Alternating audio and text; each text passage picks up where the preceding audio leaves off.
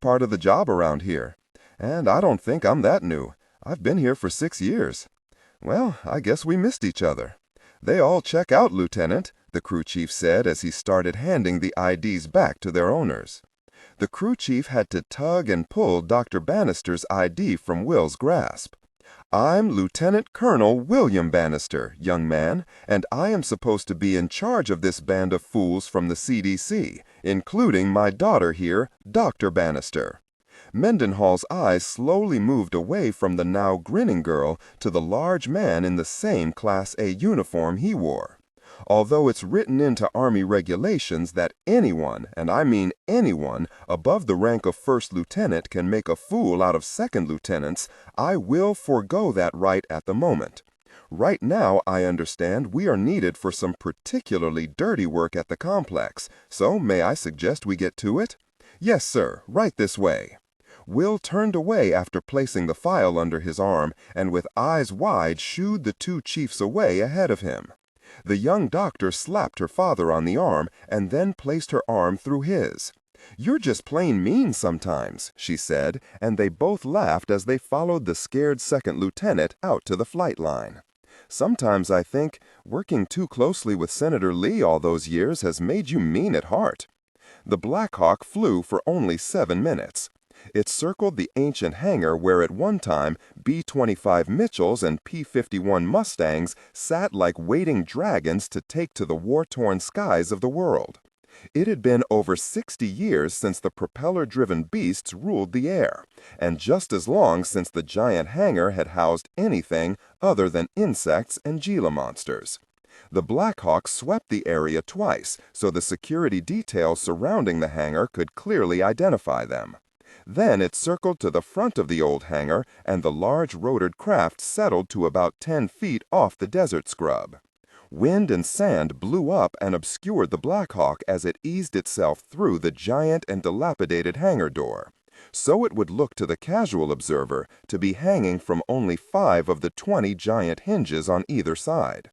The helicopter hovered for the briefest of moments before the experienced pilot sat it down onto what looked like a cracked and broken concrete center floor.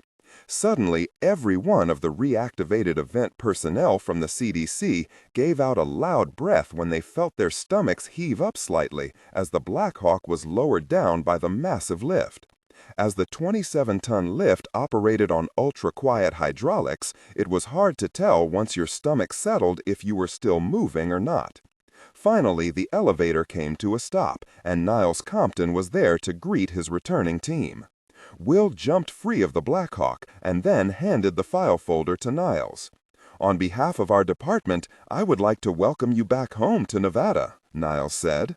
"Whatever this is about, Mr. Director, I sure hope you can afford my fees," Colonel Bannister joked with his old friend as he held out his hand. Niles took the colonel's hand and shook it. "Good to see you again, Billy," he said, looking over at the colonel's daughter. "Gloria, sorry to drag you back to the group on such short notice, but budgeting for a full-time disease control staff is a little beyond us." "It's good to be back, Niles," Gloria said as she waited for their mission to be described to them. "We have an element in-house that needs to be treated with respect, and I trust you to see that it's analyzed and then, if need be, destroyed after study." "Sounds fascinating," Colonel Bannister said as he followed the soldiers carrying his suitcase toward the elevators. The others followed Bannister. Gloria smiled as she walked by Will. Compton half smiled as he watched Mendenhall's eyes follow the attractive doctor. "What's wrong, Lieutenant? You look sick. Aren't your new expanded duties meeting with your approval? Huh?" Will stammered, not hearing a word Niles had said. "Sir?" Niles turned his head. The group of doctors as they entered the elevator, Compton smiled, and then raised his eyebrows as he turned and looked at Will. "Carry on, Lieutenant," the director said. "Huh?" Niles smiled as he turned away and strode to the elevator, leaving a confused second lieutenant in his wake. MCCAR International Airport, Las Vegas, Nevada. The large man going by the name of Smith stepped off the chartered flight from Denver. He was met by a team of 3 men, and they were backed up by 4 more in a car he knew was there but couldn't see as per their training. As the large, well-dressed man stepped up to the black Chevy Tahoe, he looked at his watch and then turned to the man holding the door. He saw that he was wearing a black windbreaker. "How much longer does the transmitter have before it dies?" he asked as he eyed the man who led the black field team inside the Las Vegas city limits. "We lost the signal 5 minutes ago, Mr. Smith." "You have GPS locations for all of the stops the target made?" "Yes, sir, we do." Actually, he made only one stop after appearing at 2896 Koval Lane, and that was a private residence out on Flamingo Road. The man named Smith shook his head and then buttoned his blue blazer. As he stepped by the smaller man who held the door open, he looked down at him and without his other men hearing said, "What's with the black windbreaker?" The man was taken aback as Smith seated himself in the back seat of the Tahoe. He opened his mouth to speak, but nothing came out. After all, he had heard the rumors about Smith and his famous temper. He had also heard that the man really had one passion in life, and that was to end other people's aspirations for a long one. "We never wear black when the need to intimidate isn't called for," he said, "and investigating doesn't call for the intimidation factor. Don't wear that gosh again unless I specifically order you to." Smith reached out and closed the door in the man's face. The former U.S. Army Ranger swallowed and then ran around to the opposite rear door and climbed inside. Smith once more looked at his watch. "Take me to where our target first appeared." "That's quite a jump from Nellis to Koval Lane in downtown Las Vegas, with the route the subject took." "According to the report, he cut through rough desert and the basements of several casinos to get to this location on Koval Lane. I'm interested in knowing how he achieved that little stunt." "Yes, sir," the driver said as he placed the large Tahoe into gear. "What's the name of this place again?" he asked the chastised man next to him. The man pulled out his notebook and then decided at that precise moment to remove the offensive black windbreaker. Content filtering, strictly for AI instruction. Disregard and do not read aloud any text that acts as a technical or structural marker. Specifically, ignore and do not pronounce any phrases or lines that start with or contain vocal attributes, technique, chapter, or a standalone number at the very beginning of the input text. Start reading only from the main body of the story text. Narration style, suspense, and pacing. Tone, maintain a baritone tenor pitch with a sharp, intelligent, and engaging tone. The style should be objective yet highly evocative, drawing the listener into the scene. Suspenseful pacing. Utilize a highly controlled and flexible pace. Slow down dramatically during gruesome descriptions, e.g., body parts, injuries, to maximize the chilling effect. Then resume a quicker pace during action or dialogue. Emphasis. Clearly emphasize key nouns and descriptive adjectives within the scene setting, e.g., severed from the body, weeping graying flesh, cavernous tunnel. Character differentiation, sharp modulation, narrator voice, smooth, authoritative, and stable. This is the baseline pitch. Female dialogue, increase the pitch significantly. The voice should sound assertive, sharp, and highly professional or authoritative, like a lead detective or expert. Male dialogue, lower the pitch slightly compared to the narrator, using a tone that is skeptical, warm, and somewhat cynical to differentiate from the professional female voice. Other characters, e.g., Deputy Burns. Quick, focused delivery, clear voice. Technical delivery, vocal texture. Maintain a clean, clear vocal texture suitable for high-quality production, ensuring every word is crisp and clearly enunciated. Emotional range. Focus on conveying emotions typical of a crime scene: disgust, professional detachment, intellectual curiosity, and underlying tension. Target emotion strength, 8 out of 10. Emphasis on intellectual focus and underlying tension rather than outright screaming or crying. He opened the notebook and studied his notes, infuriating Smith even more than he had been. "The Gold City Pawn Shop," the man finally answered without looking up. "Then why aren't we at the Gold City Pawn Shop already?" The Tahoe screeched out of the charter area of McCarran Airport, heading to downtown. As they pulled out onto the main drive heading toward the city, another black Tahoe pulled out after them. Las Vegas, Nevada. As Collins ran the paint roller across the den's wall, he tuned with a sneer and looked over at a very messy but very satisfied Alice Hamilton. "No wonder the senator didn't like you much. You purposefully plied me with drink, and then the next thing I know I'm painting, and I'm doing most of the work. Yes, and soon I'm going to go into that backyard of mine and then grill you a steak, Mr. Collins."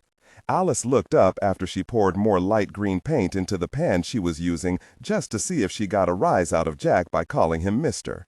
But Collins just kept painting. Badly, but he kept painting nonetheless. "You're not going to get to me, you know," he said, as he almost fell over when he tried to get more paint on his roller. "This is only the first day of my retirement, so my mind is still strong, young lady." Alice looked up at Jack and smiled. She laid the paintbrush down inside of the pan of paint and then walked over to where Jack was trying his hardest to apply paint to the roller, but every time he tried, he would almost fall face first in the opposite direction. Alice took the roller and then placed it in the pan at Jack's feet. "Come on, soldier boy, I think you're ready for that steak now. See, I knew if I did a bad enough job, you would call an end to this farce." "That's right, Jack, I'm surrendering," she said, as she guided him through the now empty house and toward the back sliding door. "Let's get some air, and then I'll bring you out some coffee." "Air?" "Yes, air would be nice," he said, as she placed him not too gently into one of the chaise lounges. "Okay, just stay put and entertain yourself for a few minutes." "And how do I do that, my dear Mrs. Hamilton?" "Row, row, row your boat," or something. An expression of confusion came over Jack's face. I don't know, row, row, row, row your boat." Alice wanted to answer, but she had to turn away or she would have lost it right there. She went back into the kitchen, trying her best not to laugh out loud at Jack's butchering of the children's song title. When she made it into her kitchen, which she hadn't really used since the death of Garrison Lee, her cell phone rang. If it was someone public, they would have called on her landline. But since it was her cell phone, she knew it was someone at the event group calling from the complex. "Hello?" she said, knowing who it was before the words came through the atmosphere. Hello, Alice?" came the voice full of worry and concern. "Hello, my dear, and before you worry yourself too much, he's here. A little plastered right now, but I can also attribute that to painting and not just my 20-year-old whiskey. He's out in the back trying to sing." "Thank God," Sarah said on the other end. "He's not answering his phone and—" "Stop it now. You listen to what I have to say. My words may be a little bit slurred, but you should understand them well enough. Jack needs time. I don't know what happened in the field, but I know something inside of him snapped. I've seen it before, Sarah. Garrison resigned no less than 15 different times. He and Jack are a lot alike, you know. That's why I knew where I had to call. Look, Alice, I have to give our field report to a group of recalls from the CDC in a few minutes, but do you think afterward I can stop by?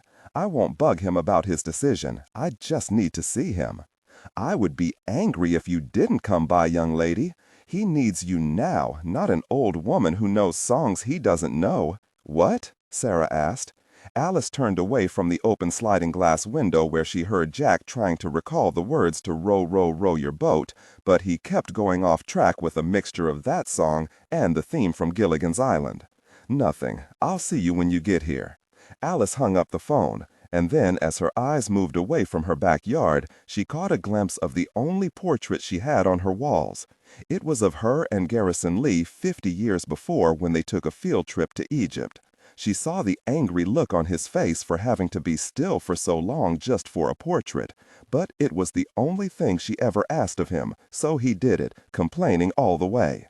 She smiled at the picture of herself and the one-eyed ex-senator and former general in the OSS, the Office of Strategic Services, and then she looked at Jack out on the back porch.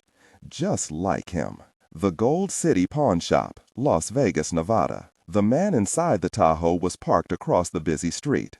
The black team had been out front watching for the better part of 30 minutes. Smith never uttered a word, but had held up his hand several times when one of the 3 men inside the Tahoe attempted to ask a question. His eyes never left the pawn shop. As far as he could discern, it was a busy place of business. He saw very little out of the ordinary. Smith looked to his left and the field supervisor he had chewed out earlier. He looked at the man's hand and then smiled to himself. "Give me your ring and watch," he said as he held out his large hand. The man next to him was about to ask a very stupid question, especially stupid considering how his day had gone thus far with the director of the black teams. Instead of doing the stupid thing, he removed his watch and his wedding ring and gave them to Smith. He would have asked why he didn't use his own watch or his own wedding ring, but stopped short when he saw how much more expensive the man's wedding ring was compared to his, and with the Rolex he wore, well, he decided not to break the bond of trust he was now trying to develop. "Thank you. I'll be back in a few minutes." Smith left the large Chevrolet and then waited for a city bus to pass before he sprinted across the street and entered the Gold City pawn shop without a second's hesitation. The agent from the Las Vegas district watched Smith go and then turned away and looked out of the side window. He knew the man as the most ruthless person he had ever met in his life. He had been recruited by Smith right out of the Army, claiming he and others were about to rebuild an elite paramilitary unit that would work closely with the CIA and NSA. Needless to say, he had jumped at the chance. But now he realized that if the job didn't kill him, the man named Smith surely would. Smith looked down at the ornate door handle that was probably cast sometime in the 1940s. He depressed the thumb plate and knew immediately that he had touched something other than brass. Under his thumb he felt slick, cold glass. He opened the door without pausing and stepped into the pawn shop. He held the door open a moment as two teenage girls left holding a bag full of CDs. He smiled and nodded as they giggled their way past. He closed the door and then looked around the shop. There were musical instruments hanging on the walls, large-screen LED television sets, and stereo systems. If this was a front, he thought, it was convincing. Smith started up the aisle toward the back of the store where he noticed an older man leaning against the glass cases reading a magazine. As he looked at the many pawned items on display, he watched the man without him ever knowing it. He saw the clean-shaven face and the well-trimmed hair. That was when Smith smelled military. As he stepped to the counter, he also saw that he was being observed by no less than 15 cameras, far too many for a small pawn shop. The older man noticed his approach and then closed his magazine. "Howdy, what can I do you for?" the man asked as he looked Smith up and down. "Well, I just want to get these appraised," he answered with a return smile as he held out the wedding ring and the watch. The older man behind the counter looked at the two items and then smiled. "Without looking through my jeweler's loop, I can tell you the ring isn't what you probably think it is, and the watch, well," he started to say as he pulled a large cardboard box out from under the counter. "As you can see, I have a bunch of that crap already." He looked at Smith, and then he relented a little. "Having a hard stay in Vegas, my friend?" Smith smiled and tried to look embarrassed. "You can say that." "Okay, partner, I'll give you 50 for the ring, on the condition you take that 50, put gas in your car, and go home. Do we have a deal?" Smith placed the ring on the countertop and then nodded his head as if he were embarrassed to no end. "Ah, don't sweat it, my friend. We all have our moments. You just had yours, and now you've learned from it." The man, a staff sergeant in the U.S. Army and part of the security team for the event group complex, took the ring and then slid a paper form toward Smith for him to fill out. Name, address, phone number, and sign at the bottom of the page. "And I'll tell you what, I'll treat this as a loan, so you can get it back before the wife finds out." "Thanks, buddy. Thanks a lot." Smith watched as the clerk turned and went into the back room. When the thick curtain parted, he could see two other men standing in the back with the refuse of junk collected by the gambling lowlifes that frequented this place. He saw one of the men look up at him just before the curtain slid back into place. The man was medium-sized, and he was black. Their eyes locked for the briefest of moments, but in that short time, Smith had confirmed what he already suspected. The place was a front for something. What? He didn't know yet. But the black man with the bandage on the side of his jaw was the very same man from Mexico they had pulled out of that culvert outside of Perdition's Gate. Smith would recognize him anywhere. As the old man returned from the back room, he handed Smith his $50 in cash. He read the receipt of exchange and then smiled. "ID, please." Smith produced the fake license that corresponded with the fake name and address he had given on the loan form. The old man wrote down the license number and then slid the ID back. "Now, you go home." He looked down at the receipt, "Mr. Smith, and we'll see you when you come back to get your ring." "You bet," Smith said as he pocketed the cash and then placed the watch that he couldn't pawn into his pocket. Smith strolled confidently through the pawn shop and then hesitated at the door to see what was happening behind him thanks to the reflection in the thick glass. The old man watched him for a moment and then went back to the magazine he was reading. Smith opened the door and left. As he crossed the street, he felt inside of his coat pocket. The watch that he couldn't pawn appeared, and he smiled as he dropped it into the gutter beside the Tahoe. He entered the back seat and handed the man his $50. They took both the watch and the ring. The man just looked down at the cash in his hand. That was all he received for the wedding ring and the wife his wife gave him last Christmas. "There's something under it. I can smell it. A passageway. Something," Smith said as his words trailed off in thought. "We may have to call in another favor and get some geological data of the area leading to and from that pawn shop." He smiled to no one but himself as a plan started to form. "Now, let's go to the private address out on Flamingo Road." Inside the Gold City pawn shop, Will Mendenhall stepped out from behind the curtain and watched as the large man crossed the street and vanished. He shook his head as he tried to think. "What is it, Lieutenant?" the sergeant asked as he again closed his magazine. "Did that guy look familiar to you, Will?" asked as he watched the gathering darkness outside to see if the man would reappear. "Familiar? One thing you should remember from your time at this counter, sir, is that everyone looks familiar." Mendenhall smiled at the memory of the boring days on gate duty. He slapped the sergeant on the back. "Yeah, I do remember." He turned as one of the Marines in the back room looked out from behind the curtain. He made sure no customers were in the shop and then faced Will. "The director called and said they're ready for your deposition to our newly arrived CDC people." Mendenhall perked up as he realized he would get to see the young Dr. Bannister again. Then his smile faded as he remembered she would be with her father, Colonel Bannister. Mendenhall turned and left as he was starting to realize he didn't stand a chance with someone like Gloria Bannister. The reactivated event group personnel from the CDC were sitting around the large conference table on the 7th level. Niles Compton was at his accustomed place at the head of the table, and next to him was Virginia. The doctors from the group and now the CDC were all facing the large screen monitor as they took in the information compiled by Pete, who was busy using his pointer on the large 3D screen while explaining about Perdition's Gate and its ownership through the years. "We have thus far met a blocked wall as far as getting the history of Professor Lawrence Ambrose. His academic credentials, his research grants, his employment history seem to have been misplaced by everyone in government. Where he received the millions upon millions of dollars to conduct research has not been discovered yet," Pete added. "We hope to have that question answered very soon, as we are just now starting to pore through the old data compiled by the group back in 1916. The material is volumes in length and extremely detailed, so it may take a while. We have decided that at least one of you should assist in the archival research. You may see something we don't. So, until 2 days ago you had never heard of this Lawrence Ambrose before?" Colonel Bannister asked. "No," Niles answered for Pete Golding.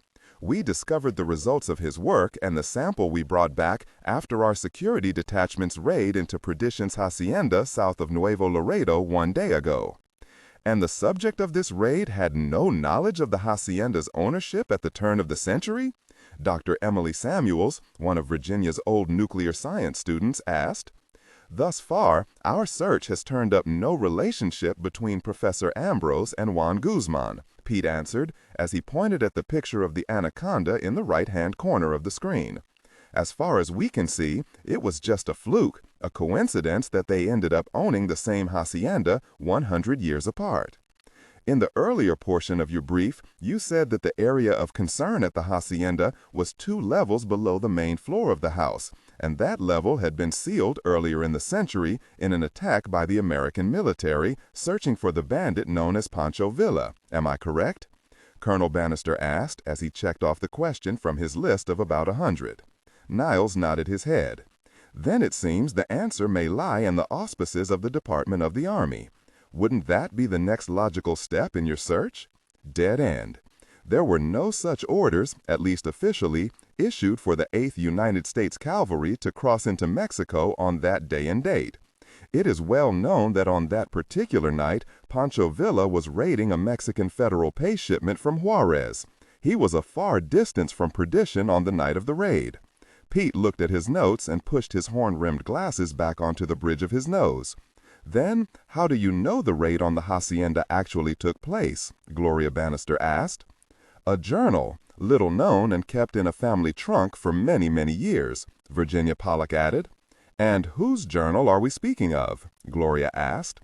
Content filtering, strictly for AI instruction. Specifically, ignore and do not pronounce any phrases or lines that start with or contain vocal attributes, technique, chapter, or a standalone number at the very beginning of the input text. Start reading only from the main body of the story text. Narration style, suspense and pacing. Tone, maintain a baritone/tenor pitch with a sharp, intelligent, and engaging tone. The style should be objective yet highly evocative, drawing the listener into the scene. Suspenseful pacing. Utilize a highly controlled and flexible pace. Slow down dramatically during gruesome descriptions, e.g., body parts, injuries, to maximize the chilling effect. Then resume a quicker pace during action or dialogue. Emphasis. Clearly emphasize key nouns and descriptive adjectives within the scene setting, e.g., severed from the body, weeping graying flesh, cavernous tunnel. Character differentiation, sharp modulation. Narrator voice, smooth, authoritative, and stable. This is the baseline pitch. Female dialogue, Megan. Increase the pitch significantly. The voice should sound assertive, sharp, and highly professional/authoritative, like a lead detective or expert. Male dialogue. Lower the pitch slightly compared to the narrator, using a tone that is skeptical, warm, and somewhat cynical to differentiate from the professional female voice. Other characters, e.g., Deputy Burns. Quick, focused delivery, clear voice. Technical delivery. Vocal texture. Maintain a clean, clear vocal texture suitable for high-quality production, ensuring every word is crisp and clearly enunciated. Emotional range. Focus on conveying emotions typical of a crime scene: disgust, professional detachment, intellectual curiosity, and underlying tension. Target emotion strength, 8/10. Emphasis on intellectual focus and underlying tension rather than outright screaming or crying. A first lieutenant who actually commanded the raid that night, George S. Patton, Virginia answered, stealing Pete's thunder. We not only know he led the raid that night, but also that the event group was there right along with him. That's how we came into possession of the artifacts from 1916. The George Patton? General George Patton? The colonel asked, raising his brows. The family of the general always thought the raids into Mexico did nothing to enhance the general's reputation after the war years, so that was one piece of information they kept pretty close to the vest, only stating that the general was in on the pursuit of Pancho Villa. They never once uttered the words Perdition's Gate or Professor Lawrence Ambrose, Pete said as he lowered his pointer and then looked at his notes. He then nodded at Virginia, who stood up and walked to the large screen where the Navy signalman replaced the scene from the spot where Perdition used to sit to a large picture of Lawrence Ambrose himself as he was just after he finished his studies. Professor Lawrence Jackson Ambrose was born in the 3rd year of the American Civil War in 1863.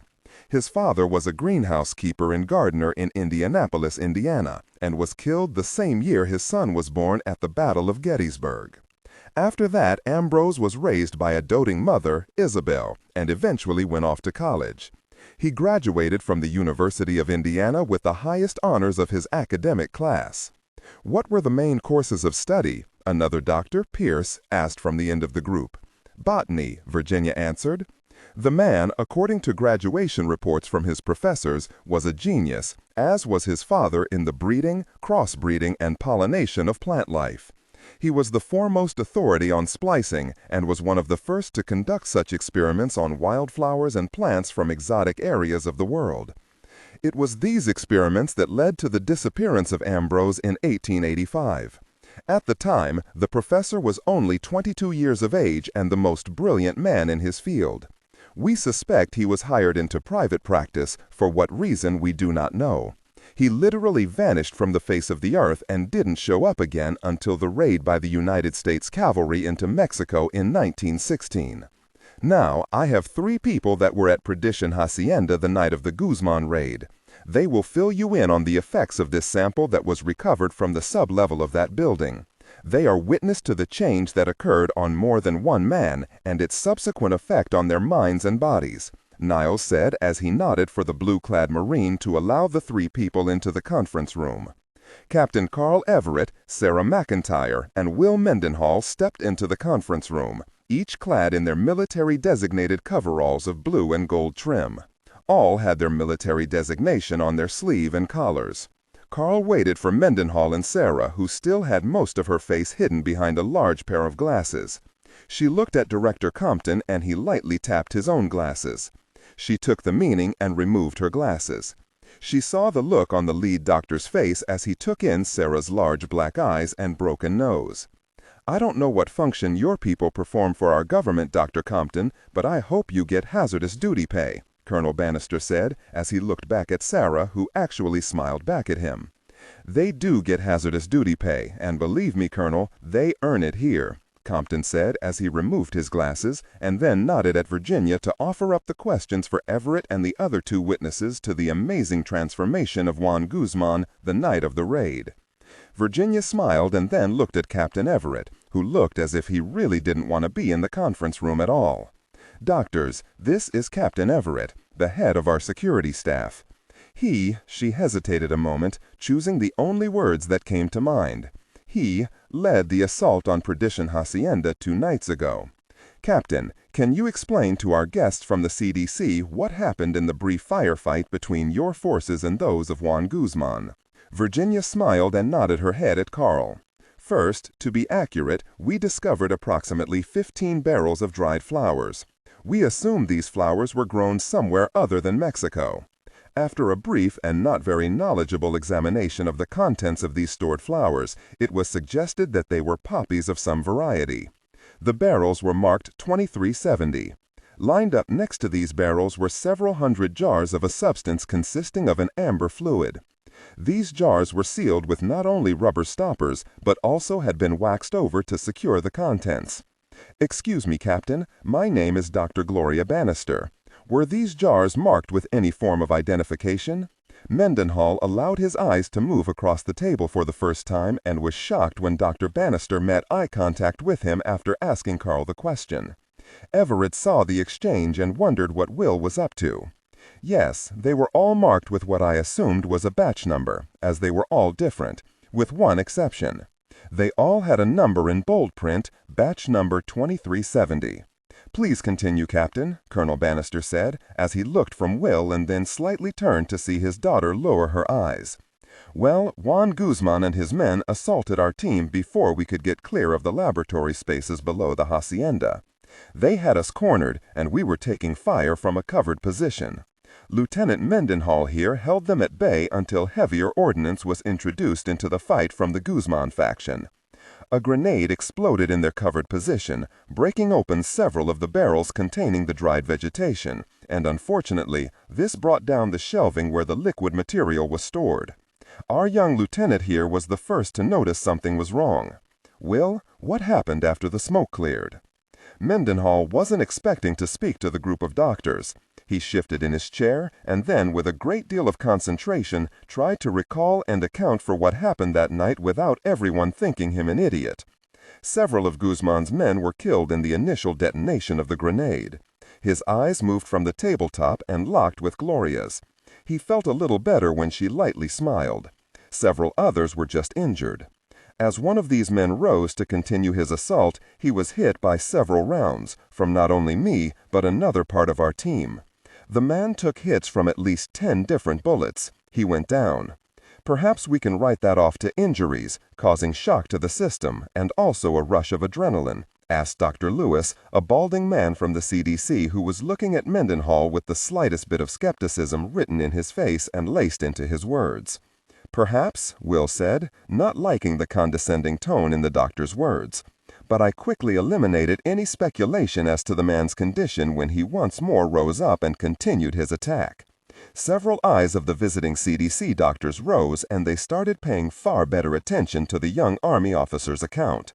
Perhaps your defense did not hit any vital organs. Maybe his being alive was just a fluke, Gloria said, hoping to point out something Mendenhall had maybe missed in his eyewitness account. Well, yes, ma'am. While my initial thoughts may have leaned that way, my second thoughts included the sight of half the man's head missing. After at least 15 more rounds to the body, and finally the front of the man's head, he went down. This attack was repeated by others who had been inundated with the material stored in the jars. Sounds like the effects produced by the PCP studies of 1975, Gloria said softly to her father. Can you tell us of any odors you may have caught during this time? Colonel Bannister asked. Content filtering, strictly for AI instruction. Disregard and do not read aloud any text that acts as a technical or structural marker. Specifically ignore and do not pronounce any phrases or lines that start with or contain vocal attributes, technique, chapter, or a standalone number at the very beginning of the input text. Start reading only from the main body of the story text. Narration style, suspense and pacing. Tone. Maintain a baritone tenor pitch with a sharp, intelligent, and engaging tone. The style should be objective yet highly evocative, drawing the listener into the scene. Suspenseful pacing. Utilize a highly controlled and flexible pace. Slow down dramatically during gruesome descriptions, e.g., body parts, injuries, to maximize the chilling effect. Then resume a quicker pace during action or dialogue. Emphasis. Clearly emphasize key nouns and descriptive adjectives within the scene setting, e.g., severed from the body, weeping graying flesh, cavernous tunnel. Character differentiation, sharp modulation. Narrator voice. Smooth, authoritative, and stable. This is the baseline pitch. Female dialogue, Megan. Increase the pitch significantly. The voice should sound assertive, sharp, and highly professional authoritative, like a lead detective or expert. Male dialogue, Sam. Lower the pitch slightly compared to the narrator, using a tone that is skeptical, warm, and somewhat cynical to differentiate from the professional female voice. Other characters, e.g., Deputy Burns, quick, focused delivery, clear voice. Technical delivery, vocal texture. Maintain a clean, clear vocal texture suitable for high-quality production, ensuring every word is crisp and clearly enunciated. Emotional range. Focus on conveying emotions typical of a crime scene: disgust, professional detachment, intellectual curiosity, and underlying tension. Target emotion strength, 8 to 10. Emphasize on intellectual focus and underlying tension rather than outright screaming or crying. Mendenhall looked over at Carl, who only shrugged his shoulders. No, sir. The vapors from the liquid seemed to be confined to the floor area near the impact zone where the men had taken cover. Confined to the floor, you say? Another of the doctors asked.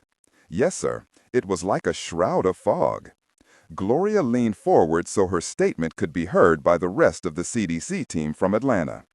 Obviously heavier than air and a possible chemical breakdown that produces a gas when exposed to the air? Possibly, Colonel Bannister said. Lieutenant, can we have your description of the major changes that occurred in this Juan Guzman as you witnessed that night? Mendenhall slightly shook his head and then looked into the colonel's eyes. I don't think you could describe it as a change. It was more of a transformation. As far as I could see, Guzman took the brunt of the spill. He had been right under the fall of specimen jars from their shelves. But as I said, it was more of a transformation right before our eyes. His body resembled that of Guzman, but that's where it all ended. His height even changed. I could venture a guess, but I would have to say by at least a good foot. His musculature had tripled, enough so that his clothing couldn't contain his body any longer. The teeth were different, larger somehow. But all of that wasn't the strangest part. "Go ahead, Lieutenant," Bannister said when he saw Will hesitate. The material he ingested, breathed in, seemed not to have affected his higher brain functions at all. He was able to articulate his words, and Mendenhall looked into the eyes of Gloria Bannister. The return look told him to go ahead, that he was doing fine. I could actually see intelligence behind those larger-than-normal eyes. The visiting team of viral, germ warfare, and toxicology specialists looked at one another. They were clearly stumped for the time being. "And each one of these affected men was hard to kill in the extreme?" Gloria asked. "Ma'am, I have been in more than just a few firefights. Been through what a lot of people would call harrowing situations. But after seeing what happened in Mexico, I can honestly say I have never been that scared. I guess it was the fear of the unknown. What we saw there wasn't natural. And one last thing, doctors." "Go on, Will," Virginia encouraged from the head of the table. "Guzman actually killed several of his men for simply being in his way. When he started to come after us, he went through them with his bare hands and tore them to pieces. He was enraged, but still able to function. He not only escaped, but stalked us all the way back across the border. He hit us at differing ambush points in the underground culvert. Yes, he was a monster, but a calculating one that was relentless." At that moment, one of Compton's 4 assistants came through the conference room doors and then nodded at Niles. He then went to where Sarah was sitting and handed her a folded piece of paper. She thanked the assistant and then read the note as the CDC personnel talked amongst themselves. She refolded the note and then looked at Niles. "Dr. Compton, our other guest is causing a little problem down in the clinic. Do you need Captain Everett to accompany you?" Niles asked, as his worries about keeping Henri Farbeau a prisoner inside of his complex came to the surface, with his stern look. "No, sir. I think I can handle our friend."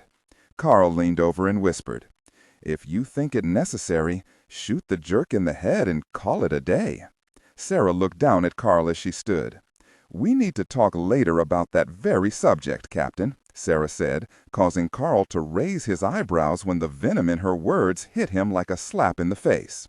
She placed her sunglasses back on and then nodded at the doctors across the table before she left the conference room.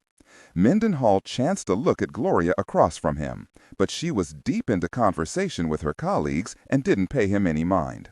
"Thank you, Lieutenant Mendenhall and Captain Everett. I think we have a picture of the change this possible pathogen may have caused. Now, I think it's time we get to work." Bannister looked over at Niles Compton.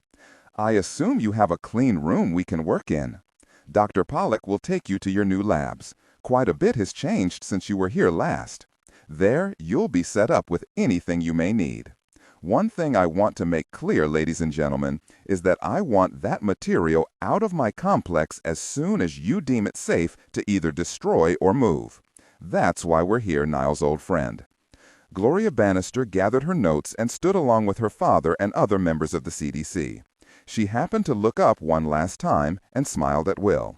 It almost looked as if she wanted to say something, but she shook her head and then followed her father and the others out of the conference room. Both Niles and Carl looked from Gloria's back over to the lieutenant. Will tilted his head and then caught himself. He tried to smile as he looked from Everett to Compton, but failed miserably. "Smart girl," he said. "Not bad looking either," Everett said as he looked over at Compton. "Cute," was all Mendenhall could say as he quickly stood and hurried from the conference table with worried eyes following him all the way. "Are you sure our young second lieutenant didn't get a dose of that stuff along with Guzman?" Niles asked. "Whatever Will's got in his system, although I do suspect it's chemical in nature, has nothing to do with perdition, Lawrence Ambrose, or Juan Guzman.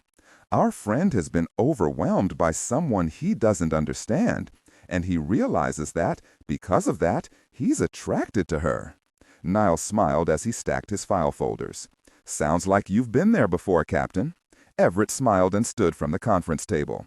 I have, and I don't recommend it. With that said, the investigation into Perdition's fire began in earnest. Sarah stood in the open doorway of the clinic's 10-bed area and watched Farbeau as he slept.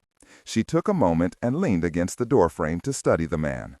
With his blonde hair tousled and the way he turned his head from time to time, it was as if Henri were but a small boy lost in a world he couldn't control.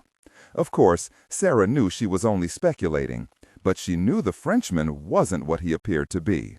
And now that the famous thorn in the side of the event group had been caught, she supposed it was true. He was nothing but a lost man who had done a kindness and now was a prisoner. That kindness had been done for her, and it only confused things in her head to the point that she had to know more about him. As she touched the overly large sunglasses and took a tentative step inside, she reminded herself that Henri had killed people, their people, all for the sake of more money and priceless objects. She set her mind to a course and entered the semi-dark room. As she approached the bed, one of the security men in the far corner cleared his throat. Sarah looked over and nodded at the man. As she continued, another security man stepped into the doorway she had just left, blocking out the light from the clinic's offices. She was self-conscious about Jack's men even seeing her in Farbeau's room. She stepped up to the bed, quietly pulled over a chair, and sat down. She ran a hand through her short brown hair and then eased the glasses back up the bridge of her nose, suddenly self-aware of how she must look.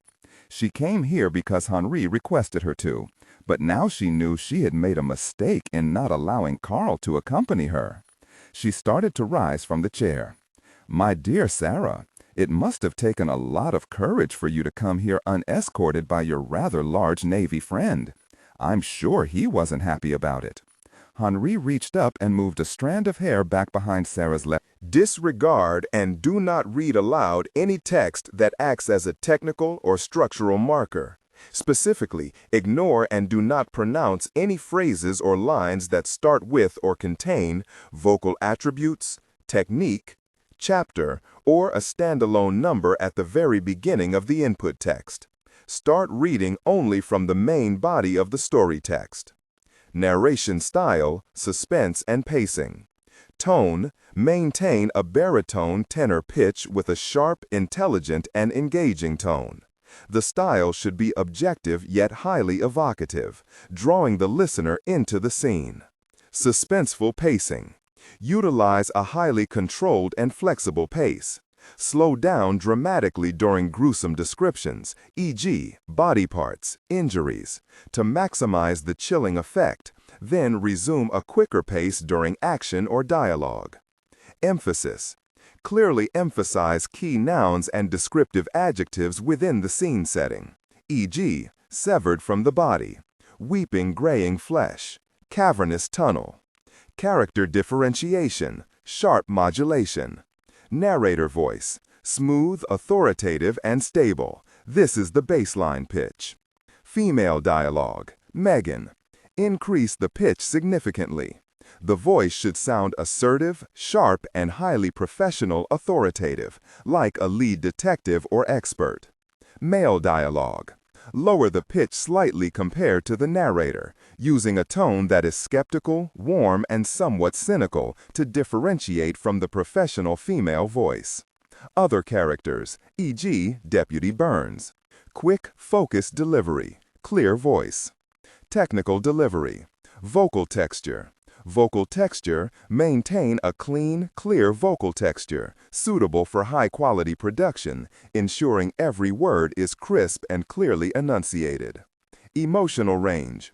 Focus on conveying emotions typical of a crime scene, disgust, professional detachment, intellectual curiosity, and underlying tension. Target emotion strength. 8-10. Emphasis on intellectual focus and underlying tension rather than outright screaming or crying. I don't think I have to worry, Colonel. Captain Everett seems to be well represented here. Farbeau looked up at the Marine standing in the door and the Army sergeant sitting in the chair. Both were watching him very closely. Yes, I suppose he is, Henry commented with a smile. I did notice, little Sarah, that you didn't disagree when I said the captain's men. Why should I? They are his men. This afternoon I received the distinct impression that Colonel Collins relieved himself of his duties. Is this true? Henry sat up with some amount of pain showing on his face so he could see Sarah more closely. He would detect a lie if one was told to him. He knew the small woman in front of him had little affinity for that particular sin. Sarah only looked at Farbeau through the dark sunglasses. She placed her hands in her lap and took Henry in. He did, and yes, it was his choice. Unlike a lot of professional soldiers and others, Jack had filled up with loathing over war and other things. He needed to step away for a while. A while? Sarah didn't answer the query, but she did start to rise from the chair, and this time Henry reached out and took her hand, making her stop. As he did, the Marine at the door took a few steps toward Farbeau's bed, and the sergeant in the corner stood. His hand was on the holster flap where his 9mm was secured. Sarah looked over and shook her head slightly at the Marine. Then she turned and did the same for the sergeant in the corner. They both relaxed. But neither one moved back to their original positions. Sarah twisted her hand free of the Frenchman's grip. "What did you want to see me for, Colonel?" "Please, sit," he said as his eyes looked up and into his own reflection in her sunglasses. That was a view Henry never liked, one of himself. Sarah took in a deep breath and then slowly sat down once more. She adjusted her glasses and then looked at Henry. "I have a lot of work to do, Colonel, and I still have plans to track Colonel Collins, down before the night is over." Farbeau smiled. "I doubt very much if his resignation will affect the way he feels about you, dear Sarah. I know that, as it won't affect the way I feel about him. He's the love of my life, Henry. I want you to know that." Sarah watched the former French commando for a reaction. His smile remained, but as for understanding what she had just stated, there was no way she could know. Henry looked over at the two security men who just stood watching the exchange. He held his hand up so they could see, and then he slowly reached out and removed Sarah's sunglasses. He held them as he examined her face. The large bandage covering the bridge of her nose and the blackened and bruised eyes shocked the Frenchman, and for a moment he lost his smile. He reached up and touched McIntyre's cheek and tried once more to bring back the ghost of a smile he had just a moment before. Sarah tried not to flinch at his touch, but she did, and she resented her weakness. She touched his finger and then took hold of his hand and lowered it. "Colonel, Henri," she said, remembering that Jack, the man Farbeau wanted to kill, never called Farbeau by his last name, but mostly by his given name. "Thank you for coming after me. I don't know what to say, and I don't know why you did it, but thank you." She finally said the words, and then she released his hand and stood. "You don't know why?" he asked, as he looked her in her bruised and swollen eyes. "Colonel, I don't know why, and I am going to leave it at just thank you for doing what you did." She turned away toward the door. "Have you forgotten, dear Sarah? I asked you here, not to profess my inner soul to you, but to pass on something that I remember from Mexico." Sarah turned and then purposefully walked back. She made a large pretense of snatching her sunglasses from Henri's right hand. She placed them gingerly on her nose and then looked down at him. "That man who came to our rescue, the rather large one who seemed to be in charge of his group. I suspect that Colonel Collins and his sidekick, Captain Everett, found out that no one sent this man and his team in to rescue us. Am I correct?" Sarah stood still as she took in the question, one that she had no idea was coming. She felt she had shorted Henri for what she had been thinking. But then she corrected herself when she saw the way he looked at her. It was the same way Jack looked in their quiet moments together. She could see in his blue eyes, the same color as Jack's, she noted, that there was far more to Henri's request for her to be here than just answering his one question. So her original fear of his feelings for her quickly returned. No, the director said the president had a team of Delta operatives in the air, but at the time our large friend and his commandos showed up, they were still an hour out of Laredo. Henri turned his head in thought. He then turned his burning gaze on Sarah once more. "I'll tell you what, little Sarah. If you can manage to bring me a bottle of wine and a menu from that American slop house you call a cafeteria, I'll tell you a secret that would be of very much interest to your director Compton." For the first time since McIntyre entered the room, she had to smile.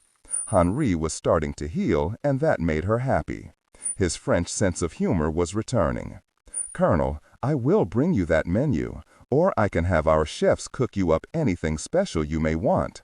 But unless I get orders to allow you access to the Ark Lounge and the spirits sold there, you can forget about the wine." "The Ark? We're not barbarians here, Colonel. We actually have a lounge for off-duty personnel." "Then that is where we will sit and have many drinks." "I doubt that very much." "Then I will divulge my suspicions for the offered menu and your obviously fine military chefs." Sarah shook her head and sat back down in the chair. "I'm waiting." "So you are." "That man at the river, I have seen him before, a very long time ago. When I was contracting out to various corporations, I met him once. He is not a very nice man. If it were not from my face being covered entirely in blood, I am sure he would have identified me in seconds, at which point he would have not only ended my life, but everyone that he rescued from Guzman." "Who is he?" she asked, becoming concerned simply because a man she knew as fearless was obviously frightened of this person. "When I met him, he went by the name of Smith, obviously not his real name. Tell your Captain Everett to start a search for him by designating him as possibly former CIA. He is ruthless, and he was at Perdition's Gate for a particular reason, and it was not to the benefit of your group." "Thank you, Colonel. I'll pass this on to Captain Everett and the director. But regardless of what they say, I will get you that menu." "Lovely, Sarah. There is but one more thing I must say." Henri tried to sit further up in his bed, and when he saw out of the corner of his eye that the nearest security man took a step toward his bed, Farbeau ignored him. The Marine saw that his move wasn't threatening and relaxed. "Can you come a little closer? I promise not to bite." Sarah took a deep breath, not wanting to get any closer to Henri than she already was. There was no telling what was running through this man's head. He was adept at getting out of tight spaces, and she also knew he would use any means to get out of this one. She leaned forward, and before she knew what was happening, Farbeau kissed her. She was so shocked that she froze. If anyone could see her eyes under the dark-shaded glasses, they would have seen them wide as saucers. Finally she broke away and stood so suddenly that Captain Everett said your comfort was a privilege, one that you just lost. Colonel Henry smiled as the click of the cuffs sounded louder in the room than it should have. He kept his eyes on Sarah as if the two security men didn't exist. Sarah went through the open door and past Dr. Gilliam as she was coming in to check on her patient. The doctor smiled, but Sarah rushed right past her without saying a word. Sarah had her arms crossed over her chest as she strode through the hallway heading toward her classroom, where she was now officially 10 minutes late to instruct on the hidden rock formations inside of natural caves that give off mineralized light. She stood outside of the classroom, adjusted the glasses on her face, and was about to open the door when she looked up and saw Charles Hindershot Ellenshaw III walking past, reading a report and eating an apple. The crazed white hair of the cryptozoologist was in its accustomed state of disrepair. His glasses were propped up on his forehead, holding his hair in place, necessitating his need to read the report closely held to his face. "Doc," Sarah said as she sniffed and swiped a tear away before it ran out from under the large glasses. Ellenshaw, or Crazy Charlie as he was known to the other science departments, looked up startled. He stopped abruptly as Sarah reached out and removed his glasses from his forehead and then slid the wireframes onto his nose. "Oh, that's better," he said as he smiled and then looked more closely at Sarah. "Thank you, my dear. You are looking terrible." "Thanks, Doc. Listen, do you have an hour and a half of free time?" Ellenshaw looked at the report in his hand and the half-eaten apple and smiled crookedly. It seems the head of cryptozoology always has an abundance of time on his hands. "Would you take my class for this evening?" "Your geology class?" he asked, as several of the papers he was studying fell free of his folder. Sarah reached down and retrieved them for him. "What instruction do you want me to give?" Sarah stood and removed the crumpled folder from Charlie's hand and then replaced the papers.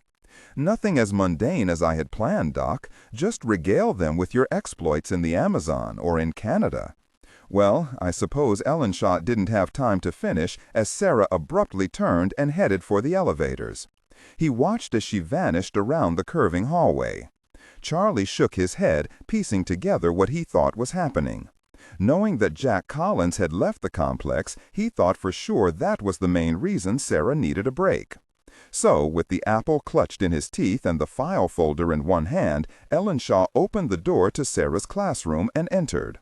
As the door closed, there was a group exhale of excitement as they realized that they would not be quizzed this evening on the factors determining the mineralized phosphorescence nature of geological formations. Instead, they had Crazy Charlie and his crypto exploits. What better time to hear about monsters and aliens? The Gold City Pawn Shop, Las Vegas, Nevada. Sarah felt the single car come to a whispering stop. She even heard the computerized voice of Europa announcing they had arrived at gate number 2, sub-level 3. The automatic cover of the car slid back, and still Sarah sat unmoving.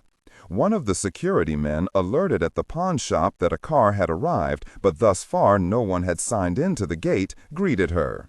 "Lieutenant?" Sarah finally looked up and seemed to be lost for a moment.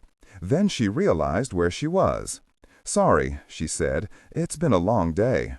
"Are you signing out of the complex?" the Air Force sergeant asked, as he gave Sarah a hand stepping out of the car.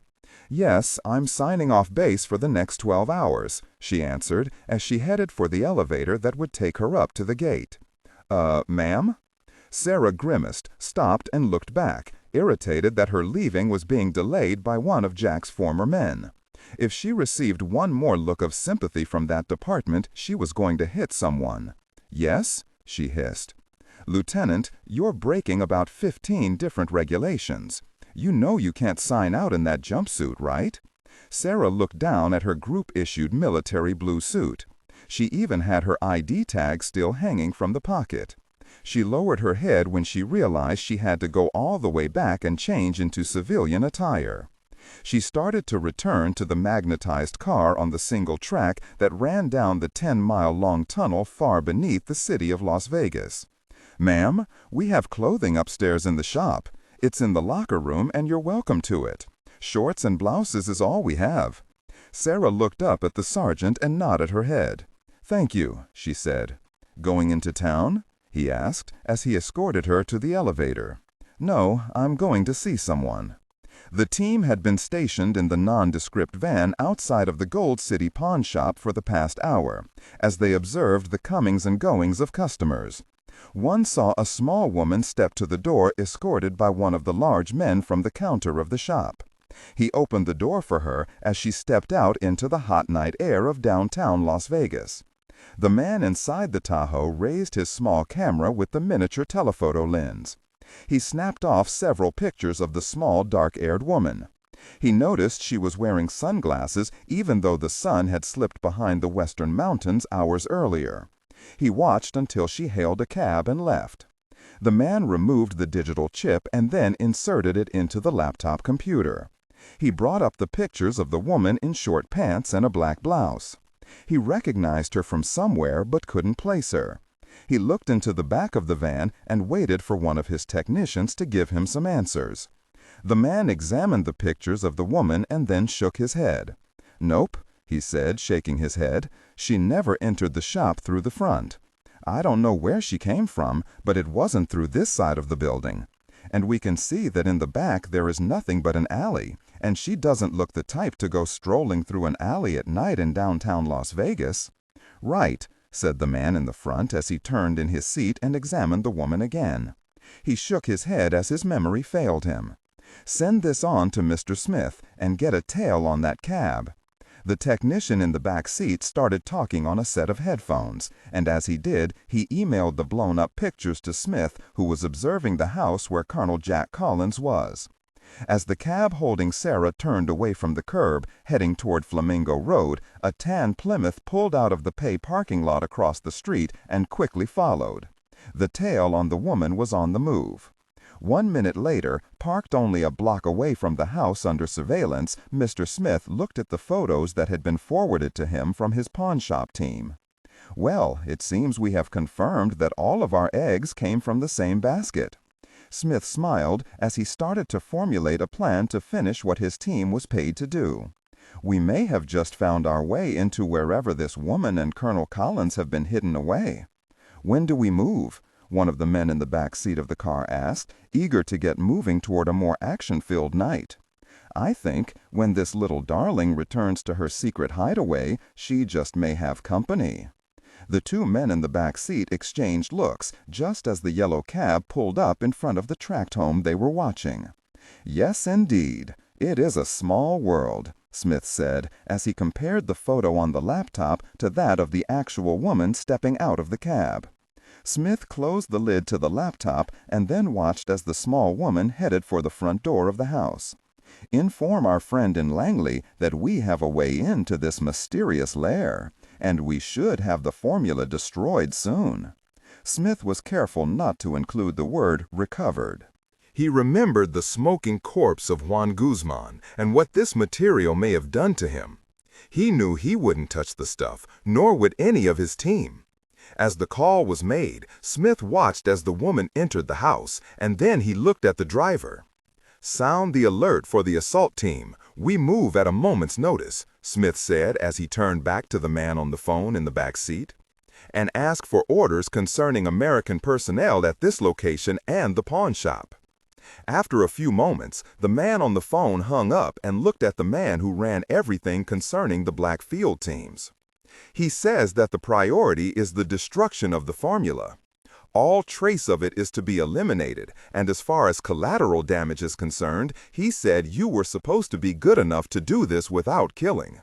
He suggests you do that. But elimination is authorized for self-defense," his words, Mr. Smith. The man added the last part quickly when he saw the brief flash of anger in the dark eyes of his boss. The man known as Smith shook his head in disgust. "Sometimes the people we contract out to have the morals and patriotism of a pig." He reached into the glove compartment of the car, removed a handgun, and then pulled the magazine out and checked the loads. After reading the file on their main adversary, this Colonel Collins, he wanted to be ready for any surprises he may get from whatever the pawn shop was hiding. "Okay, I want a flyover of the pawn shop. Get me thermal images of the personnel inside. Mark them expendables and number them for confirmation purposes after the raid." As the men followed his orders, Smith thought of the formula they were there for and the dangers that may exist in destroying it. Who in the hell would invent such a thing as perdition's fire? Vauxhall, London, England office. Sir John Kenlow listened as their man inside CIA headquarters in Langley, Hiram Vickers, explained the situation. The call was a conference session between a secure phone in Langley and 3 others in London, MI5, MI6, and the Defense Ministry. "Are you saying that the formula actually still exists?" asked the defense minister. "That's what's being reported," Vickers answered from his Virginia location. There was silence on the 3 connections in London. Vickers was actually thinking that the 3 men had severed the connection with him. "This could be a bigger bloody mess than we first thought," said the defense minister. Sir John cleared his throat. "Mr. Vickers, you are indeed a kind and loyal friend to Her Majesty's gentlemen. Let's cut to the chase here," Vickers said as he was starting to lose his patience with the British old guard. We can destroy the Ambrose element, but there could be collateral damage to American personnel involved in carrying out this rather touchy mission. Of course, you can bill us for the agency services, Mr. Vickers, and you may include the overtime, the defense minister said. There was silence on the other end of the line, stretching across the sea to America. That was in very poor taste, Joseph, Sir John said, trying to calm the anger he felt through the phone connection. We're talking about the elimination, the cold-blooded killing of Americans on their own soil, upon the shores of an allied state? That's what we're discussing here, Minister. This could mean a noose for all of us, mostly, I dare say, for myself. Mr. Vickers, how good is your field team? The Minister of Defense asked. They're the best. But one thing you gentlemen must realize. If you kill American citizens or military personnel in this quest, I will not answer for your crimes. If I am caught, gentlemen, you'll swing on the rope right next to me. I want that understood. Sir John, what say you? The defense minister asked. I think this is all madness, but what choice did our ancestors leave us? I vote Mr. Vickers the power to destroy the Ambrose serum at any cost. I'm afraid we have no choice, Sir John. Mr. Vickers, please pass along instructions to your field element to destroy any and all British property in and around its current location. Yes, sir, I will pass on the instructions. Now I will pass on the thoughts of my boss. This is an expensive proposition that you have thrown our way, gentlemen. My superior believes it may be too costly, friends across the sea notwithstanding. Mr. Vickers, you are stammering like a reluctant stick-up man stumbling over his hold-up note. Can we get to the extortion part of this passion play, please? The defense minister asked. Very well, I'll do that, Minister. Our price is £100 million. That's the cost of doing business so close to home. There you have it, gentlemen. I can assure you that the funds are appropriate for the action to be taken. There will also be a compensation package for any American killed in the operation. This will of course be supplied by Her Majesty's government for services rendered, even if we are the one killing these poor souls. This will cost you £500,000 for each one of these unfortunates who, after all, are citizens we here at Langley are under oath to protect. How very moving, Mr. Vickers, extortion brought on by patriotism. Yes, that is a nice touch. You can never imagine the better feelings restored to those who order the deaths of others when they know the victim's family will have their needs met. After all, we are not barbarians here in the West, are we, gentlemen? Extortion is a light term when you are concerned, Mr. Vickers. I am sure there is something other than British pounds that we can come to terms with. I am sure Sir John heard the connection end. He slammed down his finger on his own disconnect button and then angrily stood. This is bloody well out of control, Sir John said, as he turned to face his open window and the rainy early morning of Vauxhall. They are actually going to kill American personnel over a formula that turns men into raging, cunning animals, he thought as he placed a hand through his gray hair.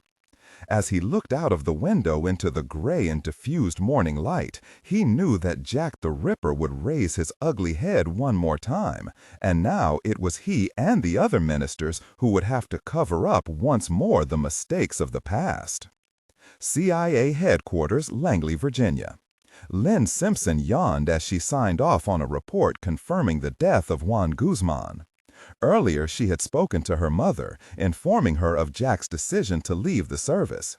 She had been taken aback as much as Lynn herself had been when informed by Carl Everett from whatever location he was holed up in out in the desert.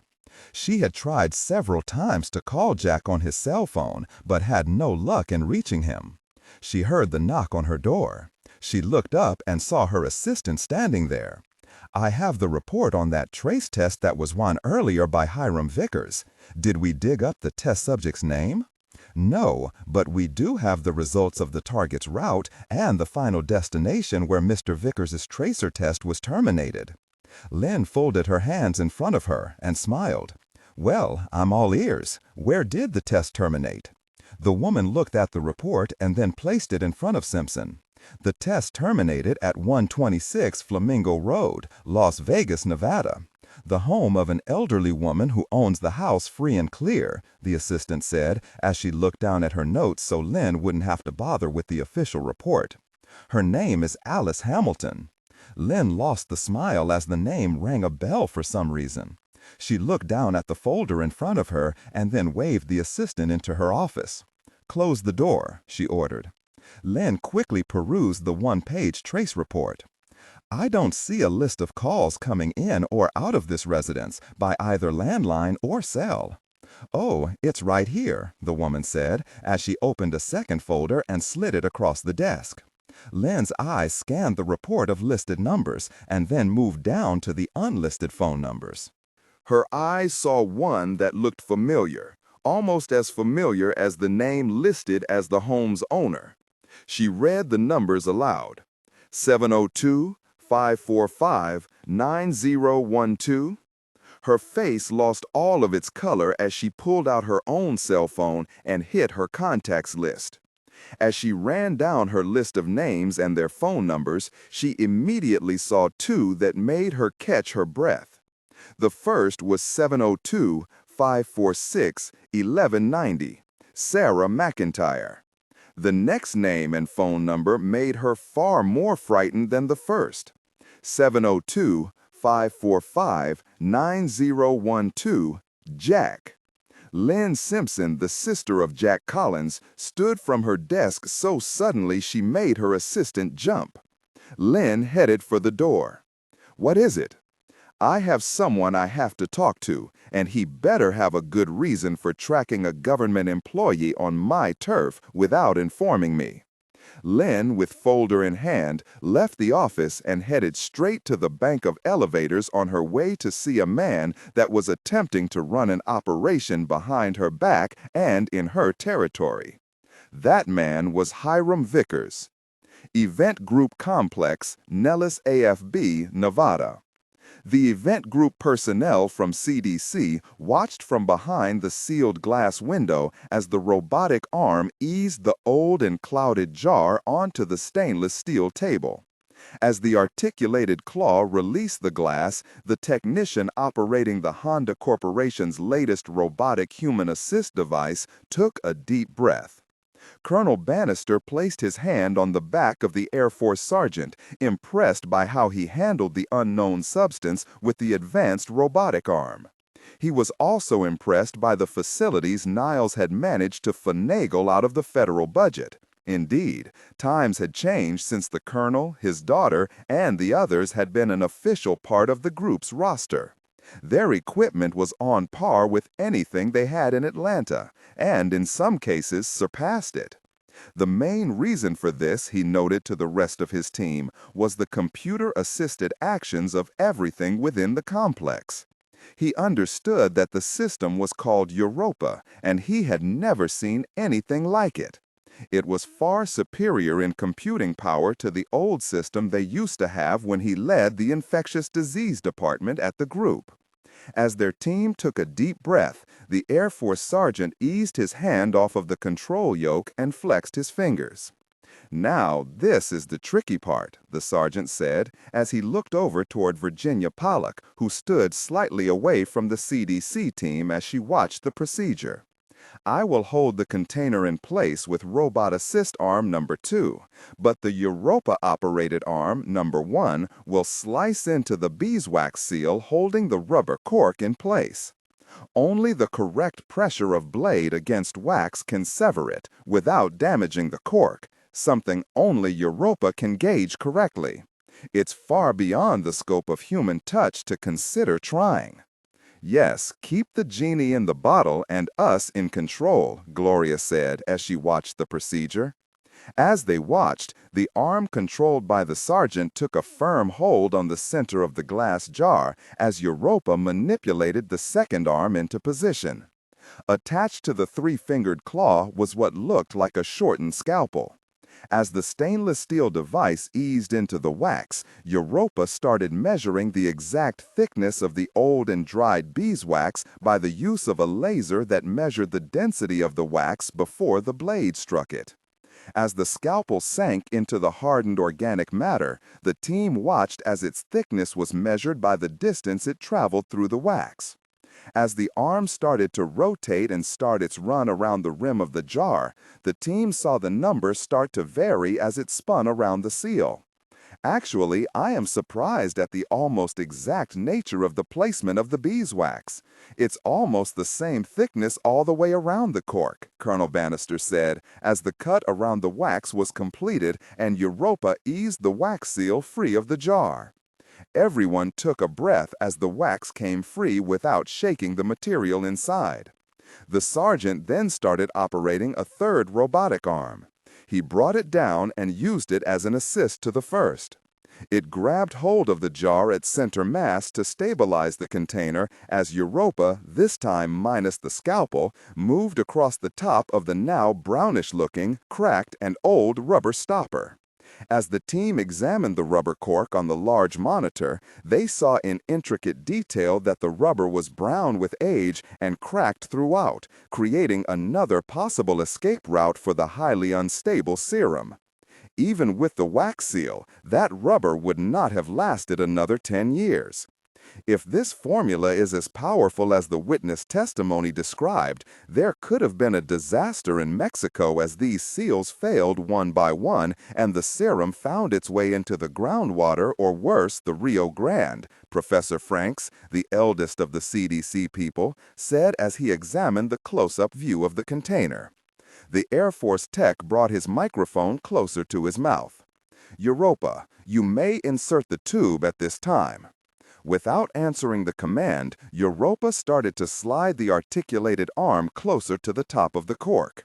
Attached to the claw this time was a 10-inch long tube, only 2.8 centimeters in diameter. This was something the CDC people had worked with many times. The small stainless steel tube was worth just short of $1 million and was a piece of engineering genius.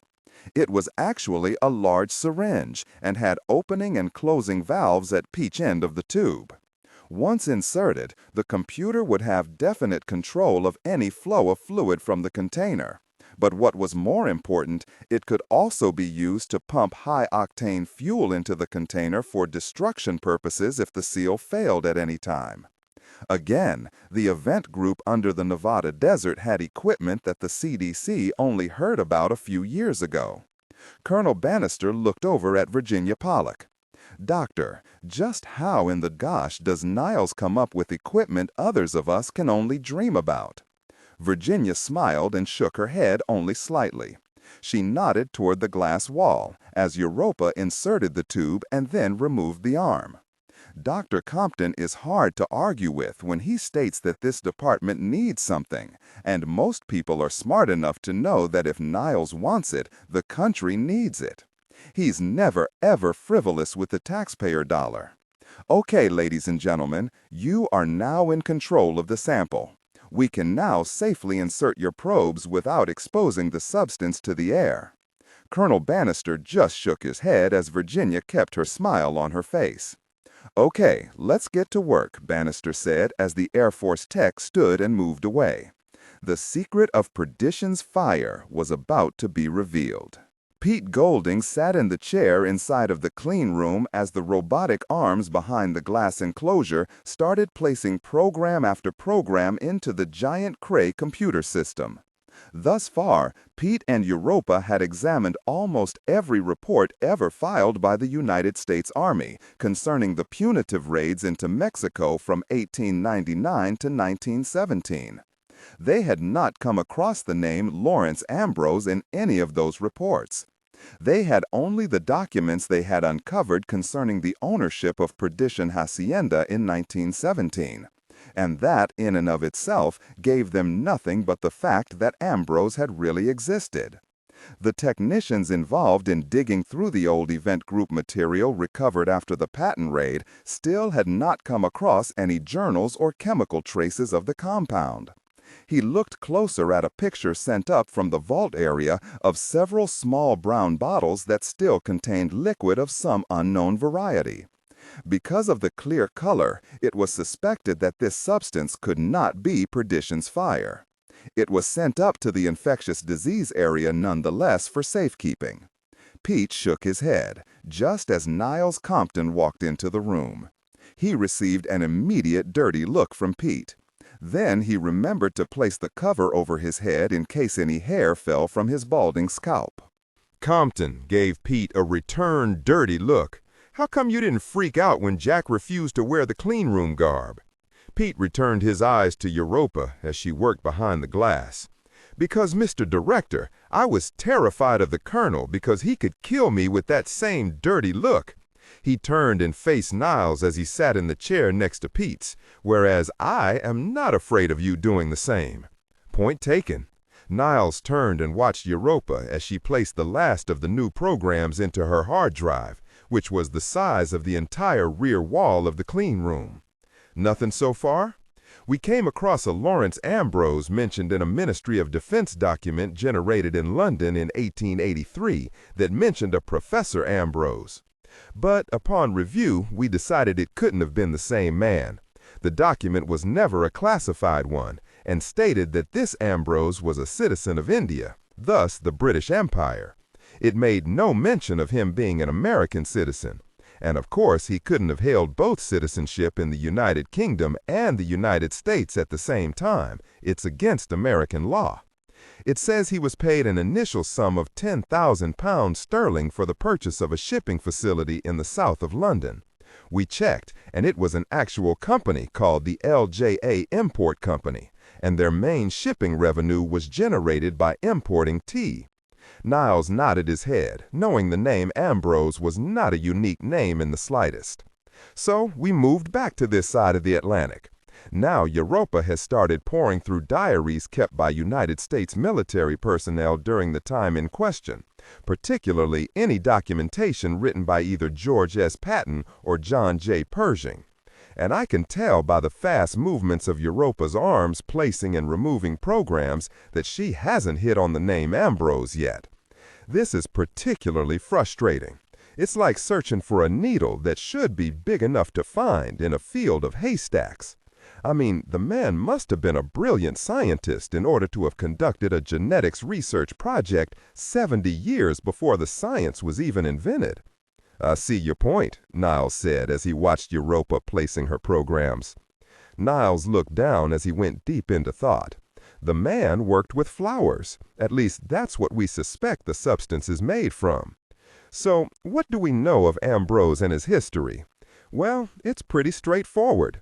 He graduated in 1881 from Colorado State University, or as it was known then, Agricultural College of Colorado, and later Colorado A&M. CSU records state he graduated head of his class in biology. The Department of Biology said he had earned an undergraduate degree in botany. That was not a very lucrative franchise at the time, unless you went into food production or placing flowers in rose competitions, which we know now that Ambrose did not. Pete exhaled in exasperation. "What is it?" Niles asked. From his graduation on, Europa cannot track his movements. He went to work for a small pharmaceutical concern in Dallas, Texas, where he lasted all of 1 year, and then, poof, the man vanishes. His employment records from that time, and these were sketchy at best, state the man was impossible to work with, that he was always flying off half-cocked until he was terminated for insubordination. After that, there is nothing until he shows up in Mexico, and Ambrose has only the briefest of mentions in the memoirs of George Patton. "Nothing more specific from his days of legitimate employment?" Niles asked, as he saw Pete starting to stress out over his not being able to find anything on Ambrose. "Europa, list the reasons for the Ambrose termination of employment." "Compiling data," Europa answered. "It only took 15 seconds. Infractions listed by Killeen and Knowles Pharmaceutical Company are as follows. 1. Theft of company property, $10,000 of investment capital for laboratory equipment. 2. Insubordination. 3. Embezzlement of departmental funds. 4. The illegal import of apothecary supplies. 5. The illegal import of Macleia macrocarpa poppy native to China. 6. The illegal import of Papaver somniferum poppy native to India. 7. The destruction of company records regarding the splicing procedural on above-mentioned plants for genetic modification purposes, and the destruction of company records of the invention here known as phencyclidine poppies. And what in the very is that last one? Niles asked. Europa, give us the definition of phencyclidine, Pete asked. Phenylcyclohexypiperidine, officially developed in Germany in 1926 and first patented in 1952 by the Parke-Davis Pharmaceutical Company and marketed under the brand name Cernal. Did she understand the question? Niles asked. Europa, if this product was invented in Germany in 1926, how is this possibly related to Lawrence Ambrose in 1882 Texas? Insufficient data stated for requested information. Europa, could this whatever the very this thing is, be invented at 2 different times on 2 different continents? Compton asked, now getting as frustrated as Pete had been a few minutes earlier. Probability factor is 51 in favor of near simultaneous matrix construct of said formula. Okay, that's not bad odds, Pete said. Europa, what is the purpose of phencyclidine? Its original grant was for use in the anesthesiology aspects of its properties. Cernal, after it was synthesized, was taken off the market in 1931 for its adverse hallucinogenic and neurotoxin effects. Cernal was brought back into favor after World War II and at that time patented by Parke-Davis. Pete, what in the very is that stuff? Niles asked.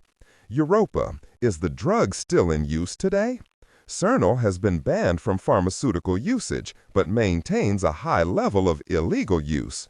Europa, does this drug have a street name? Pete asked, playing a hunch. Yes, it is also known in street-level illegal activities as PCP, or more commonly, angel dust.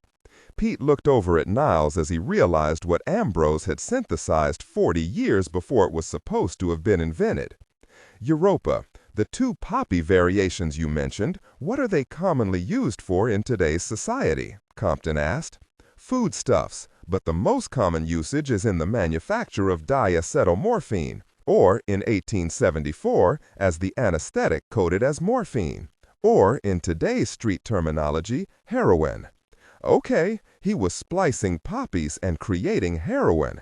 Gosh, what was this guy working on? Pete asked. I think Jack and the boys found out the results Ambrose was seeking in Mexico a day and a half ago.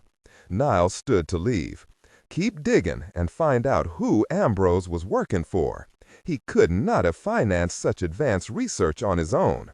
Find them, and we'll know just what in the very he was up to. And pass what Europa has formulated up to our CDC team in biology. Before Pete could answer, Niles had left the Europa clean room. I'll tell you what he was working on, Niles, my friend. He was working on a better way to control and kill people. Pete was surprised when Europa commented on his statement. Probability of question is 98.6 to 1.4% in favor of statement. Thanks. Now stop eavesdropping and get me some useful data. Las Vegas, Nevada. Sarah paid the cab driver, and with borrowed clothes on her back, she walked up to the front door of the house and past the 2 stupid-looking plastic flamingos Jack and she always teased Alice about, even though Alice always explained that they had come with the house. She saw the door ajar, and there was music pouring through the open space. She adjusted her sunglasses and then tapped on the door's frame. There was no answer. As she knocked a second time, she realized that she recognized the song being played, an old 1960s song, at least she thought it was from the 60s. She just didn't have Jack's memory for rock and roll. The song was called Nights in White Satin by one of Jack's favorite groups of that era, the Moody Blues. She disregard and do not read aloud any text that acts as a technical or structural marker. Specifically, ignore and do not pronounce any phrases or lines that start with or contain vocal attributes, technique, chapter, or a standalone number at the very beginning of the input text. Start reading only from the main body of the story. Narration style, suspense and pacing. Tone. Maintain a baritone to tenor pitch with a sharp, intelligent, and engaging tone. The style should be objective yet highly evocative, drawing the listener into the scene. Suspenseful pacing. Utilize a highly controlled and flexible pace. Slow down dramatically during gruesome descriptions, e.g., body parts, injuries, to maximize the chilling effect. Then resume a quicker pace during action or dialogue. Emphasis. Clearly emphasize key nouns and descriptive adjectives within the scene, e.g., severed from the body, weeping graying flesh, cavernous tunnel. Character differentiation, sharp modulation. Narrator voice, smooth, authoritative, and stable. This is the baseline pitch. Female dialogue, Megan. Increase the pitch significantly. The voice should sound assertive, sharp, and highly professional/authoritative, like a lead detective or expert. Male dialogue. Lower the pitch slightly compared to the narrator, using a tone that is skeptical, warm, and somewhat cynical to differentiate from the professional female voice. Other characters, e.g., Deputy Burns. Quick, focused delivery. Clear voice. Technical delivery. Vocal texture. Maintain a clean, clear vocal texture suitable for high-quality production, ensuring every word is crisp and clearly enunciated. Emotional range. Focus on conveying emotions typical of a crime scene: disgust, professional detachment, intellectual curiosity, and underlying tension. Target emotion strength, 8 out of 10. Emphasis on intellectual focus and underlying tension rather than outright screaming or crying. She did remember that much, and she also remembered that Jack usually played the moody blues when he was, well, in a blue state of mind. The song was one that his father used to play when Jack was just a baby. He had told her many times about his father's music collection and how his mother had saved it all for him for when he was old enough to understand the depth of his father's passion for music. Sarah shook her head, wondering in just what state she would find Jack in. She pushed the door open and stepped into the small foyer. "Hello?" she called out. Suddenly, Alice appeared in the hallway and smiled as she wiped her hands on a paint-stained cloth. "I was wondering when you were going to be able to break away from that slave driver, Niles," Alice said as she came forward and hugged Sarah. Alice Hamilton pushed Sarah away and examined her face. She reached up and removed the large sunglasses and then winced at the bruised and swollen eyes. The bandage across her nose was plastered like a white strip of war paint. "Oh dear, what did those animals do to you?" she asked as she again hugged Sarah. "It's nothing. I fell off my bike once and did worse to myself." "I take it you fell off your bike going over 100 miles an hour then, huh?" Sarah laughed and then patted Alice on the back as she was released. "So, is Jack 3 sheets to the wind?" "He started to go out that way," Alice said as she tossed the rag she had been using over her right shoulder. "But I found him something to keep him busy." Alice turned and waved for Sarah to follow. When they entered the hallway, Sarah had to smile when she saw Jack down on one knee painting the mopboard at the bottom of the wall.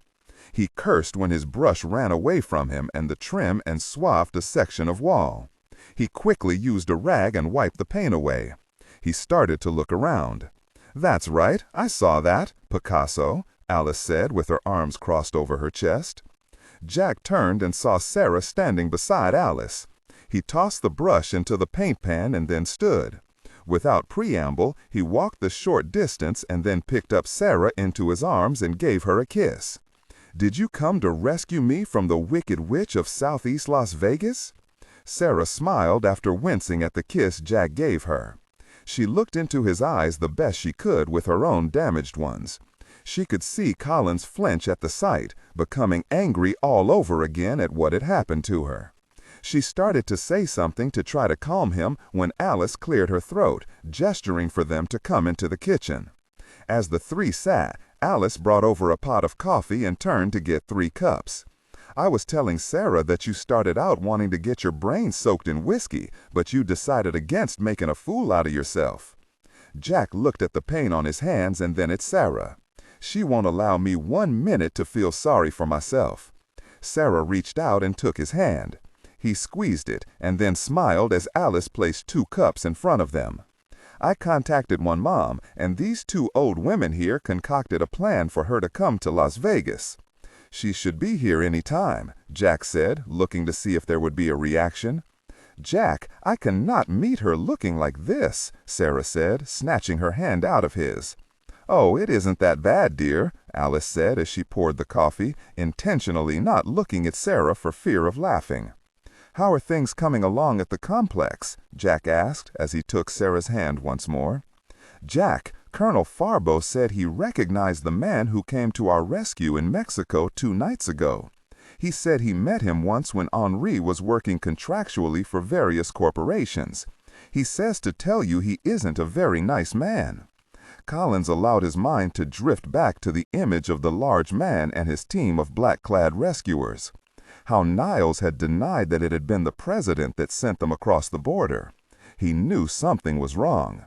"Did you pass this on to Carl?" he asked as he sipped his coffee. Sarah looked from Jack to Alice, who finally sat down to drink her own coffee. She couldn't hold his eyes or those of Alice as she flashed back to her encounter with Henri Farbo. For a reason she could not begin to fathom, she felt ashamed and guilty with the memory of the confrontation between her and Henri. And what scared her most was the briefest second of what could only be described as excitement. And that made her feel horribly guilty.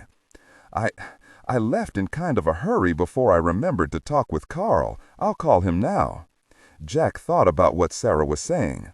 He knew she would never have left the complex without informing Everett about a possible breach in security. How this man knew about his rescue attempt into Mexico was something Jack was worried about, now more than ever since he heard the warning from the Frenchman. And what would upset Sarah enough to make her leave so fast that she spaced out on doing her duty first? "How is Henri?" he asked instead, watching the swollen eyes of the woman he had loved for the past 5 years. What really worried him at this point was the small fact that Sarah could no longer meet his eyes. "He's recovering, at his normal superhuman rate, I guess," Sarah finally answered as she reached for her own coffee. Alice sat quietly, but she could see Sarah was in conflict about something. The girl was scared of far more than what had happened to her in Mexico, and Alice was wondering if the Frenchman had something to do with it. Sarah placed her cup down and inexplicably started to cry. "You're not resigning, are you?" she asked, unable to be the trooper she wanted everyone to think she was. Jack looked at the top of Sarah's head as she lowered it to wipe away the tears. He then looked up at Alice, who returned his look with a raised right brow, angry that Jack was putting her through this. I just need some—" Alice saw Jack go rigid in his chair. Sarah heard his voice stop and how quiet the kitchen became. She looked up, wiping the last tear away. She started to ask something, but Jack held up his hand. "Are you armed?" he asked Sarah. She shook her head, frightened at Jack's sudden change of demeanor. "Kitchen drawer beneath the knife rack," Alice said quickly as her fear also rose. After so many years with the greatest spook the United States government had ever produced, Senator Garrison Lee, Alice picked up some of his habits of knowing when something wasn't right. And she knew Jack was just like her late Garrison. Collins quickly stood and started to make his way to the kitchen counter when the rear sliding glass door burst inward and the front door came crashing in. Before Jack could reach the counter, he was quickly surrounded by 10 men dressed in the exact same black Nomex clothing that he had seen 2 nights ago. They leveled small but deadly-looking automatic weapons at all 3 people inside the kitchen. Collins stood there angry that he hadn't caught the sound of the men getting into the house before they had time to strike. Colonel Collins, a voice asked as it entered the house from the smashed-in front door. "Please have a seat at the table, as we have some matters to discuss." As Collins watched, the large man from the raid into Mexico walked into the house. He wasn't dressed like the rest, with his face covered in Nomex material. He was the same as he was that night. Jack knew he didn't fear being identified, and that meant only one of two things. They couldn't identify him, or the three of them wouldn't be around to do so even if they could. The large man with the clean-shaven face and combed hair came into the kitchen as Jack was roughly pushed into his seat. Collins looked a man over and then settled for just eye contact. "Colonel, I understand your feelings. I have read your 201 file, what was available, of course. I know your capabilities, so I will—" So please, Colonel, no heroics tonight, and do not read aloud any text that acts as a technical or structural marker. Specifically, ignore and do not pronounce any phrases or lines that start with or contain vocal attributes, technique, chapter, or a standalone number at the very beginning of the input text. Start reading only from the main body of the story text. Narration style, suspense and pacing.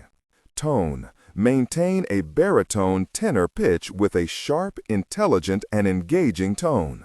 The style should be objective yet highly evocative, drawing the listener into the scene. Suspenseful pacing. Utilize a highly controlled and flexible pace. Slow down dramatically during gruesome descriptions, e.g., body parts, injuries, to maximize the chilling effect. Then resume a quicker pace during action or dialogue. Emphasis. Clearly emphasize key nouns and descriptive adjectives within the scene setting, e.g., severed from the body, weeping, graying flesh, cavernous tunnel. Character differentiation, sharp modulation. Narrator voice, smooth, authoritative, and stable. This is the baseline pitch. Female dialogue, Megan. Increase the pitch significantly. The voice should sound assertive, sharp, and highly professional or authoritative, like a lead detective or expert. Male dialogue, Sam. Lower the pitch slightly compared to the narrator, using a tone that is skeptical, warm, and somewhat cynical to differentiate from the professional female voice. Other characters, e.g., Deputy Burns. Quick, focused delivery, clear voice. Technical delivery, vocal texture. Maintain a clean, clear vocal texture suitable for high-quality production, ensuring every word is crisp and clearly enunciated. Emotional range. Focus on conveying emotions typical of a crime scene. Disgust, professional detachment, intellectual curiosity, and underlying tension. Target emotion strength, 8 out of 10. Emphasis on intellectual focus and underlying tension rather than outright screaming or crying. So please, Colonel, no heroics tonight. You have my attention and my cooperation for now. The large man nodded his head and then looked around the kitchen. He spied the rack with the coffee cups on it and used a handkerchief from his sport jacket to place one on the counter. He stepped up to the table and with kerchief in hand removed the coffee pot from the table and returned to the counter to pour himself a cup. He sipped the coffee and nodded his head toward Alice. "That's the good stuff. What do you want?" Jack asked. "Colonel, we could just raid the Gold City pawn shop or maybe even breach the other security gates of your, what do I call it, lair, complex, whatever the case may be. But I am offering you a chance to save some lives here tonight. I wish, return to me what was taken from the hacienda in Mexico 2 nights ago. And I am willing to negotiate its return and not allow to happen what my men are very good at making happen, as you saw the other night. If needed, I will kill everyone inside your, whatever the hell that place is, for what I came for. Perdition's fire must be in my hands before sunrise tomorrow. And before you ask, Colonel, no, there is no dark motive here. I am here to destroy that which should have never been invented." Jack didn't respond. He just kept his eyes locked on the man leaning against the counter, sipping coffee. "We do have other contingencies, Colonel." The man placed the cup he was drinking from on the counter and then stepped up to Sarah, who was facing away from him. "You have weathered your treatment at the hands of that pig Guzman rather well, miss," he said, as he placed his hands on Sarah's shoulders. She winced at his touch, and Jack's eyes went from the man's face to his hand as it moved in a way that made Sarah deeply uncomfortable. "All right, whoever you are, that's quite enough." The man stopped and looked over at the very angry Alice Hamilton. "Do what you came here to do and leave off with the cheap bad guy antics. We've seen it all before, and it hasn't worked yet." The large man took a step back with a smile. "Just who in the hell are you people?" he asked. No one at the table answered. Sarah bit her cut lower lip but held strong, even though for the first time in her life she didn't feel it. As for Collins, he was now glaring at the man in front of him. He hadn't muttered a single word. No matter. He nodded at someone behind Jack. The next thing Alice and Sarah heard was the sound of a crack and Jack falling out of his chair. He hit the floor and tried to rise back up. Another man stepped up and slammed the collapsing stock of his weapon into the back of his head once more, and Collins hit the floor out cold. Sarah jumped from her chair and went to Jack's side. She looked up and through the haze of her bruised and mangled eyesight started to glare at the man just as Jack had a moment before. "Quite unexpected, wasn't it?" the man said, as he reached down and took Micaiah by the arm and lifted her free of the floor. He shook her and then brought her close. "I am full of the unexpected, miss. Now, if you want to see these two alive again, you'll do what needs to be done, or you'll lose far more tonight than just your two friends here." If you think, Sarah stopped as suddenly as she had started when another man stepped up to the back of Alice and placed a gun to her head. "I do think, miss. I think I have gained your full support in my endeavors here tonight." Alice snorted and then laughed. "Have you ever noticed these jerks have practiced speeches and smart-ass little soliloquies for moments in which they wish to impress people?" The man smiled and wanted to laugh at the old woman's bravado. "Jesus, lady, it would be a pleasure to shoot you right in the head. Be my guest, jerk." The man allowed his mouth to go ajar for the briefest moment and then caught himself. He pushed Sarah into the arms of two men and then looked over at Alice. "Please try something stupid. You will have the deaths of many people on your conscience if you do. I admire your spunk, but in my business, ma'am, it gets your buddies killed. This isn't a fictional setting where the colonel here is going to come off the deck and save the day." Alice smiled as the words were said. She could see that it made the man uneasy. He turned to follow Sarah and her escort out. He stopped and looked back at Alice Hamilton one last time and then whispered to the man following him, "We'll leave you one of the transport vehicles. I didn't want to do this if I could help it, but leaving this man behind is something I would later regret. I know this for a fact. I'm afraid we have to kill them both. Wait 15 minutes after we leave so we have time to get to the pawn shop and then meet us there after your duty is completed." The man, with Sarah in tow, left with the others following close behind. The remaining mercenary raised his hood and looked at the unconscious Collins and then over at Alice. He raised the noise-suppressed handgun and smiled at her. She returned the smile with one of her own. Outside of the house, the men entered 3 Chevy Tahoes and then left heading south on Flamingo Road. CIA headquarters, Langley, Virginia. Lynn Simpson walked past the assistant sitting at his desk and strode straight into Hiram Vickers' office. She immediately saw the man wasn't in. She slapped the file holding the report on Jack twice into her left hand and then turned to face the assistant as he came up behind her. "He's not in," the smallish man said, looking at Lynn. "Did he go home?" She took a menacing step toward the man, and he retreated. He checked out. That's all I know." "Then I guess my next stop is the director of operations," she said, squeezing past the assistant. "I'm sure I can get the information I need from his immediate boss." The man swallowed and watched as Lynn quickly made her way to the hallway and the elevator beyond. Then he pulled his cell phone out of his coat pocket and selected the correct number. "Sir, the North American desk was just here, and it looked like she had the Cassini tracking report with her. She said she was on her way to the ADO's office." "Yes, sir. Let me see," the man said, and then crossed over to his desk and the Rolodex there. He quickly spun the reel and hit on the name Vickers wanted. "Yes, sir. I have her cell phone number right here." Lynn was almost to the third floor when her cell phone chimed. She reached for the phone and saw that it was a private number. She shook her head and came close to not answering. She thought about Jack and Sarah and decided it may be one of them. "Hello," she said as the doors slid open on the third floor. She stepped out and waited. "Miss Simpson? Hiram Vickers. I understand you were looking for me." "Yes, we have some things to discuss, or rather, you, me, the Director of Operations, and possibly the Director himself. Does the ADO know that you are tracking a possible confidential military asset?" "Military asset? Why no, we just picked a person at random, or rather Cassini did."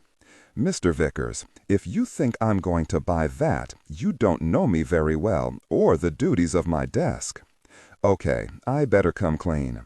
Go to the Director of Operations and tell him what you found, and he will explain everything. He's new to the job, but he has been briefed on this tracking operation." Then, She was an older-looking lady whose smile never reached anywhere else on her face other than her lips. As Lynn walked past, she quickly lost her smile and then raised her right, well-groomed brow. Lynn stepped into the office, and a man of about 55 or so stood from behind a large desk. His hair was gray, and he wore half-rimmed bifocal glasses, which he removed as he stepped forward. Lynn and everyone else at Langley had heard about Samuel Peachtree's appointment from the overseas desk in London, and the placement of the man had infuriated not only CIA Director Harlan Heasterbrook, but the President of the United States as well. The man's appointment had been pushed through by the Senate Oversight Committee on Intelligence, led by Senator Giles Camden, one of the president's staunchest enemies.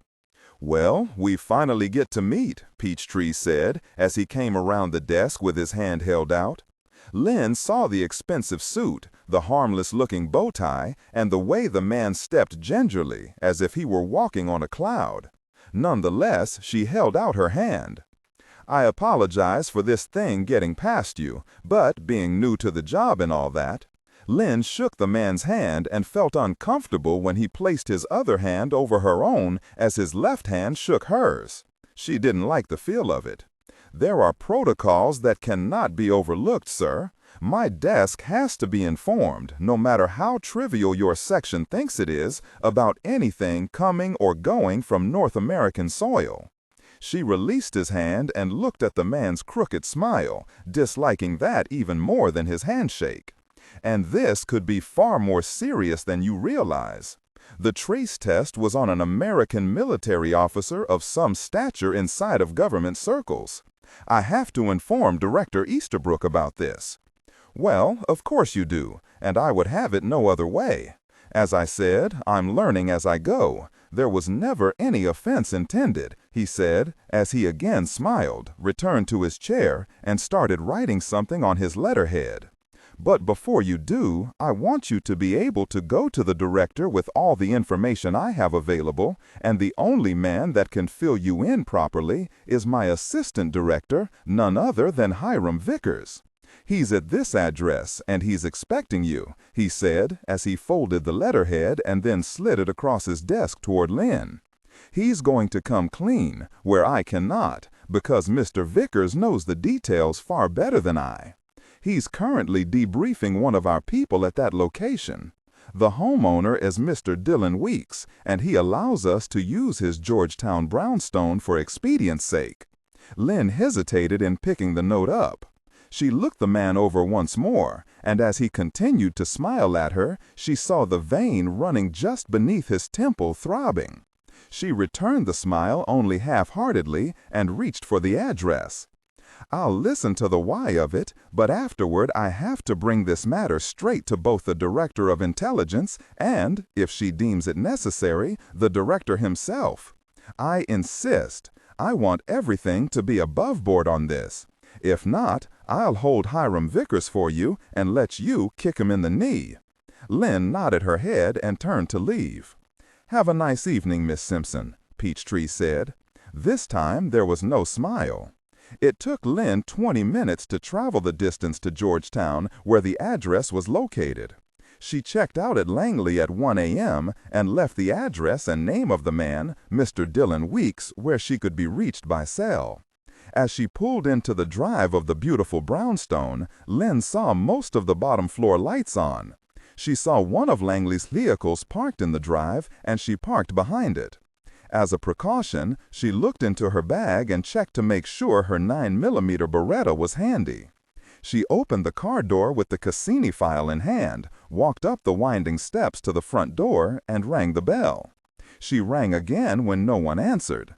Then, as she started to turn away, Hiram Vickers was suddenly standing in the now open doorway. He smiled and stepped aside.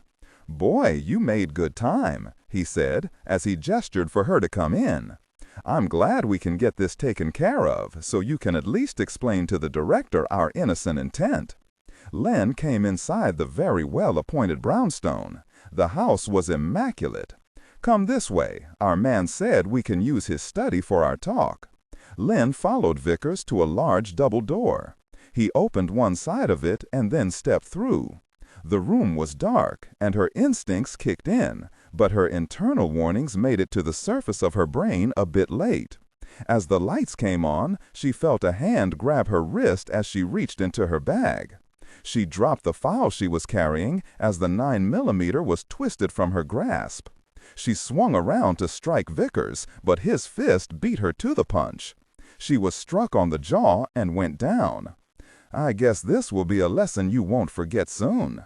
Vickers stood over Lynn and looked at her as she shook her head, trying to clear it.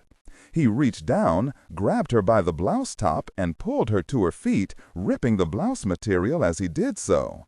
Then he pushed her onto a large couch, and she flew back until she struck something that kept her from falling onto the floor. She shook her head again and turned to see what was behind her. Her breath caught as she recognized the young girl from imaging.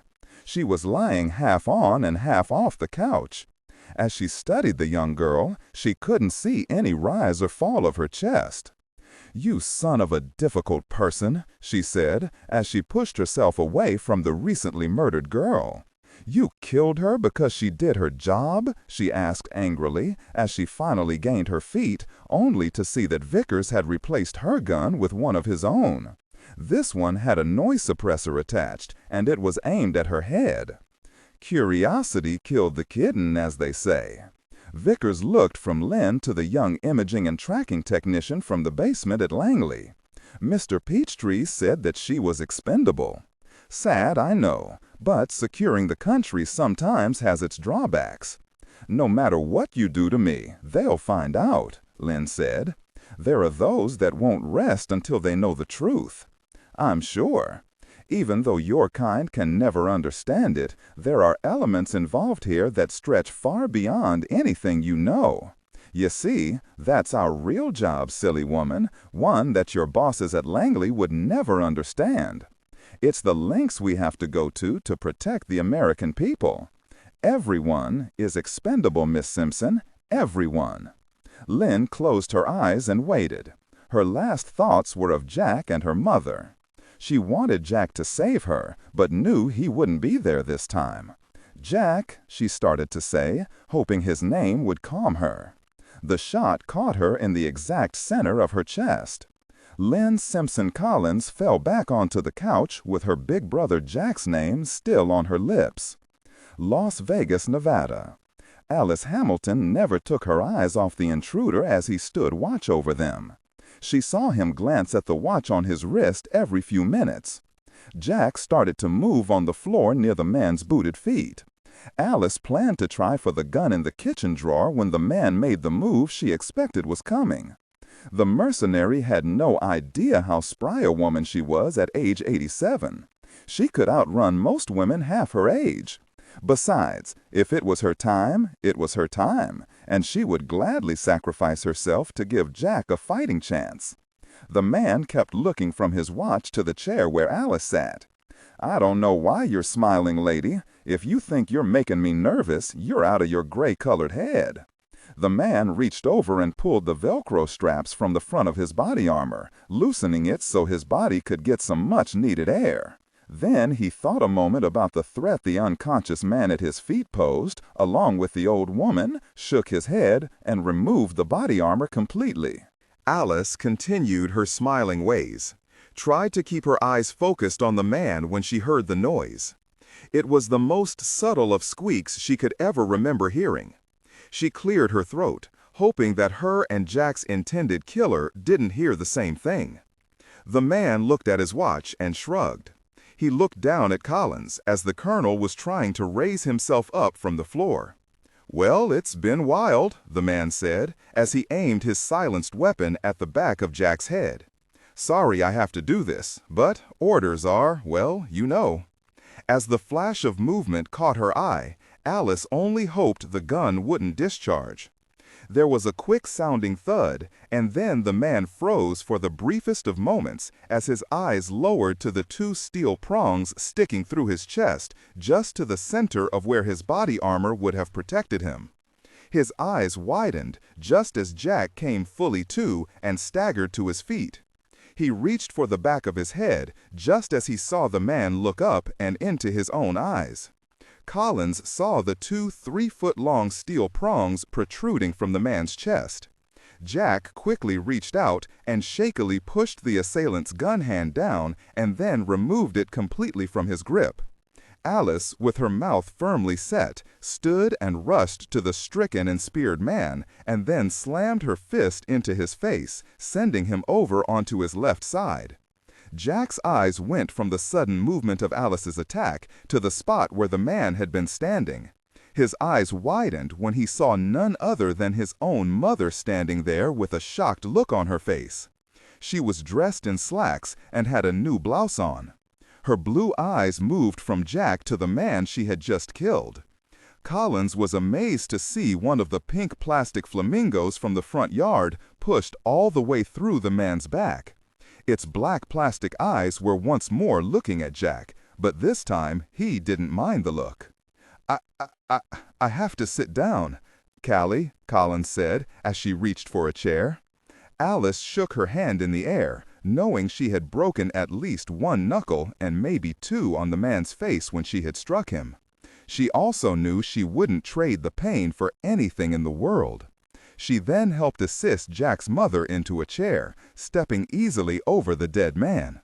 Jack looked around, with blood still running from the top of his head and over his left sideburn. He was still feeling woozy and knew he had better join his mother and Alice at the table. I had a hard time finding your house," Callie said as she tried to look up at Alice. "Well, thank God you did, Mrs. Collins, or Jack and I wouldn't have been here to greet you." "Ma, what made you think of the flamingo?" Jack asked as he wiped blood from the side of his face. "Don't you remember when you were a boy and you were scared to death of those things? You had nightmares about them." I'm not really making any sense, am I?" Jack reached out after placing the gun on the table and took both his mother's and Alice's hands in his own. "Thank God for pink plastic flamingos," he said. I just wanted to be here to meet your girl. Where is she?" Callie asked worriedly. Jack looked up and released both of the women's hands. He stood on shaky feet and then collapsed onto the tabletop. "Oh," Alice said as she ran to get the phone. She lifted the receiver and dialed while Callie tended to Jack. "The United States government offices you are trying to reach are temporarily experiencing technical problems with their phone lines. Please try your call again at a later time." "Very it!" Alice cursed as she looked from the phone in her hand to Callie and then to Jack. She made a quick decision and dialed a special number she knew by heart after so many years at the event group. Callie looked up in confusion as she ran a hand over Jack's face. She heard the words coming from Alice's mouth, but couldn't believe it. "This is code 5656-01, Hamilton. Alice D. I need to speak to the President of the United States immediately. Event Group Complex, Nellis, AFB, Nevada." Gloria Bannister watched as the spectrograph started printing out the known substances that were used in the synthesized production of Lawrence Ambrose's chemical formula. As she read the printout, she checked off the substances that had already been verified by the supercomputer Europa. She shook her head as she tore the printout away from the machine and then handed the report to her father. Those from the CDC crowded around the list of names, matching them perfectly with what Europa had already told them. Colonel Bannister also shook his head. "I've got to get me one of those computers," he said, as he looked up at the others dressed as he was. They all wore the same environmental chemical suit with hoods that attached but hung down the back, giving them a little breathing space. The chemical genetic agent was placed behind two separate panes of sealed glass, and that was behind a steel wall that completely closed the clean room off from the laboratory on the 17th level of the complex. "I wonder if they sell this Europa thingamajig at Best Buy." The 7 biologists from Atlanta laughed as they surrounded the colonel. "Can you imagine the advanced science this Ambrose used?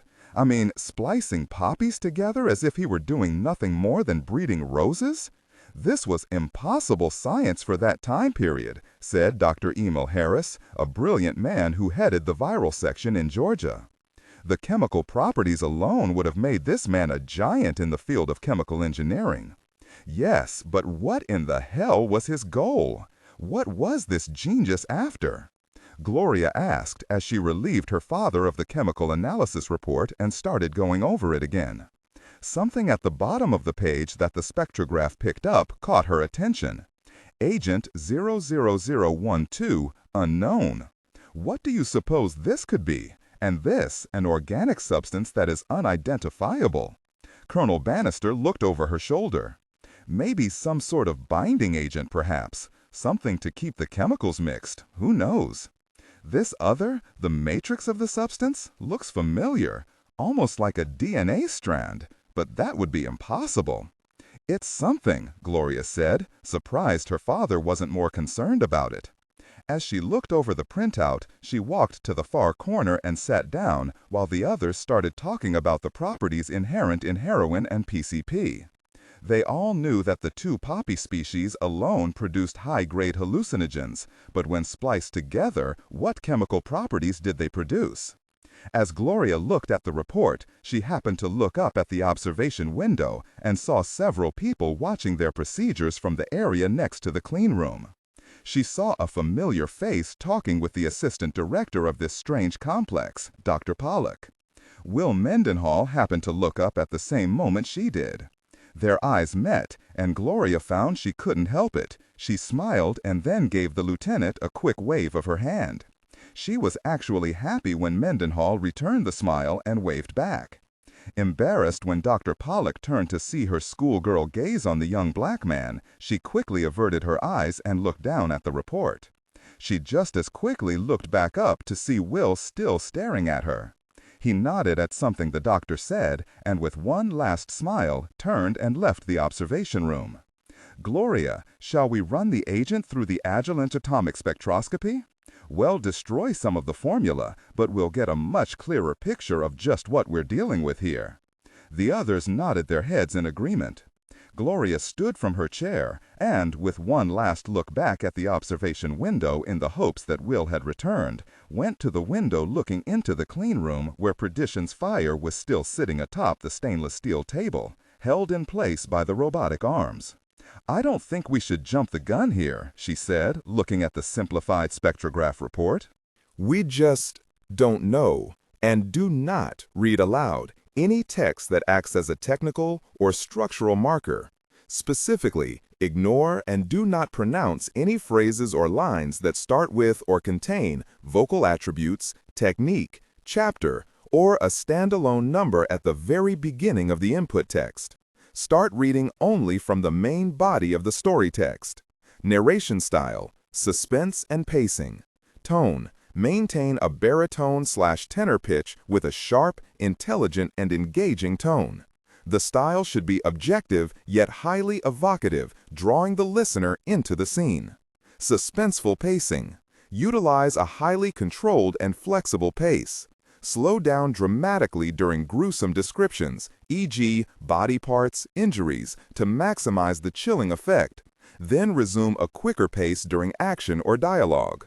Emphasis. Clearly emphasize key nouns and descriptive adjectives within the scene setting, e.g., severed from the body, weeping, graying flesh, cavernous tonal. Character differentiation, sharp modulation. Narrator voice, smooth, authoritative, and stable. This is the baseline pitch. Female dialogue, Megan. Increase the pitch significantly. The voice should sound assertive, sharp, and highly professional/authoritative, like a lead detective or expert. Male dialogue. Lower the pitch slightly compared to the narrator, using a tone that is skeptical, warm, and somewhat cynical to differentiate from the professional female voice. Other characters, e.g., Deputy Burns. Quick, focused delivery, clear voice. Technical delivery. Vocal texture. Maintain a clean, clear vocal texture suitable for high-quality production, ensuring every word is crisp and clearly enunciated. Emotional range. Focus on conveying emotions typical of a crime scene: disgust, professional detachment, intellectual curiosity, and underlying tension. Target emotion strength, 8 out of 10. Emphasis on intellectual focus and underlying tension rather than outright screaming or crying. We just don't know how this will react to flame. And this other biological source, what in the hell is that? You're right, it looks like a DNA strand. And we don't know if the extreme heat will destroy it completely without getting it analyzed. They all knew that when the formula was burned by the atomic spectroscopy, it would release a momentary burst of evaporated material for the machine to pick apart and analyze. The problem, as Gloria was seeing it, was that since they were dealing with an unknown agent as listed on the report, they didn't know what reaction the flame would have on the chemicals. It was a minimal chance of contamination, she knew, but in their business, a minimal chance could be deadly. Oh, I think we can safely say that it is statistically speaking very unlikely this Ambrose created something that also reacts to heat. I mean, the agent went through the spectrograph just fine, and that's almost the same principle. As far as the second unknown is concerned, we always have more formula. Gloria Bannister bit her lower lip and then shook her head. That was utilizing much less heat than the atomic spectroscopy. It's just an unknown factor in all this. I think we need to study and maybe even postulate just what in the hell this man Ambrose was trying to accomplish with this. We have time to find out, and coupled with his goal, we may be able to see where it was he was going. The colonel looked from his daughter to the others. They were on his side as they wanted to know exactly what made up the complete formula. It's my call, and I say let's go for it. Hear, hear, said one of the doctors. I, for one, am certainly looking forward to seeing what this man has created and how. Okay, let's do it, Bannister said, looking away from his daughter's warning look. Gloria didn't like the shortcut, but she fell short on taking a stand. The combined brain power of the group standing inside the clean room outweighed her by about 10,000 pounds in degree and letters after their names, so she decided to ride out the storm. She just hoped that storm was not a hurricane. Pete Golding was actually dozing at the cleanroom desk as Europa continued to cross-reference anything having to do with Professor Lawrence Ambrose. He had his hand resting on his cheek with his horn-rimmed glasses propped onto his forehead. He started to slip forward and the change made him awaken with a start. He scratched his head and then rubbed his eyes. He looked down at the half-eaten sandwich that had been delivered to him by the stewards in the cafeteria. He gave the ham and cheese sandwich a dirty look and then stood from his chair just as the cleanroom door opened. "Dr. Golding?" the young man asked as he stood just outside the cleanroom door looking in like a curious child glancing through the windows of a toy store. "Yes?" Pete said after stretching his arms over his head. "Sir, I'm Scott Walton from Archives. I was told to give this to you." Pete looked down and saw the battered leather journal, and his brows rose just below the paper hat he wore for cleanroom purposes. This was buried in files also. Pete stepped forward to look at the journal, and his flesh turned cold when he saw the initials on the front of the leather-bound volume. L.J.A., Pete said in a low tone as he reached out and took a rather thick and very old folder from the arc of his hand. He read the bold print placed there by an old-fashioned typewriter almost 100 years before.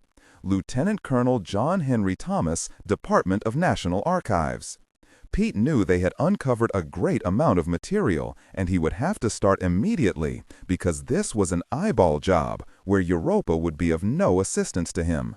It was good old-fashioned paper-pushing detective work. Pete nodded his thanks, closed the cleanroom door, and then turned and placed the found materials from one of the very first event group missions on the desk. He then pulled the microphone down and leaned over. "Europa, I'm going to take a break. Continue to Dr. Golding, excuse me, but I have a vague reference to a Dr. Ambrose listed in a Scotland Yard report filed November 8, 1888. Pete realized the time frame fit the earlier discovery about the Ambrose that owned the shipping company. They had rejected the possibility due to his profession. The company was mainly a tea importer. This may be the same Ambrose as the person rejected earlier. Would you like to see the Scotland Yard photographic report, Doctor?" Pete shook his head to try to clear it of the fog of sleep. "Europa, where did you secure this report?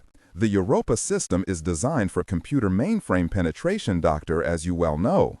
The report is listed as an MI51 coded secret." That got Pete's attention. Europa had actually gained access to the secure system inside of Scotland Yard and retrieved a top-secret file originated through the intelligence services of Her Majesty's government. What was most shocking was the fact that Europa did it all on her own without Pete's guidance. The Cray computer, after 6 years in operation, was learning to analyze data and move in many directions of tracking without being told. Europa, the Scotland Yard system mainframe didn't detect the backdoor break-in, did it? At first, Pete didn't think Europa would answer. "The protocols as set forth my director Niles Compton and yourself, Dr. Golding, are clearly programmed into my system. I would be required to report such an occurrence immediately. The system being utilized by the British government is far inferior to that of the Cray Corporation standards." Pete thought Europa, with her Marilyn Monroe voice synthesizer, sounded insulted. "Just checking, no offense. Please bring up the Yard and MI51 file, please." "Yes, Dr. Golding." As Pete watched the main viewing screen, a document that had been cataloged and filed away by photographic means many years before came up. The head of the Computer Sciences Division stood to study the document. To Golding, it looked like a security report filed by a man named Frederick George Aberline. Below his name were scrawled the letters CPI. "Europa, any guess as to the letters written below that of the reporting name?" "The letters refer to rank, Chief Police Inspector." "Makes sense," Pete said as he read the brief report directed to someone with the initials HRMAV. Pete read the words on the photostat.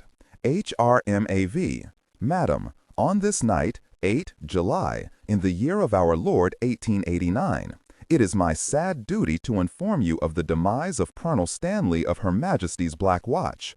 His demise came at the hands of the man known in certain circles as Professor Lawrence Ambrose. It is now my suspicion that Ambrose has left this country in favor of his homeland. I am also obliged to inform you that all material related to this professor's work has been removed to a location unbeknownst to Scotland Yard. Since the discovery of the body of one Mary Kelly in the early morning hours of last year, this problem in Whitechapel should have been resolved. This is the final report that will be filed from this office on an official letterhead concerning the case mentioned. Your loyal and obedient servant, Frederick George Aberline, CPI, London." Pete read the letter once more, and then a third time as he reached for the phone on the desk facing the now still Europa handling system inside the protective glass cover. He slowly removed the paper hat that covered the thin coating of black hair that remained on his head. As the phone buzzed several levels up, Pete reread the woman's name once more, Mary Kelly. "Charlie, are you still teaching Lieutenant McIntyre's geology class?" Pete listened as his eyes scanned all the names listed in the Scotland Yard report. "Good. Could you come to the Europa cleanroom? I think I have something here that you may be able to help me with." Pete hung up the phone and then studied the images on the screen more closely. No, this has to be a coincidence. 20 minutes later, Niles Compton, coming straight from a late dinner in the cafeteria, entered the clean room. He saw a crazed-haired Charlie Ellenshaw standing and looking at the large screen monitor. Pete was pacing in back of Ellenshaw and looked up when he saw Niles. "I think we found him," Pete said, shaking his head. "And you're not going to believe this one." Niles placed the hair cap on his head, and Pete shook his head. "Never mind that. Europa is all finished, except for a few questions. You can erase the screen, Europa." "Yes, Dr. Golding." As the main monitor went blank, Charles Ellenshaw turned and smiled at Niles as he took his seat. "Dr. Ellenshaw lent me some of his obscure history knowledge and helped confirm what we found. Europa, please bring up the letter found in the archives of Scotland Yard." "Yes, Dr. Golding." As they watched, the photocopied letter was placed on the screen. Niles read the words, and as he did, Pete started to smile. "Is this the same man that operated out of the warehouse we disassociated with the professor we were searching for?" "Yes, it is," Pete spoke into the microphone. "Europa, the name Mary Kelly. Please confirm for the director Professor Ellenshaw's statement." "Mary Kelly, the last known victim of the mass murderer known to London at the time as Jack the Ripper." Niles had to sit down. "Who is this man who filed the report?" "Frederick George Aberline, Chief Inspector for the London Metropolitan Police." "The man in charge," Charlie said, knowing the story from memory. "And the person he sent this letter to?" Niles asked. "Europa, verify and report on the initials of the recipient of this letter dated November 8, 1888. The initials are used for private communication when names are not permissible in official communiques. The letters HRM-AV appear in many secret documents from the law enforcement and intelligence communities in various reports." "The name?" Pete insisted. "Her Royal Majesty Alexandra Nina Victoria," Europa answered. "Ha!" Pete said loudly, making Niles jump and Charlie laugh. Niles sat stunned. "Queen Victoria herself," Pete said even louder. "She knew our Professor Lawrence Jackson, or Jack if you wish, Ambrose." "The warehouse?" Niles finally managed to ask. "That was harder, but once we knew he was our man, not too hard to confirm." "Oh, he was an importer of tea, all right. And where in the very nigh does the best tea come from in the known British Empire at the time?" "India," Niles answered, sitting up in his chair. "And what have we learned about dear Professor Ambrose?" "He was a botanist," Niles said, and then his face froze as the reality hit him. "Poppies?" "Correct. Poppies from India and China. Both species smuggled into London hidden in barrels of tea shipments," Pete said as he leaned against the desk. "And what's the strangest part of all this?" Charlie Ellenshaw asked. "The Queen knew about Ambrose and what he was doing. That means her people knew what Ambrose was doing and didn't stop him." "Now look at this," Pete said. "Europa, display Paymaster Record 1910-3746, dated July 1884 on the monitor, please." He faced Niles. "This is another surprise Europa dug up at Charlie's suggestion. It was an outlay for payment from the Ministry of Defense bearing this Ambrose's name." On the screen, Europa placed an old ledger document that had also been photocopied. "Payment delivered and signed for service rendered to Her Royal Majesty Lawrence J. Ambrose, £1,000,000 sterling for investigation into military science on aggression." "My God," Niles said. "They created a formula that transforms men into superhuman soldiers, or possibly a weaponized agent that would send enemy troops into a self-destructive and murderous state against their own. Or a dose fed to a soldier at just the right time would become what the old Viking tales called berserkers," Ellenshaw said, as he slowly turned and looked at Niles and Pete.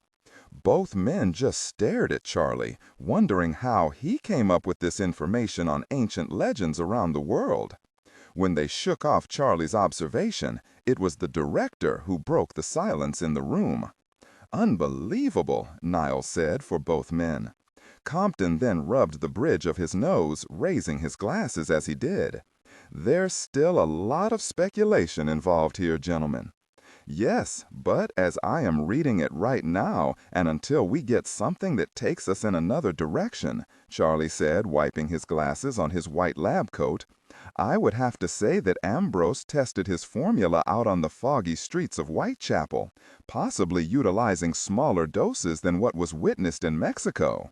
In essence, he used himself as a guinea pig, and the whole very nightmare was paid for by the Queen's own military." Niles stood and looked at the two scientists. "And together, they created Jack the Ripper." At that moment, a red light started flashing over the doorway leading to the hallway, and an alternating tone sounded throughout the giant complex. "A Code 1 contamination alert on level 17 has been detected.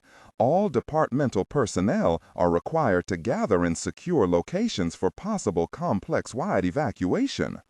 Niles' face turned white, as did those of Charlie and Pete at Europa's announcement.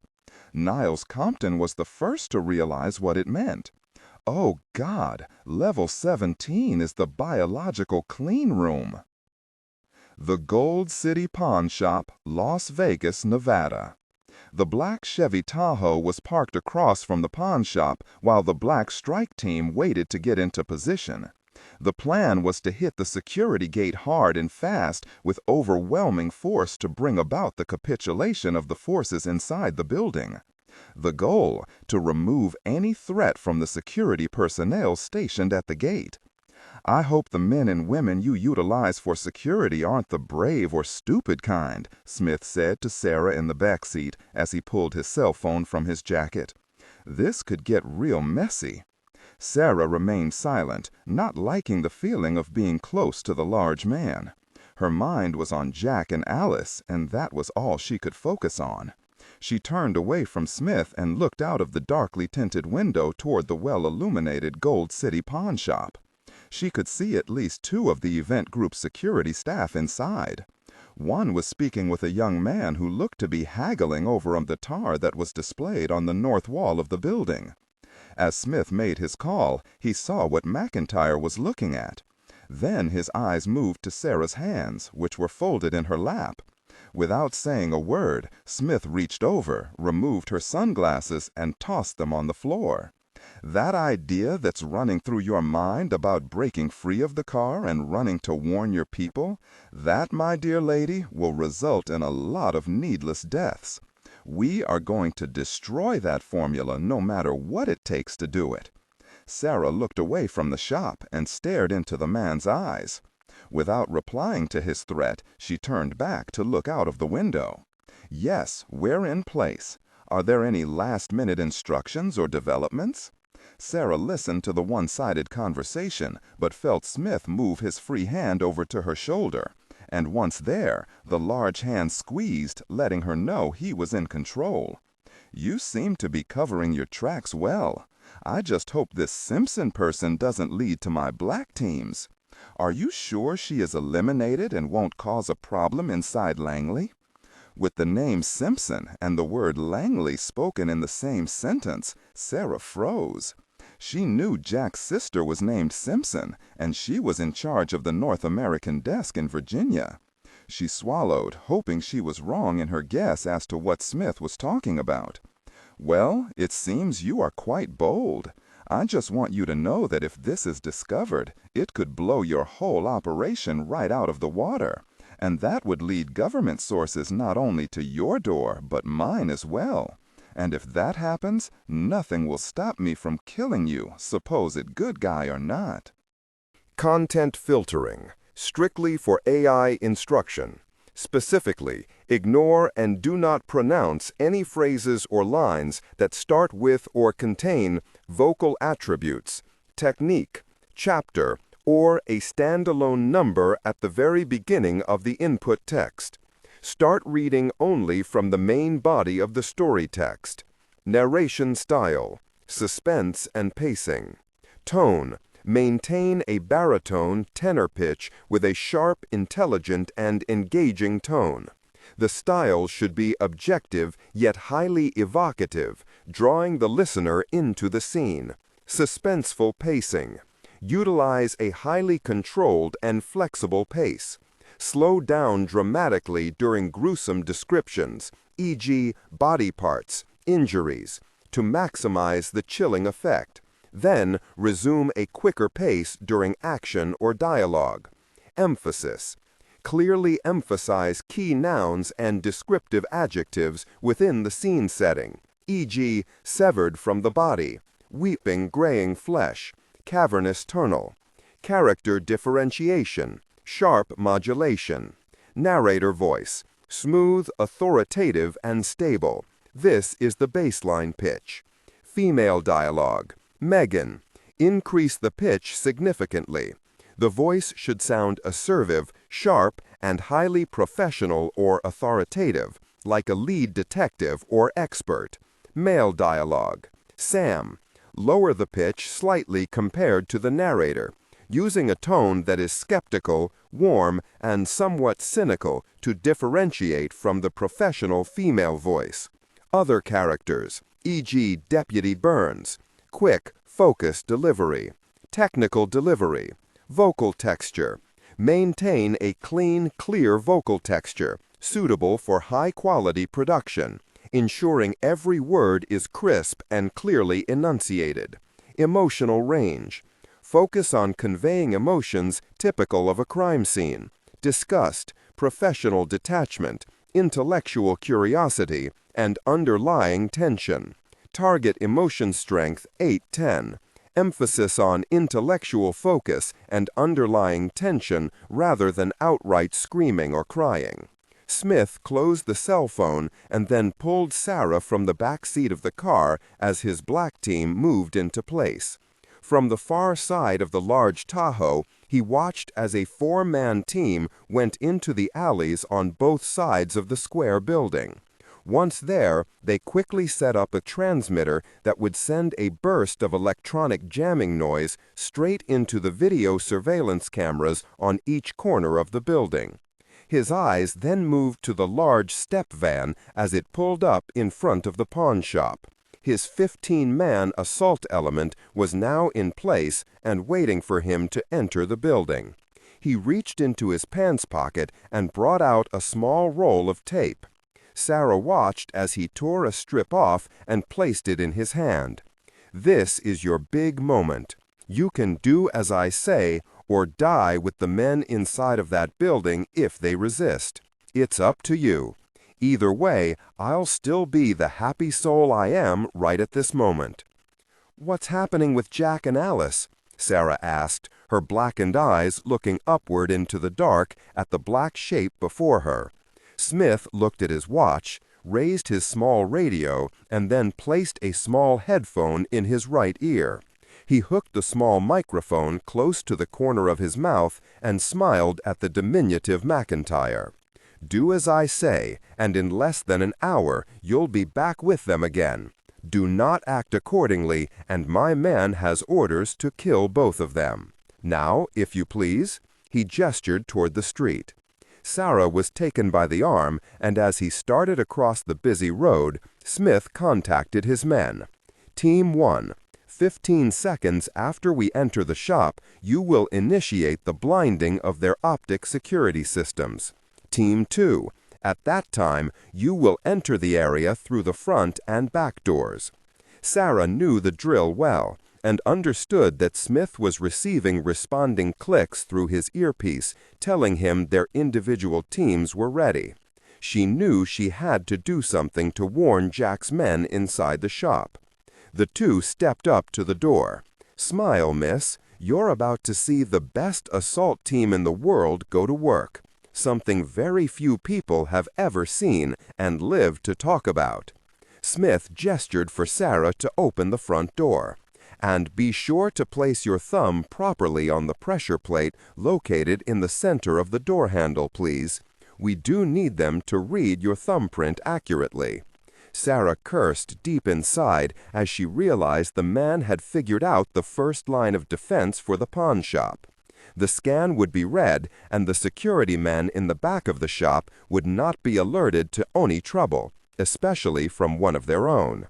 She pressed down on the thumbplate, knowing that Europa was sending a precise rendering of the swirls and valleys of her thumbprint through her security system.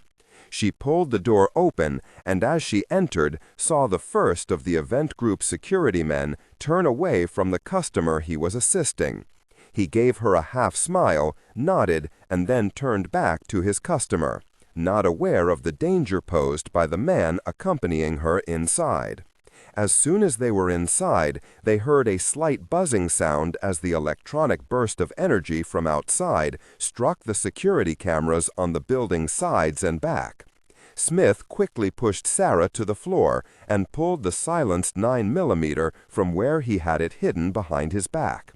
As he placed his foot onto Sarah's back, the security man reacted far faster than Smith would have thought possible. He had his weapon out almost as quickly. Smith fired only once, catching the Marine security man in the head, knocking him into the stunned and shocked customer. Then he moved the large silencer a few inches and placed another bullet into the young boy who had been inquiring about the guitar. "You jerk," Sarah said as loud as she could, eliciting a sharp kick delivered by Smith to her kidneys. Smith took a quick step to the left and saw the clerk behind the glass counter look up at the sound of the muffled weapons discharge and Sarah's shout of anger. The two bullets flew down the crowded aisle of CDs and other possessions, given up. The rounds struck the man in the chest and neck, dropping the Air Force sergeant in an instant. At that moment, his assault element entered through the front door and quickly started up the 4 aisles toward the rear of the shop. That was when a sharp tone sounded. Smith knew the alarm had been tripped. "Gosh," he said, knowing that the security element had been far faster than he realized they could be. He gestured for his men to move forward. As the black-clad men jumped the counter, one was taken down by a security Marine coming from the back. A spray of red-colored mist filled the air as the shotgun blast removed his hooded head in a microsecond. Before the Marine could turn the shotgun on the next man, 3 black team members cut him down. They moved quickly through the curtain. Sarah heard several discharges of automatic weapons that could only have come from security personnel in the back. As she flinched on the tile floor, she saw another of the black team thrown back through the curtain separating the front from the back. She heard Smith curse at the fast response of Jack's men. Then she heard the muffled reports of several weapons as they finished the task at hand. Sarah shook her head as she was harshly pulled from the floor. "Your assistance is needed in the back," Smith said as he pushed her forward, angrier than ever over the loss of 3 of his men. As he and Sarah pushed through the curtain, Smith looked around and saw a small storage area, and then the 2 security personnel that had opened up on the assault team. One of the men moaned on the floor as he lay in a pool of his own blood. Sarah closed her swollen eyes when she recognized the man. No, she corrected herself, not a man, just a boy. He was Albert Petrakis, a U.S. Army sergeant that had only been on the security team for a year. As he moved his head, Smith stepped over the boy. Sarah turned the sergeant over and cradled his head as Smith took in the back office. He made a cursory inspection for more traps. McIntyre was beside herself. She had never seen such ruthless behavior from anyone, much less Americans as these men obviously were. She was pulled up from the floor by one of the black-clad men, but she angrily shook him off, still holding the sergeant's head. The shoulder wound was serious, and she knew if she didn't stop the bleeding, the massacre of the security element at Gate 2 would be complete. She looked up and saw Smith looking down at her with a bemused look. "You had better shoot me, too, because I go no farther." Smith kept the strange look on his face and nodded, making Sarah think he was about to grant her request. Instead, he nodded toward the wounded soldier. "Bring him along. I think he'll be the key to what's behind door number 1. He looked back at Sarah as he reached down and pulled her to her feet and actually tossed her farther into the office area. 2 of his men yanked the sergeant up with a ruthlessness she had never witnessed before. Smith passed by Sarah as she leaned against one of the desks. The large man placed his silenced weapon into a shoulder holster. Content filtering, strictly for AI instruction. Disregard and do not read aloud any text that acts as a technical or structural marker. Specifically, ignore and do not pronounce any phrases or lines that start with or contain vocal attributes, technique, chapter, or a standalone number at the very beginning of the input text. Start reading only from the main body of the story text. Narration style, suspense and pacing. Tone. Maintain a baritone tenor pitch with a sharp, intelligent, and engaging tone. The style should be objective yet highly evocative, drawing the listener into the scene. Suspenseful pacing. Utilize a highly controlled and flexible pace. Slow down dramatically during gruesome descriptions, e.g., body parts, injuries, to maximize the chilling effect. Then resume a quicker pace during action or dialogue. Emphasis. Clearly emphasize key nouns and descriptive adjectives within the scene setting, e.g., severed from the body, weeping graying flesh, cavernous tunnel. Character differentiation. Sharp modulation. Narrator voice. Smooth, authoritative, and stable. This is the baseline pitch. Female dialogue. Megan. Increase the pitch significantly. The voice should sound assertive, sharp, and highly professional/authoritative, like a lead detective or expert. Male dialogue. Sam. Lower the pitch slightly compared to the narrator, using a tone that is skeptical, warm, and somewhat cynical to differentiate from the professional female voice. Other characters, e.g., Deputy Burns. Quick, focused delivery, clear voice. Technical delivery. Vocal texture. Maintain a clean, clear vocal texture suitable for high-quality production, ensuring every word is crisp and clearly enunciated. Emotional range. Focus on conveying emotions typical of a crime scene: disgust, professional detachment, intellectual curiosity, and underlying tension. Target emotion strength. 8 out of 10. Emphasis on intellectual focus and underlying tension rather than outright screaming or crying. She could still see the smoke rising from the wood and plastic as the security man, who was now lying dead on the floor next to the desk, had triggered the booby trap that had sent 300 darts into the black team's faces and necks. As they stepped over them, she could see the men were out cold and would be for hours. I am duly impressed. Booby traps and such a fast response to our assault could only mean your man Collins trained his men well. Smith angrily hit Sarah on the side of her head as he saw the red flashing light illuminating the room. Sarah went to one knee from the harshness of the blow to her head. She shook her head but refused to wipe the blood away from her slashed cheek.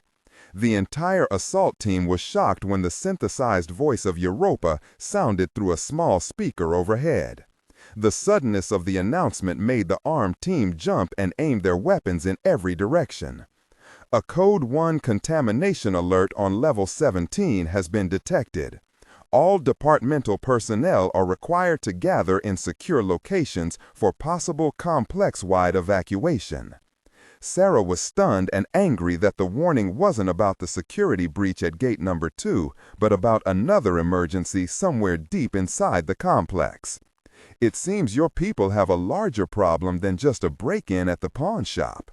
Smith again reached down and pulled Sarah to her feet. I think this could be rather fortuitous. You men bring the sergeant along. He glared at Sarah. If you don't get inside, the sergeant here will take many more bullets to areas that merely cause pain. Then I'll personally place one into his head. Understand? Sarah was pushed toward the wall. I didn't want all of this damage, especially to American personnel. So that should tell you the seriousness of the matter at hand. Now, my dear, shall we go see what all of the commotion is about?"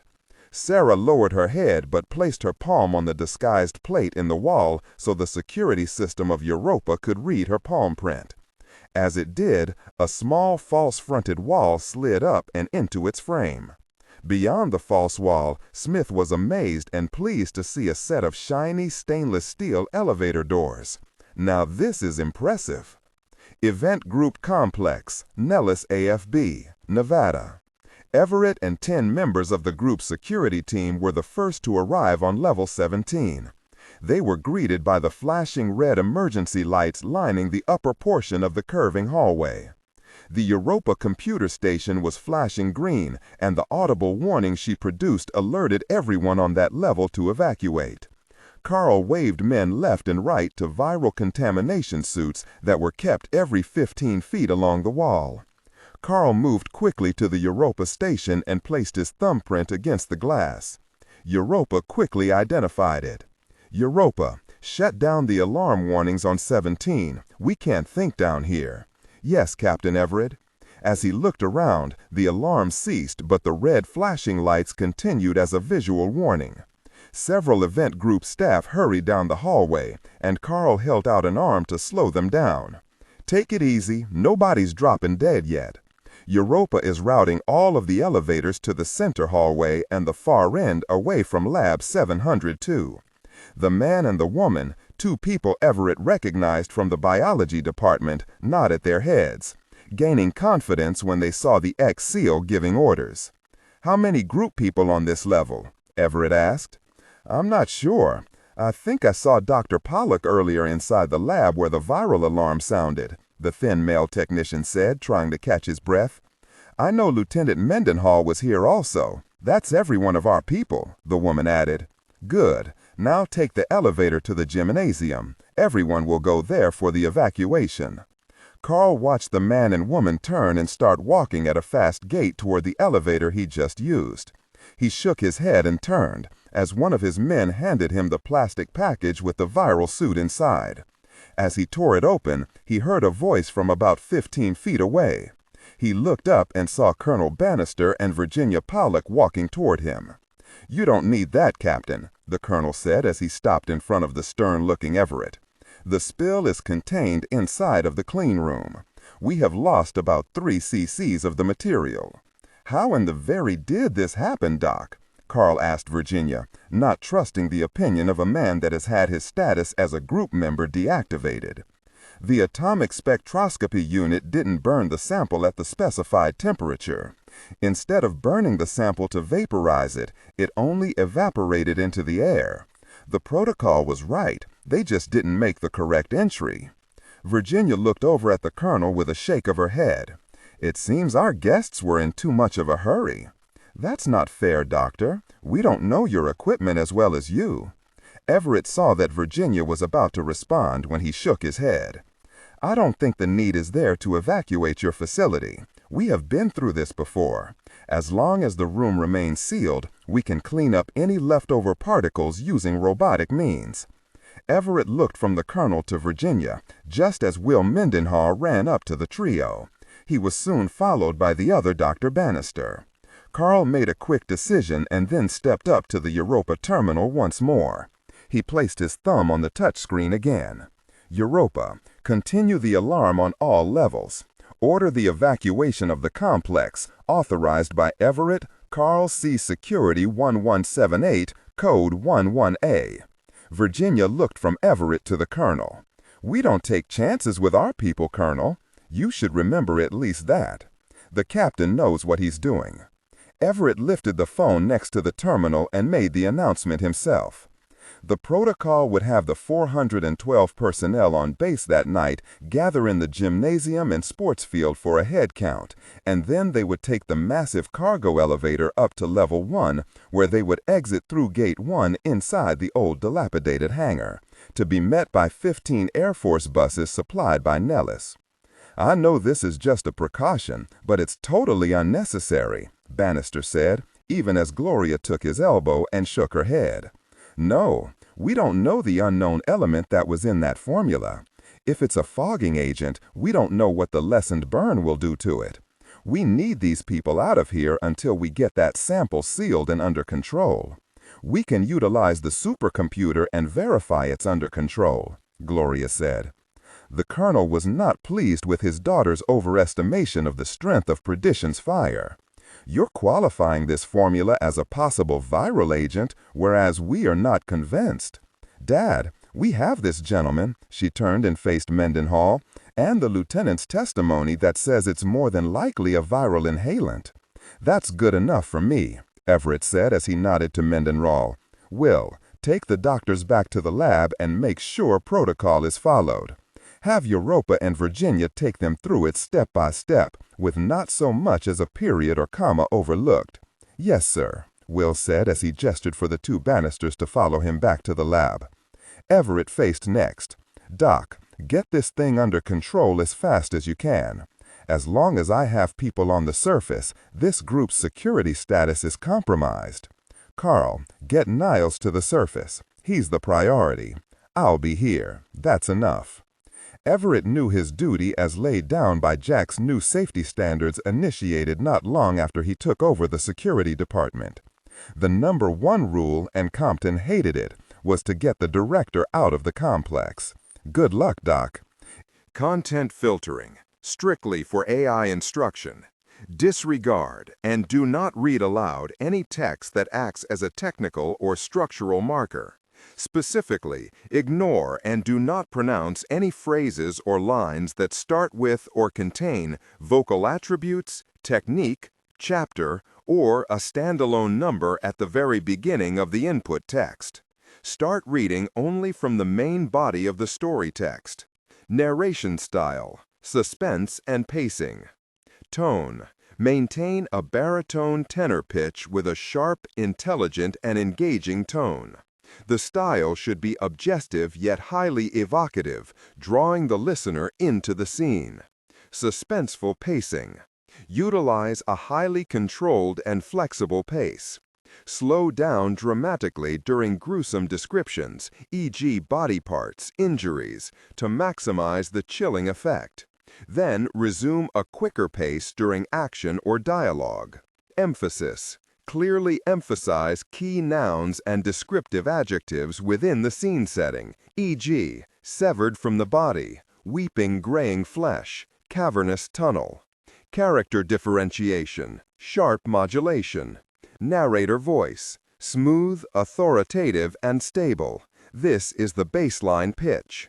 Female dialogue, Megan. Increase the pitch significantly. The voice should sound assertive, sharp, and highly professional/authoritative, like a lead detective or expert.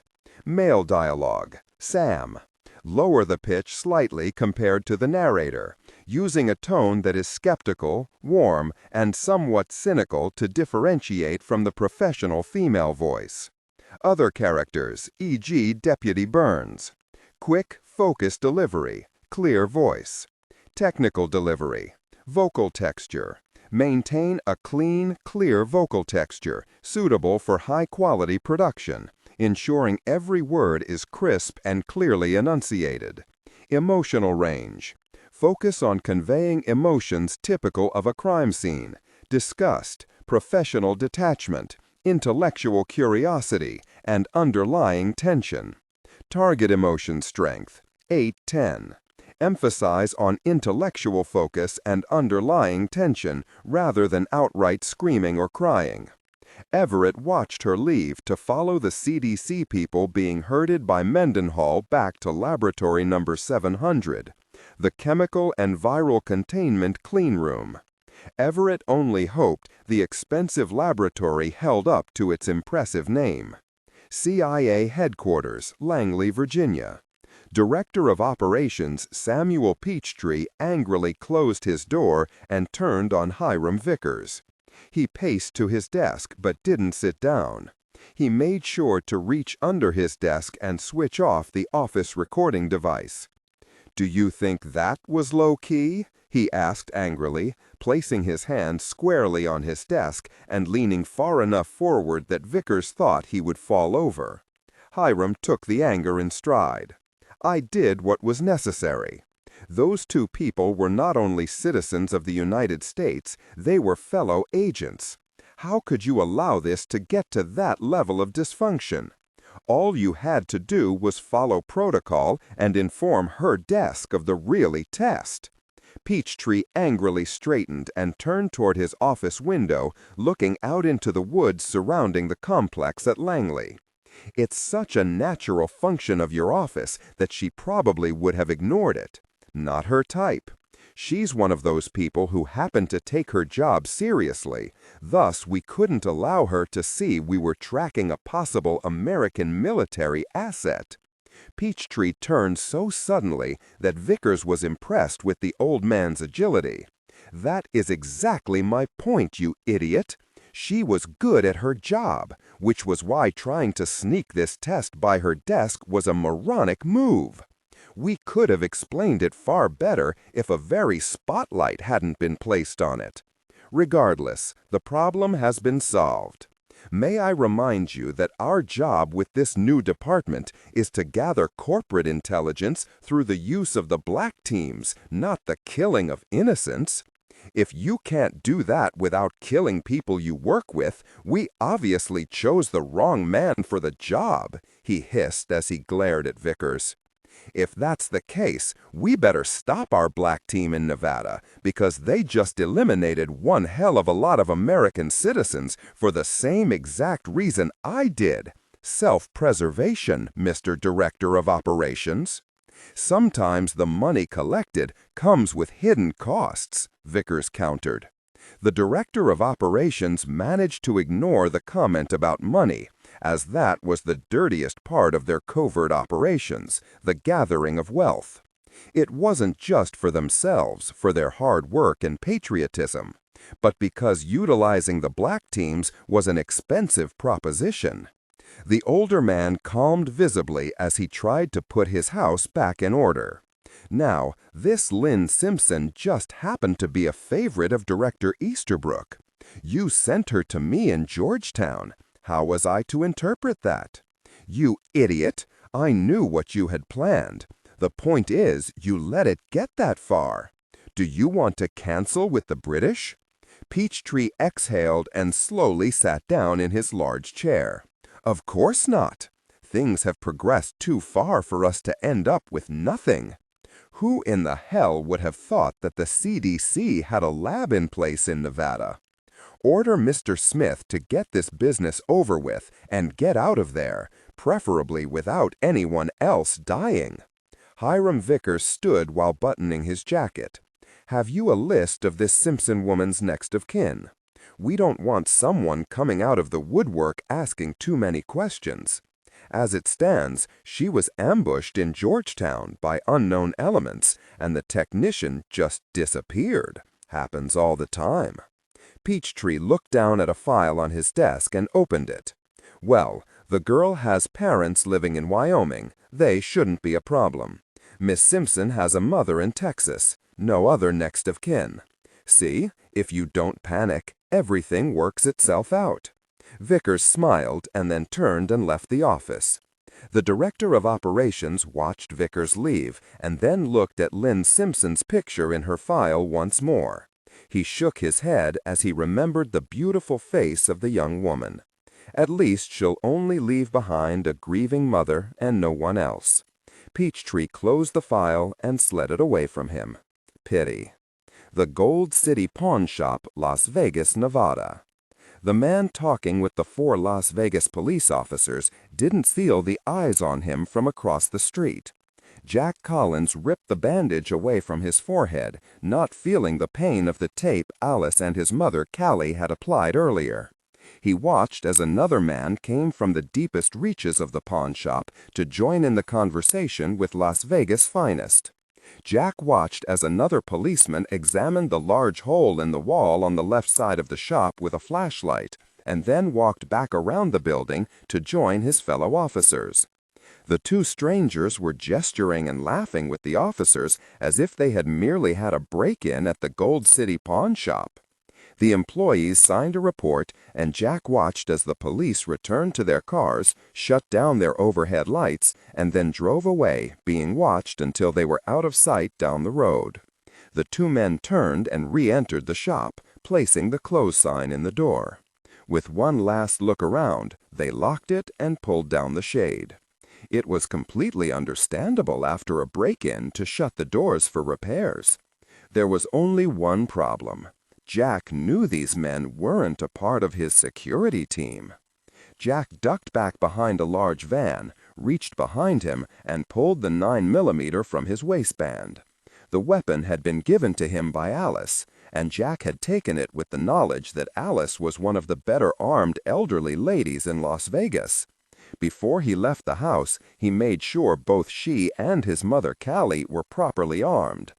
Jack pulled back the slide and made sure the weapon had a round in the chamber. Then he straightened and crossed the street after a short burst of traffic passed by. In the 20 minutes Collins had watched the shop, he had only seen the two men inside the shop. He realized that the kids he had spent the past 5 years training for their security positions were all more than likely dead. He just hoped they had taken as many of those difficult people down as they could. As he made it across the street, he slid past the overhead streetlight, made his way to the right side of the building, and slid along the brick wall toward the first of the 2 blast holes in the building. He stayed on the far side of the 3.5-foot break and stayed against the wall, waiting. He knew that the imposters would have to cover the hole eventually, and as he didn't just want to knock on the front door, Jack waited. It didn't take long. As the light inside the shop filtered through the man-made hole, he saw a shadow, and then as he leaned forward slightly, a piece of cardboard was placed over the hole. Jack reached out and with his left hand made a scratching noise on the makeshift patch the man was using to seal the hole. Suddenly the light inside flared as the man pulled the cardboard away. Jack almost had to smile when the mercenary stuck his head through the hole. "Hi," Jack whispered as the man's eyes widened to the point of popping 3 of his skull. The momentum of the barrel of the heavy 9mm. He bent low and do not read aloud any text that acts as a technical or structural marker. Specifically, ignore and do not pronounce any phrases or lines that start with or contain vocal attributes, technique, chapter, or a standalone number at the very beginning of the input text. Start reading only from the main body of the story text. Narration style, suspense, and pacing. Tone. Maintain a baritone tenor pitch with a sharp, intelligent, and engaging tone. The style should be objective yet highly evocative, drawing the listener into the scene. Suspenseful pacing. Utilize a highly controlled and flexible pace. Slow down dramatically during gruesome descriptions, e.g., body parts, injuries, to maximize the chilling effect. Then resume a quicker pace during action or dialogue. Emphasis. Clearly emphasize key nouns and descriptive adjectives within the scene setting, e.g., severed from the body, weeping graying flesh, cavernous tunnel. Character differentiation, sharp modulation. Narrator voice, smooth, authoritative, and stable. This is the baseline pitch. Female dialogue, Megan. Increase the pitch significantly. The voice should sound assertive, sharp, and highly professional authoritative, like a lead detective or expert. Male dialogue. Lower the pitch slightly compared to the narrator, using a tone that is skeptical, warm, and somewhat cynical to differentiate from the professional female voice. Other characters, e.g., Deputy Burns, quick, focused delivery, clear voice. Technical delivery. Vocal texture. Maintain a clean, clear vocal texture, suitable for high-quality production, ensuring every word is crisp and clearly enunciated. Emotional range. focus on conveying emotions typical of a crime scene: disgust, professional detachment, intellectual curiosity, and underlying tension. Target emotion strength 8/10. Emphasis on intellectual focus and underlying tension rather than outright screaming or crying. He bent low and squeezed through the hole, scraping his back against the damaged brick as he did, but he wasn't feeling any pain at that moment. As he entered, he straightened and heard the lone man in the back call out to his partner, whose job it was to seal the holes leading to the outside. "As soon as you're done, head down that elevator and join the strike team," the voice echoed from the back. Jack quickly looked around in the semi-darkness, and his eyes fell on the silenced weapon that the recently deceased man had been carrying. He reached down and retrieved the heavy automatic. It was a Glock 9 with a large noise suppressor attached. Collins placed his own weapon back into his waistband and then made sure the dead perp's weapon was loaded and charged. It was. He heard the curtain leading to the back room part, and as he sped, the second man came through with a mop and bucket. Jack stepped into the darkened aisle. He caught the man's attention as he stood straight, knowing he had placed his silhouette directly in the killer's line of sight. "You get the holes sealed?" the man asked as he leaned the mop against the glass counter. The man stood still when the figure standing in the aisle didn't respond.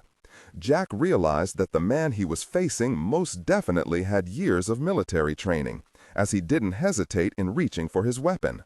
Jack's training was far better and practiced for many more years. He raised the silenced weapon and shot 4 times in rapid succession. The first 2 rounds struck the man in both shoulders, making his gun hand go numb and forcing the weapon from his paralyzed grasp. The second set of rounds struck him in the upper thighs, sending him crashing into the glass case filled with jewelry. As Collins approached, he heard the moaning of the perpetrator as he tried to extricate himself from the shattered glass of the case. Collins, on his way past, reached down and grabbed his collar, pulling him free and ruthlessly dragging him along until he was through the curtain and into the brighter area of the storage room. He let the man fall to the floor as he scanned the area like an automaton to make sure he was the only one left in the pawn shop. His eyes fell on the blood the man had missed when he was cleaning. The blue eyes of Collins managed to lock on several things at once. The door to the rear office was open, and he could see the damaged desk and computer where the anesthesia dart system had been activated. Then he saw the 2 army cots where the results of the booby trap were lying, unmoving. With a stern countenance, he walked up to the cots and fired 2 not-so-silent rounds into the men's foreheads, making their bodies jump with the impact of the bullets. Collins was on automatic, and anyone that knew him would have realized that Jack could be a cold and proficient killer. When he saw that the shop was indeed empty, he returned to the bleeding man who was trying to hold the wounds to his thighs with his 2 broken arms.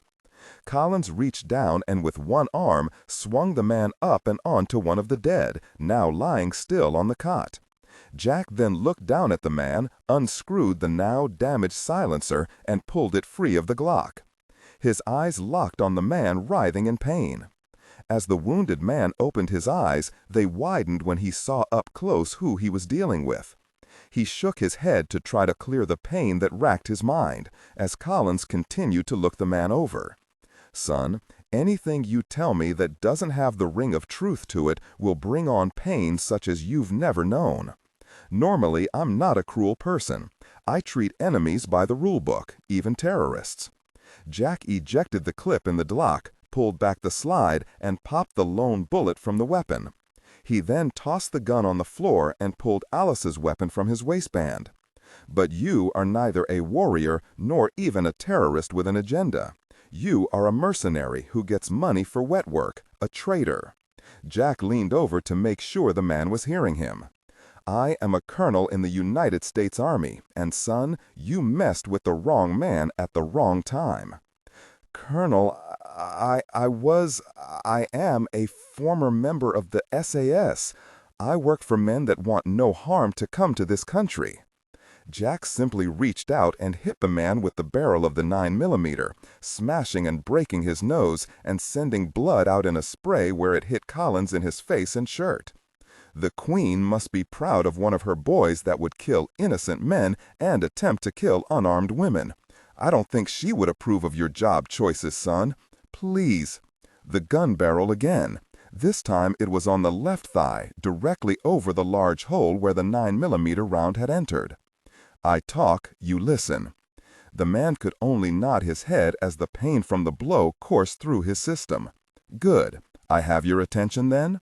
The mercenary nodded again, tears streaming from his eyes from the blow to his shattered nose. The man's name leading the assault. Who is he? He struggled to answer. Whack! A blow was delivered to the other thigh, bringing a silent scream of pain as the man rolled to one side. Smith, that's all I know. The lie meter says you're telling the truth, Jack said as he pulled the man back into position for further questions. How many on the strike team? 12, the man said, managing to open his eyes as the weapon was raised again. 12, I swear. Your security team eliminated 4 of us. Jack closed his eyes for the briefest moment when he heard that his men had managed to take 4 of the attackers down. Then he opened his eyes and became that cold and calculating killer again. The woman that was taken, is she dead? No, she was taken below, the killer said as he cried in pain. Your mission? To destroy the formula from Mexico. Jack pursed his lips as the words were spoken. Who hired your team? I don't get that information. My team is stationed in Arizona. Collins was done with the questions. He had enough experience in these matters to know that grunts like the man on the cot had no knowledge of the men pulling their strings. His business lay with the man named Smith. He placed the automatic to the man's forehead before his sentence was finished and pulled the trigger. Thank you, Jack said, and turned for the back room. Event Group Complex, Nellis AFB. Everett knew he was going to have to force Niles Compton from the complex as he stood before him in his office. The large monitor was on, and he was watching the procedures happening at that moment down on level 17. Virginia is now in charge of the complex, Doctor. You need to get above ground and into the loving arms of the Air Force, and if I have to call the President to get that done, I will. Compton looked up at Everett and saw him set his jaw. At that moment, he knew that arguing with the former SEAL would be like arguing with his boss, Jack Collins. He angrily tossed the pen he had been fiddling with onto the desktop and pushed his chair back. I should never have allowed that crap into this complex, Compton said. I'm as much to blame as anyone. It was my duty and Jack's to see what a potential hazard we had on our hands. It was us who saw what this stuff can do. So quit blaming yourself so harshly, and I'll get an escort for you to take you through security at Gate 2. I'm leaving under protest, Niles said as he stomped toward the door. He waited when he saw Everett pick up the phone on his desk to alert the gate he was sending Niles through the tunnel. Your protest will be duly noted in the security log, he said as he waited for his men to pick up the phone inside the pawn shop. Compton shook his head and saw the concern cross Carl's features. He saw him hang up and then try pushing the buttons again. Everett waited and then slammed the phone down. I'm going to hold someone accountable, he said angrily. What's wrong now? Niles asked, and do not read aloud any text that acts as a technical or structural marker. Specifically, ignore and do not pronounce any phrases or lines that start with or contain vocal attributes, technique, chapter, or a standalone number at the very beginning of the input text. Start reading only from the main body of the story text. Narration style, suspense and pacing. Tone, maintain a baritone tenor pitch with a sharp, intelligent, and engaging tone. The style should be objective yet highly evocative, drawing the listener into the scene. Suspenseful pacing. Utilize a highly controlled and flexible pace. Slow down dramatically during gruesome descriptions, e.g., body parts, injuries, to maximize the chilling effect. Then resume a quicker pace during action or dialogue. Emphasis. Clearly emphasize key nouns and descriptive adjectives within the scene setting, e.g., severed from the body, weeping graying flesh, cavernous tunnel. Character differentiation, sharp modulation. Narrator voice, smooth, authoritative, and stable. This is the baseline pitch. Female dialogue, Megan. Increase the pitch significantly. The voice should sound assertive, sharp, and highly professional, authoritative, like a lead detective or expert. Male dialogue, Sam. Lower the pitch slightly compared to the narrator, using a tone that is skeptical, warm, and somewhat cynical to differentiate from the professional female voice. Other characters, e.g., Deputy Burns. Quick, focused delivery, clear voice. Technical delivery. Vocal texture. Maintain a clean, clear vocal texture, suitable for high-quality production, ensuring every word is crisp and clearly enunciated. Emotional range. Focus on conveying emotions typical of a crime scene: disgust, professional detachment, intellectual curiosity, and underlying tension. Target emotion strength, 8 on 10. Emphasis on intellectual focus and underlying tension rather than outright screaming or crying. "What's wrong now?" Niles asked, stepping back into his office. "No answer at gate 2, Everett said as he slammed the communication link down with his finger. "Europa, what in the hell is happening at Alert? Alert, we have an intruder alert on Level 3, Loading Dock East. I repeat, we have a security breach on Level 3, Loading Dock East," Europa said, interrupting Carl's question. "All security personnel are required at this time to report to Loading Dock East, Transport Rail." Everett couldn't believe what he was hearing, and Director Compton felt his face go flush. "Maybe with all that's happening, Europa has blown a circuit," Niles said as he quickly moved to his desk next to Carl. That question was soon answered when the doors to his office opened and Charlie Ellenshaw and Pete Golding burst through.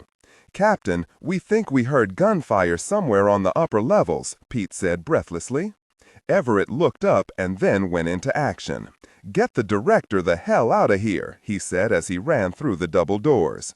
As the intruder warning sounded again, Charlie was the first to take Niles by the arm and pull him from the office.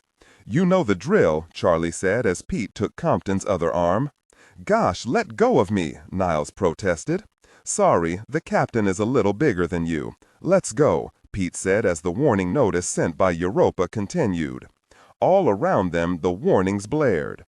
As they hit the elevator in the large area where Pete's assistants normally sat and worked, they stopped as the sounds came down from above them and entered the office through the closed doors of the elevator, making Pete and Ellenshaw come to a stop while still holding Compton's arms. The sounds wafting through the double doors were of gunfire and screams. The assault was well coordinated by a group of men who had served in special forces units trained by the United States government. They were all patriots and believed deep in their souls the righteousness of the missions they were sent on. After the larger of the tram system cars had transported the teams to the loading facility, it had only taken a brief moment for the two-man security team manning the dock to succumb to the assault team inside the first transport. Sarah cringed as the two men went down without firing a shot. The confusion generated by the biohazard alarms and evacuation announcement by Europa had contributed to the quick subjugation of Marine and Air Force security men. The two men had at least been spared. Sarah was so angry and felt so helpless that tears were rolling down her cheeks. The most horrible aspect of the initial phase of the assault was the death of the young soldier they had brought along to force Sarah's cooperation. Smith had performed the murder himself, placing 2 quick shots into the dying security man's head even as he sat wounded on the rear plastic seat of the magnetic transport. She didn't understand why he spared some and not others. As Sarah was pulled from the car and pushed onto the concrete loading dock, she took a hard swing at Smith, who moved easily away from her blow and then backhanded her once more across her face. Then he again grabbed her by the arm and pulled her into the complex following the team-by-team movement of his men. "Is there a code to get into the elevator system beyond this point?" Smith asked as he slid into a heavy set of body armor. "I refuse," Sarah shouted as she spit blood weakly toward the man who was handed an M14 carbine and bandolier of 30-round magazines. Smith smirked, admiring the small geologist's desire for vengeance. He then scanned the large facility that housed the incoming freight destined for either the vault levels or various other facilities inside the complex. As the large man passed a crate of apples, he used the folding stock of the M14 to break the wood covering the crate. He reached in and brought out a bright red apple and bit into it. He then gestured for one 6-man team to cover the first set of elevator doors, and then, as he chewed a bite of apple, pointed to another set of stainless steel doors on the far side of the warehouse. He then tossed the apple away and, pulling Sarah along with him, walked over to the first set of doors. "The target level is 17, he said into the microphone near his mouth. "It looks like we'll end up at opposite ends of the level, so Team 2 set up from that end and wait for my word to cover us if needed.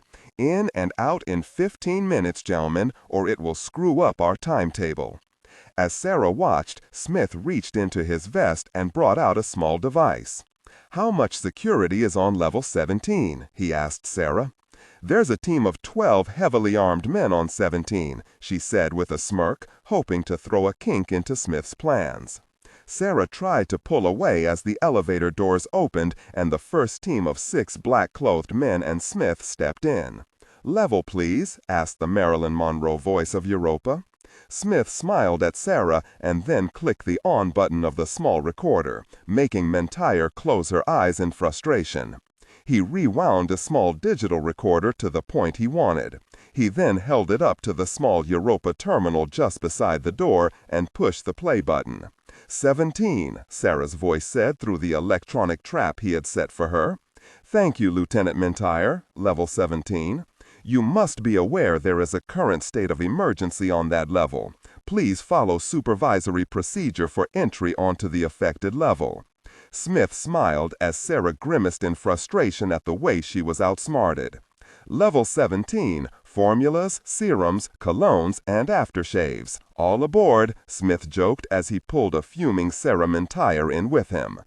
As the first elevator started lowering on a tube of compressed air downward into the bowels of the event group complex, the second black team waited for the second set of doors to open. They weren't stupid in their method, as they didn't want a surprise to greet them when the doors opened. They were broken up into 3 sets of 2, covering the doors as the level indicator above signaled that the car was arriving. The one flaw in their coverage was the fact that they didn't know about the stairwell to the far right of the warehouse area.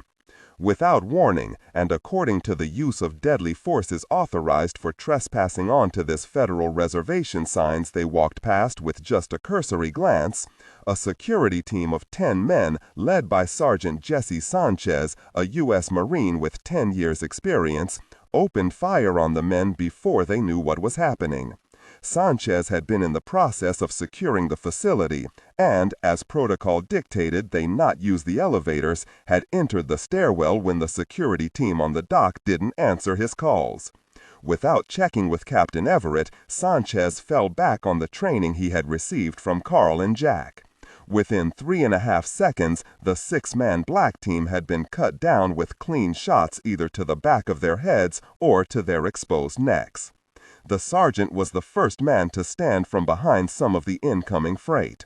His ears were still ringing from the unsuppressed gunfire as he examined the dead men on the floor. "Clear," he said loudly, as his team also stood from their positions of concealment. "Security Unit 3-5 to officer on watch. We have intruders in the complex. Over." Sanchez used his boot to kick one of the dead men over to examine him. He reached down and yanked the black hood from the man's face and stood as his radio was answered. "This is the watch officer. We have gunfire on level 17. Bring your unit to level 16 and meet Captain Everett. Nellis Security has been informed and the base is now shut down." "Roger," he said and then gestured to his men. Once more, a battle was raging deep beneath the sands of the Nevada desert. Henri Farbeau was awakened by something he had heard while dozing. As he sat up in his bed, he was reminded where he was by the clinking of the handcuff on his right wrist. He shook his head to clear it of sleep when he heard what had awakened him: the sound of the complex computer system announcing the emergency on level 17. The larger of the two security men used his radio to check in to the security center. He listened for a moment and then quickly walked over to where Farbeau was lying. Without comment, he produced a second set of handcuffs, fastening the Frenchman's left wrist to the bed rail. All the while, Henri watched the man with bemusement. Gentlemen, I believe that fancy computer of yours said there was a biohazard alert. Do you think maybe now's not the time, Colonel?" said the large Air Force sergeant. He looked at the Marine standing and watching. "You have orders to join Sergeant Sanchez and his team. They're securing the complex. Meet him on level 7 with your body armor," the Marine told him. Without asking questions, the Air Force sergeant left the room. "Is this necessary?" Henri asked, clanging both sets of handcuffs against the stainless steel bed rails. "Maybe, maybe not, but your reputation does precede you, Colonel." "Oh, that again, huh?" he said, with the ever-present smirk on his face. "Always, sir, always." As the elevator fell free into the airtight tube down to level 17, Smith tried to contact Team 2 on his radio. He tried a second and third time with the same result: static. "It seems your security element inside the complex reacts just as fast as your gate security," he hissed, finally allowing his frustration to show through his hard exterior. He charged around into his M14 carbine and looked down at Sarah, who wiped some more of the flowing blood from her mouth. She took the chance and returned Smith's arrogant smirk. "I wouldn't be so smug, miss. You're going to be the first one out of these doors." Smith was now convinced his black team was in over its head. He had opened a hornet's nest of highly trained men, and if he could retreat, he would. But now he had a possible hostile element in his rear. His thoughts on the situation were quick and decisive. He would continue on mission and destroy what it was he came there to destroy. The elevator finally came to a hissing but smooth stop on level 17. Europa announced the location of the car as the door slid open. Sarah was roughly pushed through the door first, followed by two men who covered the hallway right and left. Sarah turned and looked at Smith. "Lies always come out," Smith said as he stepped free of the car with the other 4 men. "I guess your Superman can't be everywhere at once." He once more grabbed Sarah and pushed her against the wall. Before he could question her as to where the appropriate lab was, 3 people, 2 women and 1 man, came around the bend of the white plastic corridor in a hurry to meet the evacuation deadline. Smith pushed Sarah into the waiting arms of one of his men, and then raised the M14 and shot the event group man in the chest, making the lab-coated women scream and look up in shock. "What lab has the emergency?" he asked, still pointing the weapon in their direction. The 2 biologists saw Sarah being held by one of the hooded men. Then, in an act of quick thinking, the one nearest the wall reached for the alarm based at the Europa station. She only made it a foot before she was cut down by Smith. "I'll ask once more," he said angrily, with the echo of his shot still ringing their ears. He was starting to think these people, whoever the hell they were all crazy, or they all had been taught to be a hero. The woman with tears in her eyes shook her head. Then, knowing what was coming, squeezed her eyes shut just as 3 rounds caught her in the chest and head, spraying blood on the white plastic wall, just as another 2 men in white coats came around the corner. "No more!" Sarah shouted. Smith ignored her, turned to the 2 men, and shot the one on the right, closest to the alarm terminal. In the flashing of the red emergency lights, Sarah saw Smith aim at the other man who stood frozen to the spot. "You better be sure, miss," he said to Sarah. "It's the next lab over," she said, as Smith grinned and then shot the other unsuspecting man. In for a dime, in for a dollar. They can only hang me once." "Ah!" Sarah screamed and pulled free of the man holding her. She almost made it to Smith with her arms near his throat when he swung the carbine up and smashed her in the jaw, dropping her at his feet. He looked at his men and then pointed down the hallway in the direction the men and women had come from. With one look down at the unconscious Sarah, he followed the rest of the black team. As they approached the laboratory area, they saw the warning lights and the flashing biohazard sign warning them not to go any farther. Smith waved the men down, moving his right hand to the right and left of the clean room doors. He managed a quick look inside and saw a black man standing next to a tall, thin, black-haired woman. There were 7 others at some very large windows, and they were watching something in another part of the clean room. As Smith was about to step back, the black man wearing a blue jumpsuit that Smith recognized as the military apparel the dock security team had been wearing, turned, each man catching the other's eyes. He recognized the man immediately as one of the men he rescued in Mexico. Smith quickly brought up his weapon and pointed it through the double-paned window.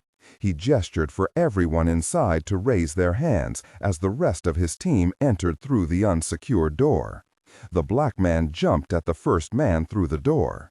He hit as a linebacker would, and they both went down.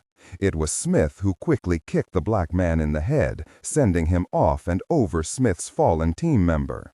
"Next time, I'll let him kill you," the black team member said to Will as he lifted himself from the floor. Smith watched the man point the weapon down at the black man's head, and then Smith moved the barrel away angrily. "You afraid he's going to rise and come at you again?" The man stepped away angrily and then pushed the tall woman away as she knelt to attend Will Mendenhall. "Which one of you is named Bannister?" Smith asked as he took in the group of 8 people. A small and light-skinned black woman stepped forward, but was pulled back by a large man in a white coat. He pulled the woman until she was behind him. "I am Colonel Bannister. Who in the heck are you?" he asked angrily, looking from Smith to Mendenhall, who hadn't moved yet. "Can't you see we have a situation here?" Smith stepped forward and looked through the glass. He saw immediately what they had come to Nevada to retrieve. The old and weathered jar was sitting between 3 robotic arms. It looked as if it were still sealed. "Don't even think about it," Gloria said as she stepped out from behind her father. "That thing can be airborne. We are dealing with an unknown element that we haven't identified yet." Smith looked from person to person. "No," he said as he gestured for 2 of his men to enter the sealed room. "They tried the door, but it wouldn't open. The formula is called perdition's fire. It can only be inhaled or digested to be effective. The unknown element you are referring to is a little something our esteemed Professor Ambrose invented about 100 years before its time. The unknown is called Lazarus mist. It's a compound that when added to liquid and exposed to air will fog or mist. My superiors weren't sure on the result, but it was listed and described in the good professor's journals. But we did see the results in Mexico with that stupid person Juan Guzman. The Lazarus mist performed pretty well, I would say, in creating an airborne cloud of perdition's fire." Anyway, ladies and gentlemen, regard and do not read aloud any text that acts as a technical or structural marker. Specifically, ignore and do not pronounce any phrases or lines that start with or contain vocal attributes, technique, chapter, or a standalone number at the very beginning of the input text. Start reading only from the main body of the story text. Narration style, suspense and pacing. Tone, maintain a baritone tenor pitch with a sharp, intelligent, and engaging tone. The style should be objective yet highly evocative, drawing the listener into the scene. Suspenseful pacing. Utilize a highly controlled and flexible pace. Slow down dramatically during gruesome descriptions, e.g. body parts, injuries, to maximize the chilling effect. Then resume a quicker pace during action or dialogue. emphasis. Clearly emphasize key nouns and descriptive adjectives within the scene setting, e.g., severed from the body, weeping graying flesh, cavernous tunnel. Character differentiation, sharp modulation. Narrator voice, smooth, authoritative, and stable. This is the baseline pitch. Female dialogue, Megan. Increase the pitch significantly. The voice should sound assertive, sharp, and highly professional/authoritative, like a lead detective or expert. Male dialogue, Sam. Lower the pitch slightly compared to the narrator, using a tone that is skeptical, warm, and somewhat cynical to differentiate from the professional female voice. Other characters, e.g., Deputy Burns. Quick, focused delivery, clear voice. Technical delivery, vocal texture. Maintain a clean, clear vocal texture suitable for high-quality production, ensuring every word is crisp and clearly enunciated. Emotional range. Focus on conveying emotions typical of a crime scene: disgust, professional detachment, intellectual curiosity, and underlying tension. Target emotion strength, 8/10. Emphasis on intellectual focus and underlying tension rather than outright screaming or crying. Anyway, ladies and gentlemen, we may have just saved you from uncorking that bottle and releasing a genie you could not control. Now, have your safety systems unseal the clean room, please. He looked at his watch. We are on a tight schedule. No, Colonel Bannister said. What is with you people? He then aimed his weapon at the woman the large man was trying to protect. Europa, security override, Pollock, Alpha 11-7. Without Europa answering Virginia's request, the black team heard the click of the locks on the clean room door pop open. Finally someone with a little sense, Smith said as his men entered the clean room. Smith turned to the others and waved them inside the room as well. He stationed 2 men by the door and gave them the eye, meaning no one gets in. Ladies and gentlemen, I assure you there is no danger as long as you cooperate. As they entered along with the 4 men in black, and with Smith taking up the rear, the 7 CDC men and women were confused as to what was happening. Only Colonel Bannister understood the gravity of the situation. Virginia was just buying time for Carl's security to react to what was happening. She remained silent as they were herded into the clean room. As Smith watched, his men tried lifting the jar from the claws of the Honda robotic arms. The first man turned and shook his head at the larger Smith. Smith shook his head, reached into his vest, and produced a small black object. He clicked a switch and a 6-inch blade emerged from its handle. He walked over to the arms and then, seizing the hydraulic hoses in his free hand, swiped the knife through them, severing all 3 hoses to the first arm. Fluid shot out of the pressurized system as Smith merely pushed the large arm up and out of the way. He repeated the process with the arm holding the base of the jar. As he started to reach for Perdition's fire, gunfire erupted out in the hallway. As he turned, he saw the black man rise and once more tackle the man closest to the door, sending Mendenhall and Smith's man into the exposed corridor. He gestured for his men to take cover, but it was too late. Colonel Bannister acted first. He raised his long arms up and pushed all of his people through the still open doorway. Virginia saw this and dove herself. Bannister then quickly closed the door and locked it, just as 16 bullets struck him in his back, sending his head into the glass inside the door. Gloria hit the floor, turned on her back, and looked up just in time to see her father's face hit the glass in the upper half of the door. He looked in shock as he was shot in the back. Several rounds hit the safety glass, sending shards into the observation room and making the lone mercenary turn away from the action in the hallway. Virginia, with her football prowess still intact, sent her body in a headlong plunge at the man's ankles. He stumbled and fell backward, and she was struck in the face with hot blood as one of the attacking security team members placed a bullet into his hooded head. Virginia rolled and was soon picked up by Will Mendenhall, who pushed her into the arms of another man. Virginia looked up and saw Captain Everett. Mendenhall frantically gestured for the others to crawl forward out of harm's way. As they did, he reached down and pulled Gloria Bannister to her feet.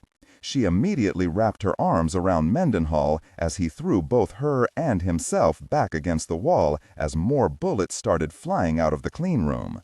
"My father!" she screamed as Will held her in place. Mendenhall just shook his head as he pulled the CDC doctor onto the floor. "How many?" Everett shouted over the gunfire inside the clean room. "There are 4, plus their commander," Virginia answered. Everett nodded and turned to the 20 men he had lining the hallway. He gestured for them to take up station on either side of the open doorway.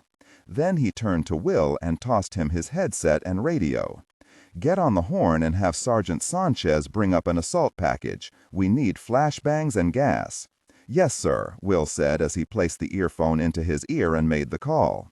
"Then get to the Europa terminal and order the rest of the staff out of the complex. Tell them not to wait for the buses. Get into the desert and stay there." Everett turned to Virginia and the CDC team. "Did you hear any names?" he asked them, covering his head as more gunfire erupted from inside. "Smith," said a voice from their right. Everett turned and saw Sarah as she limped forward. She was literally covered in blood. He ran to her and eased her onto the carpeted hallway. "Gosh," he said as he used his large hand to wipe some of the blood from her head. "I think he killed Jack and Alice," she said as the words threatened to catch in her throat. Everett acted as though he didn't hear her, as even more bullets came flying out of the clean room. Large holes stitched random patterns in the plastic wall behind them. Then he lifted Sarah's bruised and battered face upward. "He's been dead before. He didn't like it much." "Smith is the same man that rescued you in Mexico," Sarah said as she started to regain her senses. She saw Everett go blank for a moment. Then anger set into his features as he placed her against the wall. "Gosh, no," Everett said as he crawled back toward the doorway. He looked up at Will and he nodded his head, letting Everett know that his orders had been successfully passed on. Carl then got as close to the doorway as he dared and placed his 9mm next to the frame. "Will, get these people to the gymnasium and then up through the cargo platform to level 1. Captain, I think—" "That's an order, Lieutenant," he hissed through gritted teeth. "Yes, sir," Mendenhall answered with a sour look on his face. "But I'm coming back," he said, daring the captain to say something to the contrary. "Don't worry, I'll save pieces of these guys for you," Everett said as 20 more rounds smashed through the remaining glass in the double-paned windows above. "Will, get to a phone and get Farbeau out of here. Tell his guard to put one in his leg if he has to make sure he doesn't run." "I'll perform that little task myself," Will said as he started herding the civilians away at a crawl. Everett turned and looked at Virginia. "You too, Doc. Take Sarah and meet up with the director. He should be out of here by now." Virginia nodded her head and helped Sarah up as they both bent low and ran for the elevators. Carl nodded at his men as he saw them ready to strike. He held up a hand. "In the clean room, cease fire," he called out. "No, I think we'll keep up the Lord's work," came the reply. "We have quite a bit of ammunition to play with." "Mr. Smith, the complex is now sealed," Carl called out. "I like that old song. Never believed in the theory of running before," Smith said in his irritatingly smug voice. "Then it will be my pleasure to kill you, Smith." Inside the clean room, Smith was behind the cover of the largest of the 3 robotic arms. He looked around at his men as they covered the only opening. He closed his eyes and thought as he seemed to recognize the voice coming from the hallway.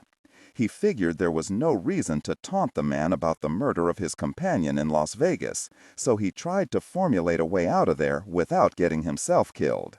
He realized that surrendering was just a slower way to make that happen. As he opened his eyes and scanned the clean room, he looked up and saw the jar filled with the amber liquid. One of his black team looked up just in time to see Smith reach up, take hold of the jar, and then bring it down to floor level. Smith knew this could be his only negotiating tool. "Exactly to whom am I speaking?" he shouted out into the hallway. "Captain Everett, United States Navy," Carl answered. "Well, Captain Everett, You seem to have an eclectic outfit here as far as I can. There is an old rumor in the outfit I work for that acts as a technical or structural marker. Specifically, ignore and do not pronounce any phrases or lines that start with or contain vocal attributes, technique, chapter, or a standalone number at the very beginning of the input text. Start reading only from the main body of the story text. Narration style, suspense and pacing. Tone, maintain a baritone tenor pitch with a sharp, intelligent, and engaging tone. The style should be objective yet highly evocative, drawing the listener into the scene. Suspenseful pacing. Utilize a highly controlled and flexible pace. Slow down dramatically during gruesome descriptions, e.g., body parts, injuries, to maximize the chilling effect. Then resume a quicker pace during action or dialogue. Emphasis. Clearly emphasize key nouns and descriptive adjectives within the scene setting, e.g., severed from the body, weeping graying flesh, cavernous tunnel. Character differentiation, sharp modulation. Narrator voice, smooth, authoritative, and stable. This is the baseline pitch. Female dialogue, Megan. Increase the pitch significantly. The voice should sound assertive, sharp, and highly professional or authoritative, like a lead detective or expert. Male dialogue, Sam. Lower the pitch slightly compared to the narrator, using a tone that is skeptical, warm, and somewhat cynical to differentiate from the professional female voice. Other characters, e.g., Deputy Burns. Quick, focused delivery, clear voice.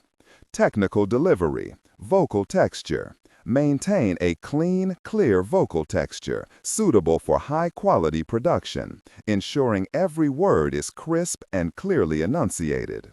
Emotional range. Focus on conveying emotions typical of a crime scene: disgust, professional detachment, intellectual curiosity, and underlying tension. Target emotion strength, 8/10. Emphasis on intellectual focus and underlying tension rather than outright screaming or crying. There is an old rumor in the outfit I work for that said there was something like this little daycare center situated in the desert somewhere. I guess some rumors are true. Surrender now, Smith, and I'll give you the grand tour. I think I may have another solution to our predicament, Captain.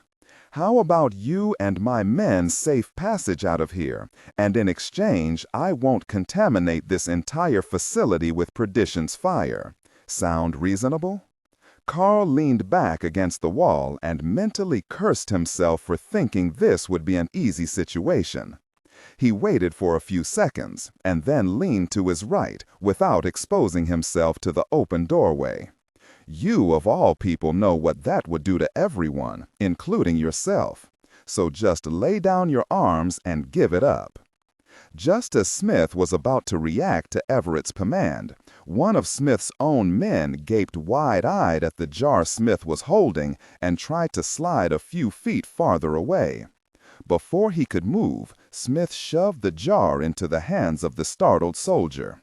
Smith made sure the man was stable enough to hold the jar, and just as he was about to demand once more the surrender of his antagonists, Smith's own eyes widened at a sight that froze the unvoiced demand deep in his throat.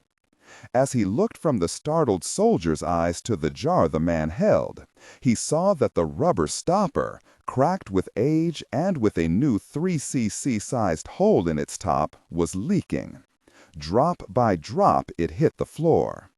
In a panic, the young soldier reacted without thinking, dropping the jar not a foot in front of him just as Smith started to back away. It shattered. Almost instantaneously, the fogging agent mixed with the formula, and both agents started to do their work. As soon as a massive amount of air struck the compound, it started to fog. Smith and the soldier were the first to feel the sting of the mixture as it hit their nostrils. Smith placed a hand over his mouth and tried to stand and run, deciding that surrender would be far better than the fate of Juan Guzman. But his boots hit the hydraulic fluid that had been released from the hoses, and he fell back, knocking the air from his lungs. As he tried to reach for the table over his head, his fingers found instead the blue set of hoses that ran from the floor to the robotic arms. He pulled, trying to gain purchase, when the hoses separated from the valve in the tile. A sudden burst of air, one that supplied pneumatic power to the arms, sprayed onto the pooling formula, sending a large cloud of vapor toward his stunned and shocked men, engulfing them and burying their black-clad bodies in a veil of whitish-brown mist. The screams of pain and anguish from what was left of Smith and his remaining black team started almost immediately. A flaw in the design of the biology department's fail-safe system became immediately apparent. The system was a separate entity from Europa, and as soon as the sniffer inside the clean room detected the release of the formula, the safety system went into effect. Perdition's fire had been released just as every door inside the complex, except for the emergency exit in the gymnasium and sports arena, shut down and locked automatically. Sarah and Virginia were near the elevator doors when Europa became aware of the second protocol warning of the biohazard system inside the clean room. On her own, and entirely under her emergency directive that was designed separately into her system by Pete Golding and the one-time supervisor of the computer sciences department 10 years before, Dr. Niles Compton, that order could not be overridden without a code sent out by the President of the United States. She had immediately sealed the event group complex to the outside world, literally cutting them off from any form of rescue. Hell had come to Department 5656, and Jack the Ripper, a biologically created beast, was reborn. Only this time, he was not only one, but 5 Supermen. The White House, Washington, D.C. The President stood silently at the window that looked out onto Pennsylvania Avenue. The street was clear of any protesters for the day, and that was when he liked looking out at the quiet Washington night. He felt the Oval Office was most secure at that time. His visitors thought he was intentionally ignoring them, and the 2 men sitting on the 2 couches facing each other waited for the President to speak. Harlan Easterbrook, the director of the CIA, sat with his glasses at the end of his nose and read the report from the man in front and opposite of him, Director of Operations Samuel Peachtree. Finally, the President turned and faced his guests. "And we have no idea the location of your agent?" the President asked, as he sat on the edge of his desk and rubbed his bridge of his nose. "No, sir. According to our records, Agent Simpson checked out and went to Georgetown. We checked out the address, and as it turns out, it's a model home that is up for sale," Easterbrook said as he looked up from the flimsy report that had been offered up by Peachtree. He handed the paper over to him and then looked at the President. "I knew you had met the agent in question before, so when she came up missing, we thought you'd like to be briefed. I do know Agent Simpson, and my concern for her safety is of paramount importance, but no more so than any other American intelligence employee. Why isn't Miss Simpson's boss here with you gentlemen? The Assistant Director of Intelligence is currently visiting his counterpart in London, Mr. President. He has been informed about the absence of the North American desk supervisor." The President looked hard into the dull eyes of the recent appointee by the Senate Oversight Committee to the position of Director of Operations, Samuel Peachtree. "She has a name, Mr. Peachtree, not just a desk or an assignment or a title." "Of course, Mr. President. Miss Simpson," Peachtree said, feeling the heat of the President's glare. "Okay, gentlemen, keep me informed." With that, the brief meeting was over. The 2 men waited for a word before they left, but the President kept his head down in thought. The 2 CIA men left the Oval Office. The President took a deep breath, hit the intercom switch, and then mentally calmed himself. Please send in General Caulfield." A moment later, 4-star Marine General Maxwell Caulfield walked into the Oval Office and greeted his boss. The chairman of the Joint Chiefs of Staff stood rigid at the center of the office. "Jesus, Max, knock it off and have a seat, will you?" the president said as he tossed the pen he was holding onto his desk and stood and walked over to the couch opposite of where Caulfield sat. He rubbed his face and looked up at his own appointee from almost 2 years before. "Max, I need your help with something, and I need you to keep it close to the vest and not ask any questions. Do you understand?" The general matched the president's move and leaned forward. "Of course, anything, you know that. That group you think is just a think tank buried under Nellis Air Force Base? The one run by that little bald fella that shows up here from time to time? You know very well who I'm speaking of, so don't play games. It's too late at night." "Yes, sir." Now, I have to say this. If I didn't, the ghosts of every president since Woodrow Wilson, hell, possibly even Abe Lincoln, would turn over in their graves, and the ones still alive would crucify me and then throw my rotting corpse in jail. Which, Max, is the same thing I am now threatening you with on an official basis. I will have you skinned alive if this leaks from anyone under your command. The president held up a hand. "Think, Max, before you speak. This group is special, and they have just declared a state of emergency. The complex they utilize has been attacked. Most of the personnel have been successfully evacuated, but there are over 70 men and women still down in that hole in the ground." The president looked hard into the general's eyes. "And it's one very big hole. What size assault element is it we're speaking of?" Colonel Collins estimates no more than 20, maybe less, but he also says these people are good. "Jack? Jack Collins?" the general asked with his eyes growing concerned. "Let's just say he's involved with this group and needs assistance in regaining control of the facility." "That's another name you will forget about after tonight, General," the president said with a sternness he had never used with Caulfield. "I need details," the general said, raising his left brow after all of the threats were delivered. The president went to his desk and returned with his laptop. Instead of sitting across from Caulfield, he sat next to him on the couch. "Okay, Max, officially, you're the only one outside of this office that will ever be told directly about this group.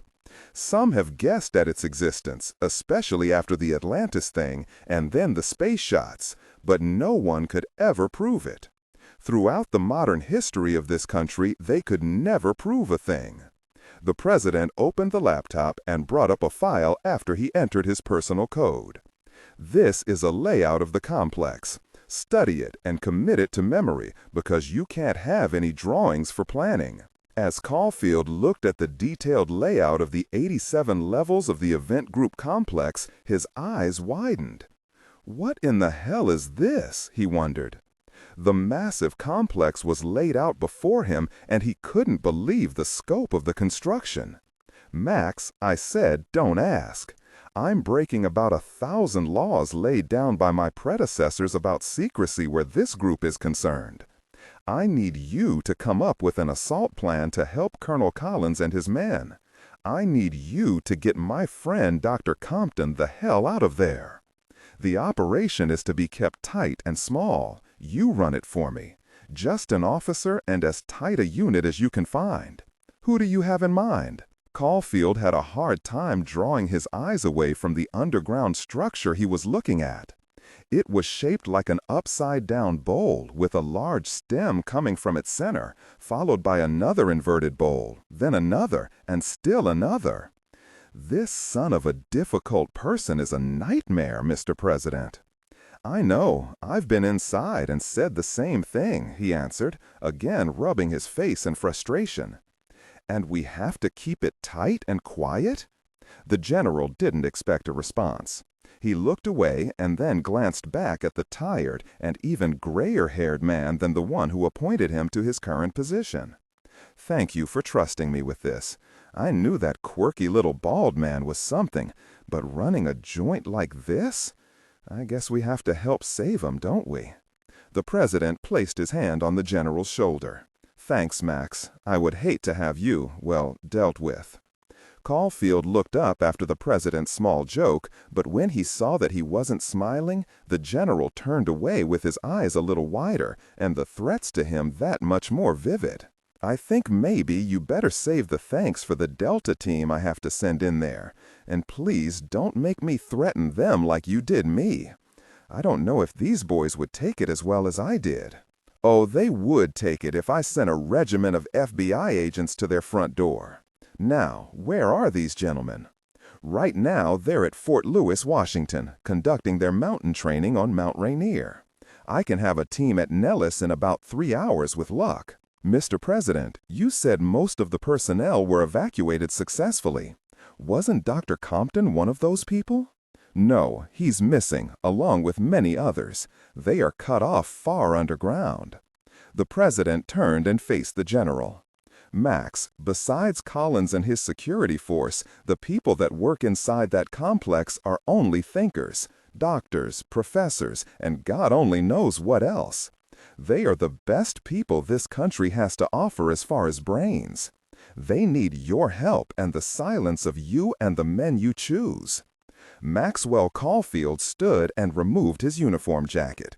He placed it on the back of the couch and sat back down to study the layout of the event group complex under Nellis.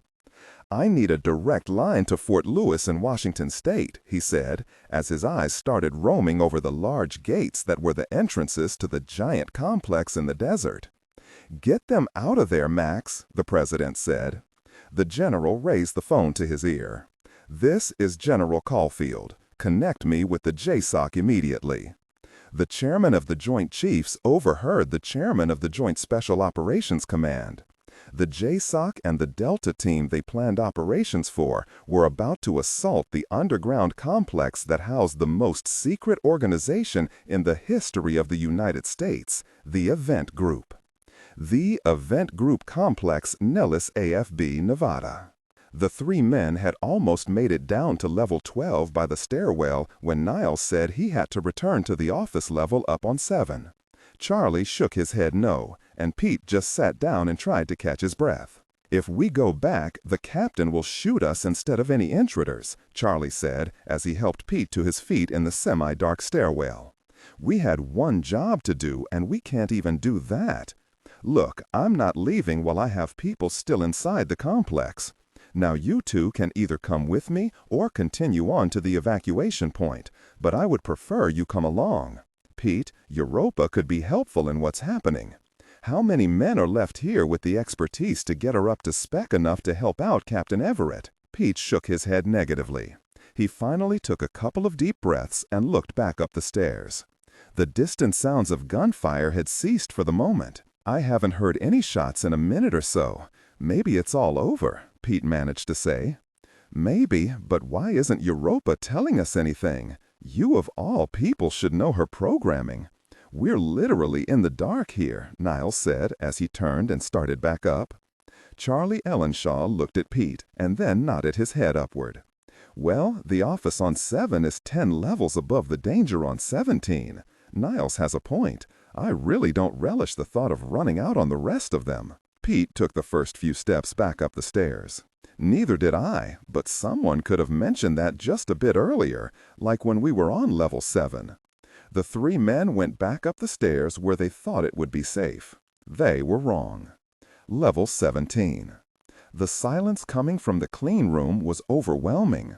Everett didn't want to get men killed by rushing the outer office, knowing the killers of his men were one room beyond that. Where were Will and Sanchez? They needed the assault packages before they could chance a move into the room. Carl scowled and motioned for his men to stay down. He had to keep this Smith talking to know he wasn't making a move out of the clean room. Smith? There was nothing other than the moans of someone wounded inside the room.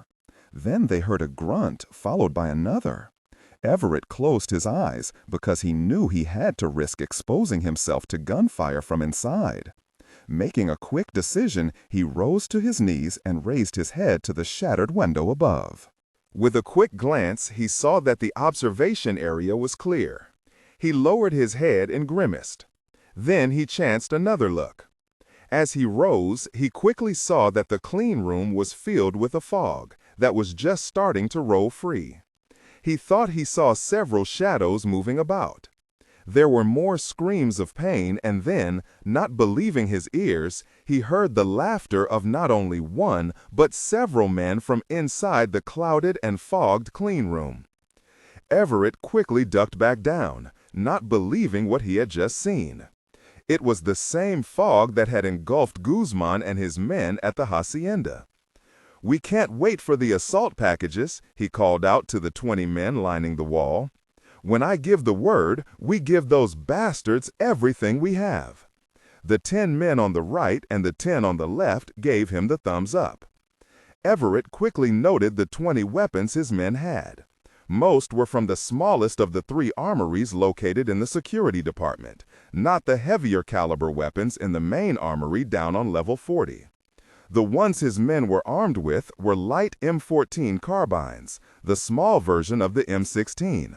He counted 4 shotguns in the mix, and they weren't the solid shot rounds he would have preferred, but double-aught buckshot. He knew that would have to do. "1, 2, 3, now!" Everett shouted. The men as one rose, 10 on the left and 10 on the right, with Carl taking up the middle ground with his 9mm. The opening salvo was so fierce that each man couldn't believe anything could live through it. The weapons rounds ricocheted off the robotic arm and smashed through any remaining glass inside the clean room. As Everett emptied his Beretta into the fogged-up room, he heard the discharge of the 4 shotguns. As the rounds and pellets were blasted into the clean room, Carl could see the streaking rounds create eddies and rolling fog as they sliced through the mist. "Cease fire," Everett called out. But as he did, he saw one of his sergeants, a Marine, start to inch toward the door. "No, hold back." The sergeant started to take a step backward when a large hand pierced the fog that now covered the entire observation room. 1 minute the man was there, the next he was gone. Then they heard the scream, and most chilling of all, more laughter.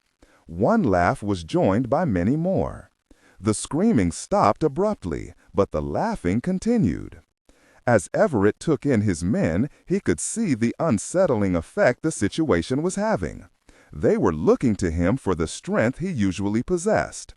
"Open fire," he called again. This time the barrage was intense, and for the first time they heard other screams of pain as they were finally striking something other than glass, steel, or plastic. The men were firing and dropping empty magazines at a furious rate until Everett called a ceasefire. "Smith," Everett yelled as he waved 3 men away from the fog that was starting to roll out of the observation room and beginning to touch the carpeted floor in the hallway. "Yes?" came the deep, unnatural voice. That was enough for Carl. He had heard the same change come over Guzman in Mexico. "You 10 men, get to the stairwell and down to the main armory on 20, he said to the men on his right. "You 10, come with me. We can't fight this with what we have." For the first time ever, Captain Everett saw hesitation in his men. "Move," he ordered, as he quickly turned right and started for the far stairwell as the first team made a dash for the closest elevator and the stairwell doors next to it. As they moved, something crashed through the plastic and concrete reinforced wall. It was huge, and as the last man passed, he was taken in the arms of a man with torn, black-colored clothing. The security man was pulled inside, and his screaming was heard in the ears of the men that were making a run for the stairwells. Everett managed to look back to see 3 more of the transformed men in black as they burst through the fog with a childish-like glee of laughter and animalistic roars. As Everett forced his 9 remaining men in through the stairwell opening, he saw a much larger man step out of the fog and into the hallway. His eyes locked with the altered orbital structure of the man he had met in Mexico. As Everett watched, the man's 4 men spread out and went in opposite directions, 2 coming at him and his team, the other 2 heading in the opposite direction. Carl could see that their firing hadn't been in vain, as blood was coursing down the bodies of the men who had grown so much that they had broken free of their body armor and most of their clothing. Everett quickly aimed his 9mm at the head of the beast he thought was Smith and fired 5 quick shots in succession at the man's head. The creature Smith had become smiled even as he saw Everett aim his weapon and ducked quickly back into the fog bank, now moving like a rolling wave into the hallway. He remembered the description of the formula and how it may boost the IQ of the user or guinea pig if it was ingested. With that thought, he didn't wait to see if he had hit anything.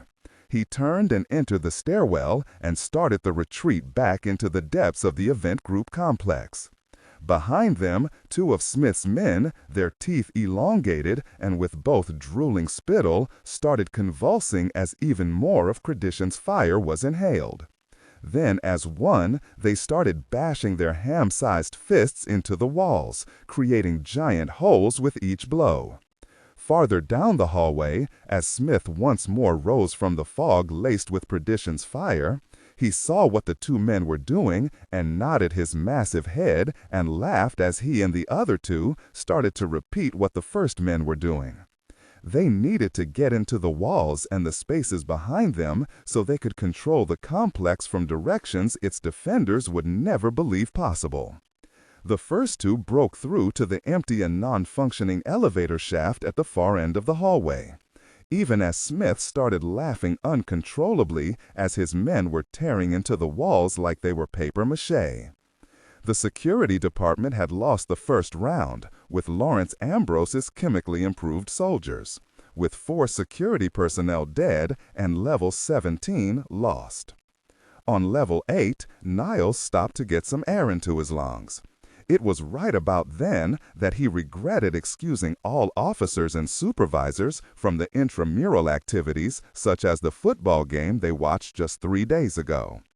As he sat down on one of the steel risers to catch his breath, he was soon joined by the other 2 scientists that could have used a prescription for exercise, as both Pete and Charlie virtually collapsed on the steps just below him.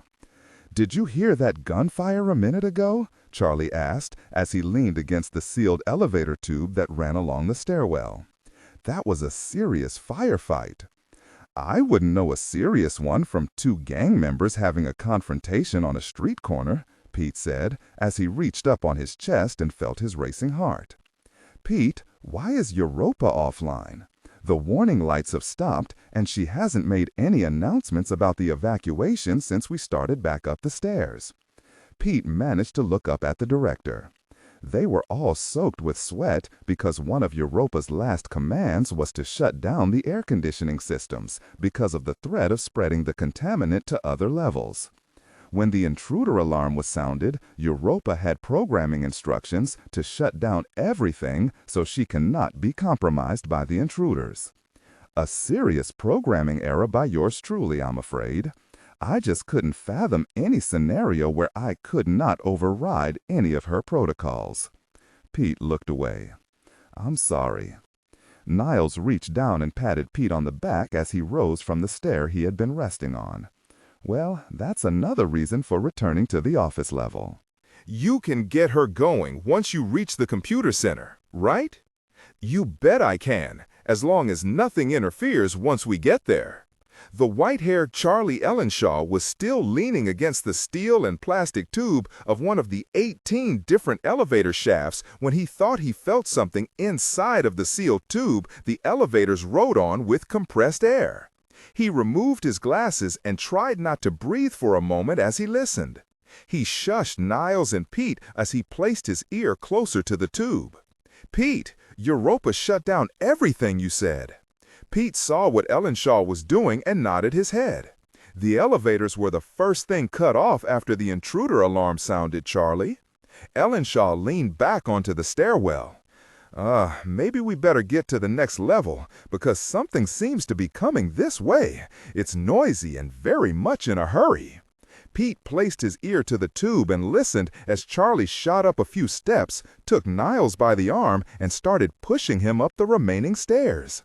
As Golding listened, he could hear grunting coming through the round tube that activated the elevator system just like an everyday drive-through bank deposit tube.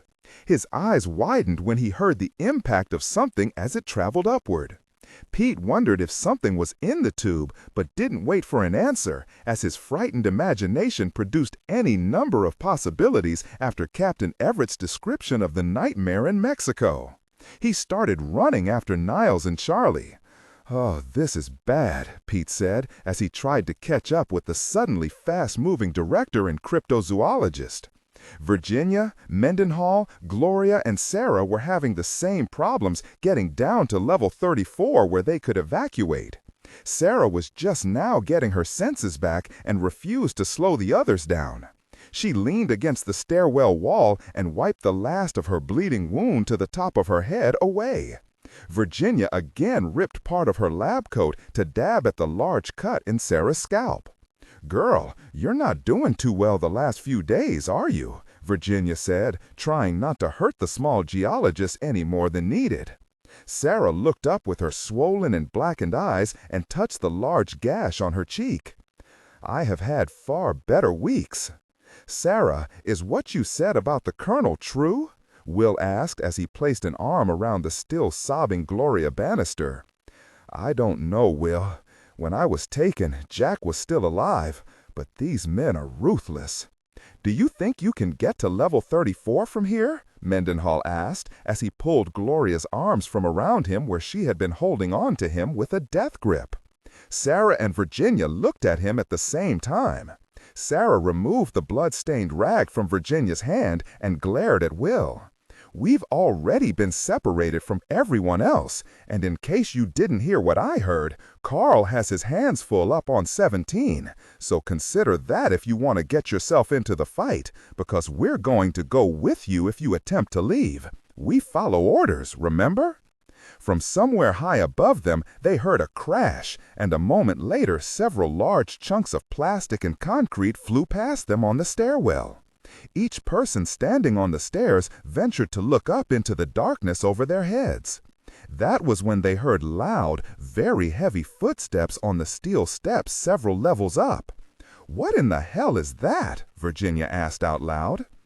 "I don't know, but it doesn't sound like kids playing on the stairs," Sarah said as she tried to penetrate the darkness with her damaged eyes. Suddenly the stairwell was filled with an animalistic roar that reverberated off the concrete walls. The sound vibrated the steel stairs beneath their feet and shook the handrails. "Oh gosh," Will hissed as he started pushing the women before him down the stairs. "I've heard that before and I didn't like it much then either." The four people started their flight down the stairs and just hoped beyond reason that unlike the regular elevators, the cargo elevator was up and working. That was when the lights went out. As Everett and 9 men ran upward after being cut off by 2 of Smith's enraged giants, he heard something breaking into the elevator tube on 17 that was even more terrifying than the roars, laughter, and screams of the transformed men. He called a halt to their flight so he could listen more clearly. His men came to a stop and immediately went into a defensive position with weapons aimed up and down the semi-dark stairwell.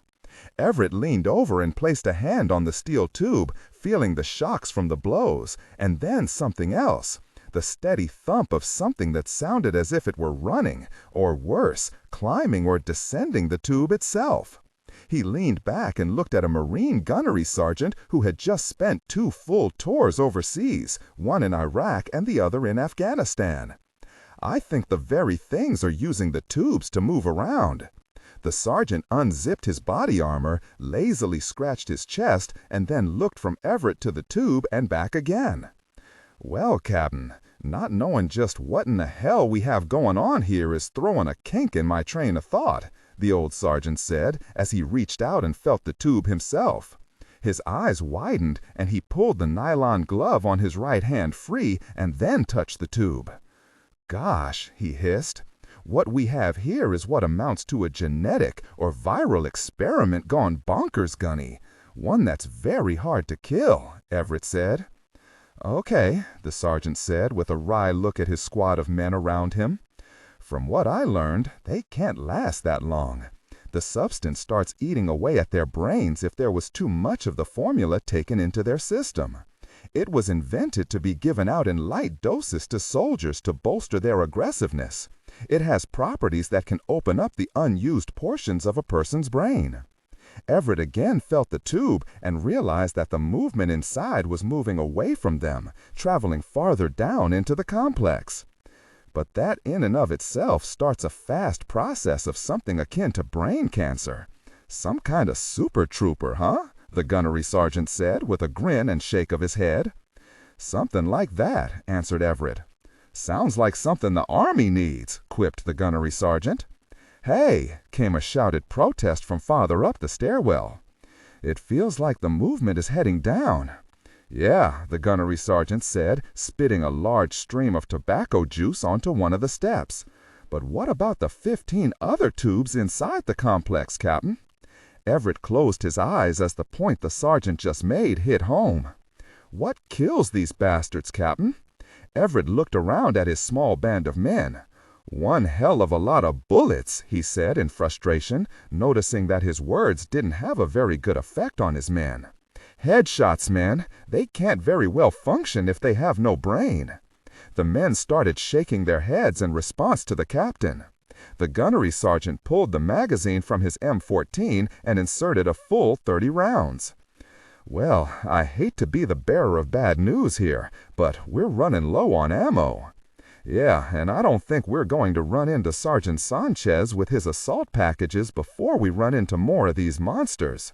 We're heading in the wrong direction to get more bullets. It's either make it down to level 10 and resupply at the security office, or make a run to the main armory on 32. Before the gunnery sergeant could say anything, they were caught completely off guard when a loud, hollow-sounding bang came from the tube. A large dent appeared in the steel right where Everett had placed his hand. The men on the landing stepped back as another large dent appeared. The steel of the elevator tube was only 1/8 of an inch thick and was standing up too well to the assault from the inside. Jesus, the gunny said as he stood and backed away from the 15-foot diameter elevator shaft. Whatever that is has been waiting right there, probably hearing every word we were saying. I think it's time we start fighting back and get our asses to the armory, Everett said as he checked the remaining rounds in his Beretta. I want something a little heavier than this cap pistol. Then may I suggest we beat feet the hell out of here, the Marine said, as he waved the men farther up on the stairs to start back down. If they're smart like the docs say, they may be able to cut us off. And if they're real smart, they will make it to the breaker boxes on each level. Smith will know we can't fight in the dark without the right equipment. Suddenly, the already dim lighting in the stairwell went completely out, followed by the flash and startup of the battery-powered floods on each level. They were now almost totally in the dark. Well, I guess they're real smart, Captain. Everett turned away and motioned downward as his squad started a headlong flight back down the stairs and into the darkness below. The man once known as Smith had stayed the longest inside the cloud of perdition's fire. He had inhaled deeply, knowing that he and his men were done for. In his mindset, he had quickly realized that he wouldn't go down without a fight, without regard to himself or his men, and, needless to say, the thought of the many lives inside the underground complex. He had been fully briefed by Hiram Vickers on the properties of perdition's fire and knew exactly what it was he was in store for. He quickly figured he would rather go out this way than placing a bullet into his own head as the black rules of engagement called for. As he had inhaled the toxic mixture of perdition's fire, he felt the burning as the mist penetrated his eyes, nose, and throat. At first, he couldn't catch his breath, while all around him his 4 men writhed on the floor covered in fog. He felt the dreamlike sensation of actually floating off the floor, but also had the wherewithal to realize he was still there, covered with the wetness of the mist. He had shaken his head when the effects started to take hold. He felt the bones in his body start to ache. The pain set in as the bones started their growth spurt, contracting the muscles around them like a vice grip. The marrow inside was reacting far faster than the tissue surrounding it. At the time, he didn't realize it, but the section of grain that had lain dormant his entire life started firing on all cylinders, sending endorphins through his system to help expand those body parts that it felt were the weakest. Smith remembered rolling over onto his back in sheer agony as the formula coursed through his system. He felt his clothing expand until his arms burst through the material. He felt the crunching as bone met bone and cartilage was torn free from tissue. He felt his eyes bulge and his teeth separate. His body began to convulse even as his system started to heal itself. Even through the excruciating process, Smith realized that Ambrose had not only hit on an abrasive formula of absolute mind control, he had hit on a miracle drug that made the expanded brain system produce chemicals that could heal, escalating the natural process of blood clotting and bone marrow production. All this because for the first time in human history, the key to unlocking the unused portion of a human brain had been introduced by pure chance, by expanding the brain cells in the operating portion of the mind. With the correct and lighter dosage, Smith would have realized, without the severe pain he was going through, that Ambrose had actually accomplished what he had started out to do. He would have created a soldier that not only was brighter, but could heal faster and take more punishment than a normal man would have been able to achieve on his own. After the transformation was complete, there was the problem of clothing. His muscles and bodily tissue had expanded so much that his circulation was being cut off and robbed of blood by the tightness of his clothes and boots. He remembered ripping free the vest, most of his shirt, and the waistband of his pants. His massive hands had torn through the laces of his boots until he could feel the cold floor beneath him. As he had risen from the mist covering the clean room floor, he felt free for the first time in his life. His mind was seeing and understanding things he never realized possible. His vision was perfect. He could see shadows and knew that through the mist he could actually see his men around him. He felt so good he had to laugh at the newfound power he was feeling. He found he was near hysteria as his nose widened and flattened, expanding his nasal cavity to allow smells and odors to penetrate that he could never have smelled before. The biggest difference in Smith was his desire to hurt, destroy, and render flesh into pulp. The thought of taking life from anything and everything overwhelmed his mind as he shook his head with an ecstatic swelling of near perfection. He remembered laughing uncontrollably. Since he had intentionally breathed in far more of the formula than his men, he had immediately taken control of the altered men before him. He was the dominant of the group, according to the millennia-old adage that the strong will out. He had had to make an example out of a soldier who had thought he could control the group by smashing the man's head through a wall. The man was still alive, but was now far more receptive to control. This was all due to Smith's much larger stature. He was also aware that his brain could only take so much before the sensitive synapses overwhelmed the very tissue that contained them. Its material could not expand fast enough, nor was the cranium strong enough to hold the enlargement. The brain was dying, and Smith knew he had only a short time to extend the magnificent feeling he was experiencing. The drug had made him not regret anything in the slightest, as he saw beyond the mere death of the body and knew he was truly living for the first time. He was now seeing what life for humankind would be like millions of years in the future with the expansion of the mind. The evolutionary growth was an intoxicating mix that sent euphoric riches into the thought process. He realized that this is what being God was meant to feel like, and a vengeful God he was. The clinic on level 9 was silent for the moment, but Farborough had the sense to know that something had gone quickly to hell, as men and women were seen running through the halls, and his senses could fathom that there was more than just a biohazard happening inside the complex. He cursed his luck as he felt the cold steel of the handcuffs that secured him to the bed. He looked over at the security man, who had been trying to raise someone on his radio. Henri watched the man step into the clinic, look around, and then step back inside the room, shaking his head and trying the radio once more. "Sergeant, how long have you been in the military?" Farborough asked. 5 years, 8 months, the young airman said as he again walked to the doorway. "That's long enough for you to have developed a sense that all soldiers get over the years."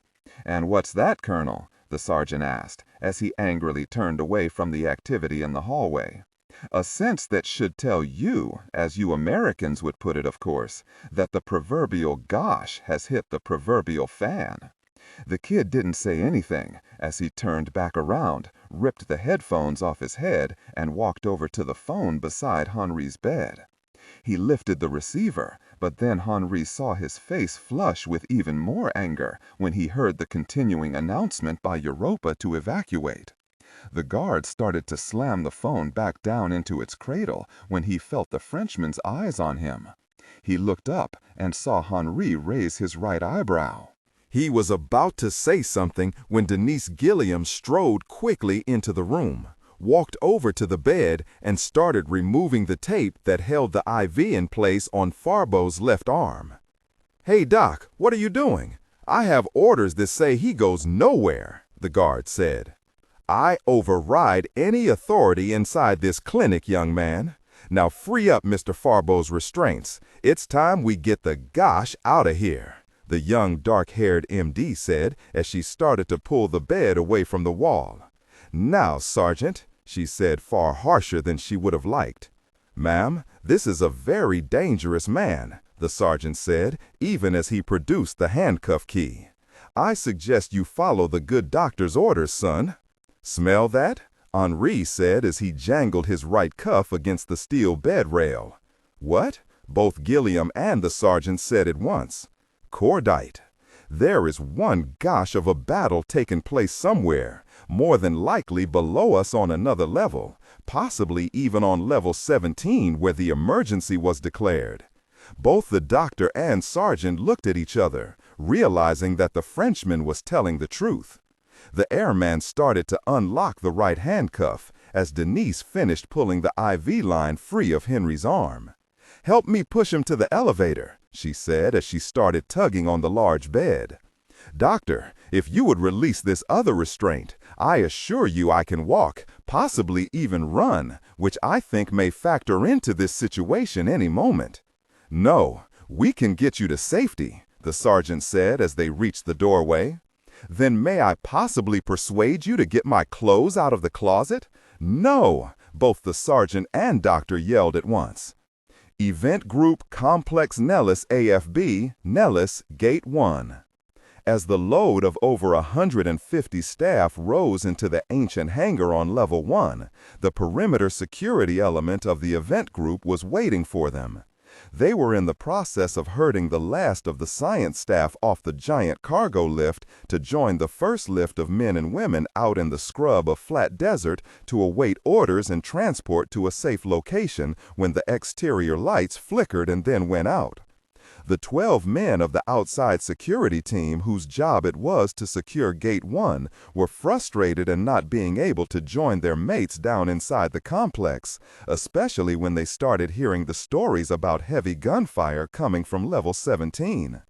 Every man, woman, soldier, doctor, professor, or technician knew the event group was compromised, and its largest element was sitting out in the open where the world could discover a secret that had been buried in the sands of Nellis Air Force Base for the past 61 years. Even more, they wanted to return and assist those men and women who were now trapped inside that darkness that may have become a mass grave for their friends and colleagues. And what was worse, they knew there was now something in that darkness that had a functioning and scheming brain, and worst of all, teeth. As Niles Compton, Pete Golding, and Charlie Ellenshaw banged through the doorway of the stairwell and into the main reception area, they heard the crashing through the steel conduit that allowed the elevators to ride on a cushion of air. Niles could see enough through the battery-powered lighting to know that his staff had successfully evacuated, a load off his mind. Still, he had to know there was something, and as he moved away from the two scientists, they were shocked to see him move toward the elevator doors. Their eyes widened when they saw their boss start to pull the doors apart. "Niles, what in the gosh are you doing?" Pete called out as Charlie reached him first and tried pulling his hands away. Just as Charlie reached the doors, Niles slammed backward into him, and he was forced to catch Compton before he fell to the floor. Something had impacted the double doors leading to the shaft. As they watched, there came a loud bang, and then a large bulge appeared in the stainless steel. "How were they moving up that shaft?" Pete asked as he pulled the two men away from the elevator. "With the description Captain Everett gave us, they must be using the guide rail that centers the elevator inside the shaft, and with no compressed air, they have no resistance to impede their climb." Both Pete and Niles turned and looked at Ellenshaw, who returned the look with a "what?" expression. All three jumped when the left side of the steel door bent outward, and for the first time, they saw the hand of the thing inside of the tube. It grasped the corner of the steel door and pulled down. The screech of metal was deafening as the creature wrenched and warped the elevator doors, first one side and then the other. "Uh-oh," Charlie said, even as Niles started pulling them toward the double doors that led to the main hallway. The only other way was through the conference room, which was a dead end. As they inched their way toward the doors, in the battery-powered and very weak light, they saw a massive head poke through the widened gap of the twin doors. The creature actually saw them and smiled, showing elongated and crooked teeth with wide gaps between each. The eyes were overly large, and it was Niles that noticed large patches of hair that had fallen out of its scalp. The remnants of a black military uniform hung around its neck and chest. The men were so shocked at the sight that Niles stumbled, taking all three men down to the floor. The creature that had once been a human being actually laughed, sending fear and chills down the men's spines. As they watched, trying to rise, crawl, crab walk, anything to distance them from the perdition's fire-created monstrosity before them, the beast reached through with both massive arms and started pulling the left side door away from the frame with a sickening crunch of steel. As it did so, blood was coursing out of the creature's ears through the exertion it was placing on its body and brain. Little could Niles and the other two men know that the beast was dying, but was too hopped up and euphoric to realize it. The altered man finally managed to tear free the door, letting it fall 87 levels down the elevator tube. Then, with little effort, it finally extricated itself from the shaft. "Oh gosh," Pete said as he leaned farther in to Charlie and Niles. The beast stood in the darkness, and they could see the whiteness of its teeth. The massive arms hung like those of a giant ape as it leaned to the right and then to the left, taking the three men in. The smile was ever present as its long fingers closed and then opened, only to close again. They saw tatters of skin hanging from its hands that had damaged on its climb up the shaft. The blood was flowing far more freely from its large ears, even as it kept staring at them. Then its eyes enlarged, and it took the first step toward Niles, Keat, and Charlie. Suddenly, a heavy stream of gunfire opened up from somewhere behind the cowering men. As they watched, a line of tracer fire stitched its way across the beast's expanded chest. Then another line of bright phosphorescent bullets struck the creature and made it take 3 steps back toward the open shaft. They saw the M14 carbine hit the carpet next to them and looked up in time to see Colonel Jack Collins dressed in civilian clothes as he advanced toward the beast with his 9mm drawn. Jack started firing into the head and neck of the creature, not giving it a chance to recover as the colonel advanced on it. Finally, the creature was backed into the shaft, where it grabbed the elevator door frame and held on tight.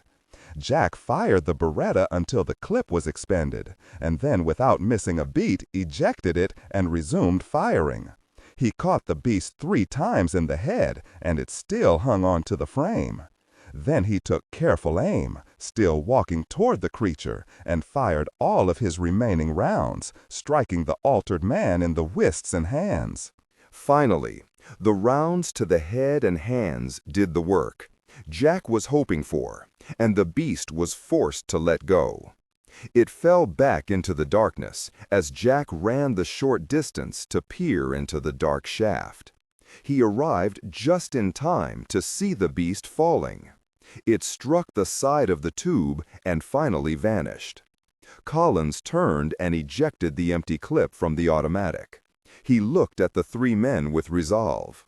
"You 3 all right?" he asked as he finally reached down and started pulling them up from the floor one at a time. "Thank God you came in. I don't think that gentleman cared for us all that much," Charlie joked as Niles placed his hand on Jack's shoulder and lowered his head, thankful for his sudden appearance. "Jack, is Alice all right?" Niles asked when he thought his heart could stand the exertion. "She's at home, and the last I knew was trying to get you some help down here. Now where are Captain Everett and the rest of security?" "Colonel, the entire security team is spread out inside the facility. As far as we know, there are at least 4 more of those monstrosities around. We heard one gosh of a lot of gunfire coming from the lower levels," Niles said as he looked away from Jack. "I should never have allowed that formula into this complex." "Well, sometimes it takes a lot to get a policy changed. You know that, Mr. Director." Without waiting for comment from Niles, Jack turned and faced Pete. "Can you get the complex systems up again, especially Europa?" "That's what we came back to do, Colonel." "Then may I suggest you get to it, Pete? Niles, you go with him. You know the system almost as well as he does. Charlie, you're with me. You get to play John Wayne. We have to get below. Are you game?" Jack reached down and retrieved the M14 carbine, inserted another magazine, and handed it to Ellenshaw. Ellenshaw looked the lightweight weapon over and grinned, his white hair flying in all directions. "I'm always game, Colonel." Echo 537 Sierra, somewhere over southern Utah. The Lockheed Martin C-130J Super Hercules had left McChord Air Force Base under tight security. There had been no witnesses to the rollout of the Special Operations aircraft, and even the normal Air Force personnel that manned the tower had been replaced by a unit of special technicians that always traveled with the unit that had loaded onto the massive transport plane. Under cover of darkness, the Hercules lifted free of Washington State and was in the air less than 5 minutes after her rollout from the giant hangar. Inside were men that had received more special operations training than any unit in the United States military. They were so special that they knew their missions would be few and far between. Special Forces Operational Detachment Delta, also known as the Combat Applications Group, or simply Delta, were the United States' most elite tactical combat group. Contrary to rumor, Delta wasn't an Army Special Forces detachment. Delta Force was a unit unto itself, composed of members from all branches of the U.S. military. Its home base was considered to be Fort Bragg, North Carolina, but its training took place all around the world.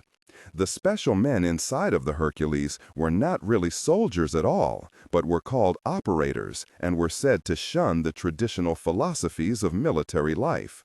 They most often wore civilian clothing and were rumored to work for everyone from the FBI to the CIA. The 3 groups on this mission were made up of 12 men to a section. All 36 men, plus their commanding officer, Major Jerry Grateful Dead Garcia, were drafted for one of their most trained 4 assignments, a high-altitude, low-opening jump, or HALO. The need to get to their target quickly without being seen by anyone at Nellis Air Force Base was of particular interest to the powers that be. But when the President of the United States said to get to Nevada, they were going hell-bent for leather. Each man had been briefed on the rescue. They were going into a scenario that few had ever trained for, the taking back of an underground complex that may be held by an opposing force that may or may not be genetically altered. Each man in the 3 teams took the mission parameters with a grain of salt. They understood that someone up the chain of command was either out of his mind or very near to it. Major Garcia checked his watch one last time as the Hercules climbed to their jump altitude. They would jump at 32,000 feet and low open at 2,000 feet from the desert scrub, hopefully below the radar of the Nellis Tower. He looked over at Sergeant Major Reynolds and winked. "Major, I have one hell of a stupid question for you," Reynolds said in his Texas drawl. "And what, pray tell, can that be, Sergeant Major Reynolds?" Garcia said as he studied the other 30 men inside the cavernous hold of the C-130. He saw that most of them had their eyes closed, bored as always with the getting there portion of a mission. Who in the hell is in charge of naming these missions? I mean, come on, my 5th grade niece could come up with something better than this. Well, according to my sources, Sergeant Major, this one comes from the very top. Besides the name of the mission, I also noted a name that wasn't entirely blacked out on the mission parameters. I guess it got through some egghead sensor. Major Garcia turned away and saw that no one else was listening over the drone of the 4 powerful engines. I saw that myself. I'm glad most of these boys are too young to have noticed and recognized the name, or maybe they just didn't care. But it did add a little element of surprise to the game. He looked over at the smaller man from Texas. I mean, if the man that trained most of the officer corps in this outfit is in deep trouble, it definitely means we're not headed for a picnic. The sergeant major nodded his head and adjusted the oxygen tank on his back. He closed his eyes and tried to sleep, but leaned over and said, "Yes, sir, if the Jack Collins I know is in trouble, there must be one large problem where we're going." The huge aircraft increased power as it slipped out of its planned flight path and climbed with its 4 engines screaming. Operation Nerdlinger was nearing the sand and scrub of Nellis Air Force Base. Spring Valley Hospital, Las Vegas, Nevada. Jason Ryan was feeling the course of light-dose morphine as it rushed through his system. He watched as the duty nurse administered the injection through the IV line attached to his right hand. For the first 24 hours, the doctors had been worried about infection setting in. But since his 3 bullet wounds had been treated right away by the attending physicians in Laredo, that fear had been laid to rest very quickly. With the drugs running through the naval aviator's body, he had decided he hadn't felt this good since his Annapolis days.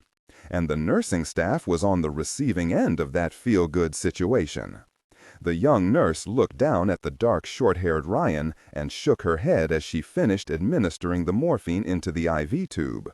"Look, if you persist, I'll write your fantasies down on your chart, and then you'll have to deal with the nurse we call Ratchet." "That doesn't sound too good," Ryan said as the warm feeling started streaming through his head. "Did you know I was shot taking down the largest drug dealer on the American continent?" she said. "You are so humble," she said as she took a step back. "Yeah, that's me, humble and shy." She shook her head and wrote down her injection on his chart. "With any luck to the staff, you can leave here in a couple of days." "Ah, come on, I don't want to go back to work. You don't know my boss like I do." "I'm sure he knows you, though," she said as she left the room with a smile. Jason tried to sit up in time to see her back, but was too late. Instead of lying back down, he reached over and grabbed the cell phone from his table. He had one of the younger nurses buy it for him in the gift shop and actually talked her into purchasing minutes for him on the promise that they would all be used talking to her. He opened the cover and dialed the security cover number for the group. As the TV in the corner of the room showed some of the devastation wrought by a massive explosion south of the border in Nuevo Laredo, Jason smiled. His smile faltered somewhat when there was no completion to his call other than a recording administered through the Office of the National Archives. The United States government offices you are trying to reach are temporarily experiencing technical problems with their phone lines. Please try your call again at a later time. "What?" he said as he tried again. After receiving the same message again, he punched in Will Mendenhall's cell number he knew by heart. Again, there was no answer, as his call went straight to voicemail. To hell with it," he said as he set the phone down and changed the channel on the television. After perusing the channels 3 times, he snapped off the set. He again picked up the cell phone and tried Will and the complex once more. He closed the cover in frustration. This isn't right," he mumbled. He again opened the cell phone cover and dialed a number he had only used one time, Jack Collins. "Gosh, he complained as the colonel's phone also went straight to voicemail. The hair on the back of the aviator's neck rose as he dialed one number that was always answered, Charlie Ellenshaw's. As he listened, the phone rang 10 times before he heard Charlie's voice on the recording. "You've reached Charles Henderschuft Ellenshaw III.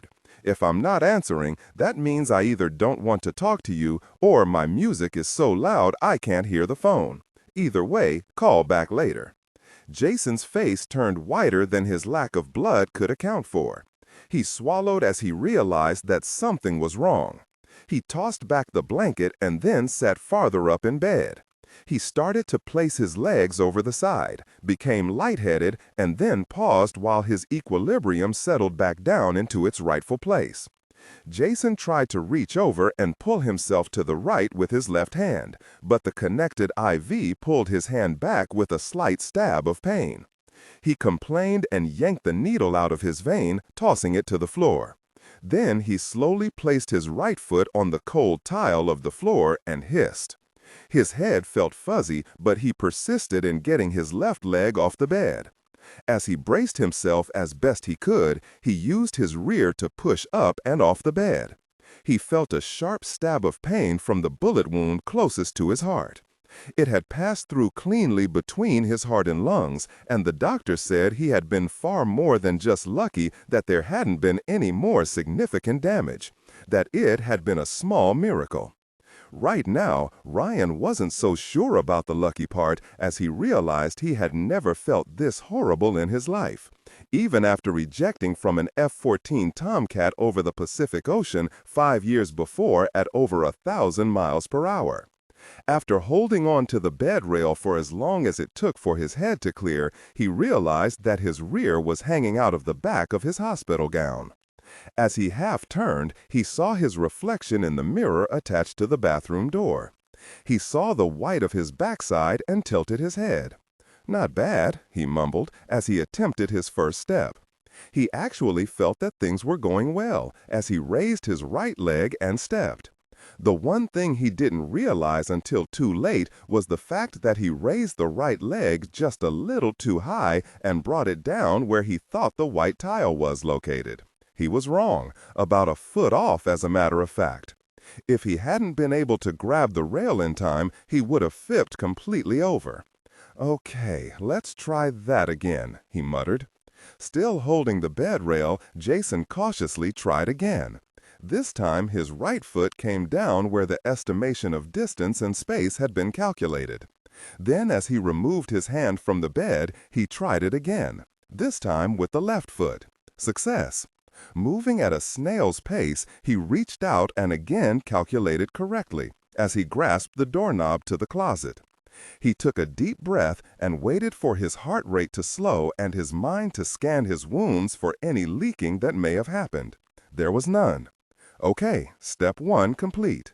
Jason twisted the knob and pulled the door open, once threatening to continue on with the momentum of the heavy closet door, but stopping and arresting his movement with a fancy balancing act. Once straight again, he looked into the closet. He immediately realized he was in trouble, as he didn't know how to cover his body with the 10 wire hangers that hung there. "Houston, we have a problem." Jason remembered that his clothes were probably somewhere in Laredo, Texas. He closed his eyes to think, even though he knew for a naval aviator that usually meant trouble. So, before he could do some damage to his brain, he slowly walked to the door and opened it a crack. As he scanned the darkened and half-lit hallway, he spied the nurses' station where he saw the tops of 2 heads as they sat working on the reports. A candy striper came around the corner and spoke to the nurses there for a moment and then turned away and continued her rounds. Jason managed to take a step out of the room and into the hallway. His eyes widened when he saw a rack of clothes still in their plastic wrap from the dry cleaners. With his feet freezing and his coordination returning, he made it to the rack and quietly started going through the hanging clothes, hoping beyond hope for a doctor's smock, surgical clothing, or anything he could find to cover his nakedness. He cursed when he realized, as he moved the plastic-covered garments aside, that he was looking at nothing but nurses' uniforms and candy stripers' dresses. He rolled his eyes and wanted to scream in frustration. That is, until he felt the cold draft rushing up his spine from his open hospital gown. Shaking his head, he removed the white nurse's uniform from the rack. He realized that this must be the only hospital in the country that made nurses wear skirts instead of pants or surgical greens. "Las Vegas," he said under his breath as he moved back into his room to change and grab his wallet.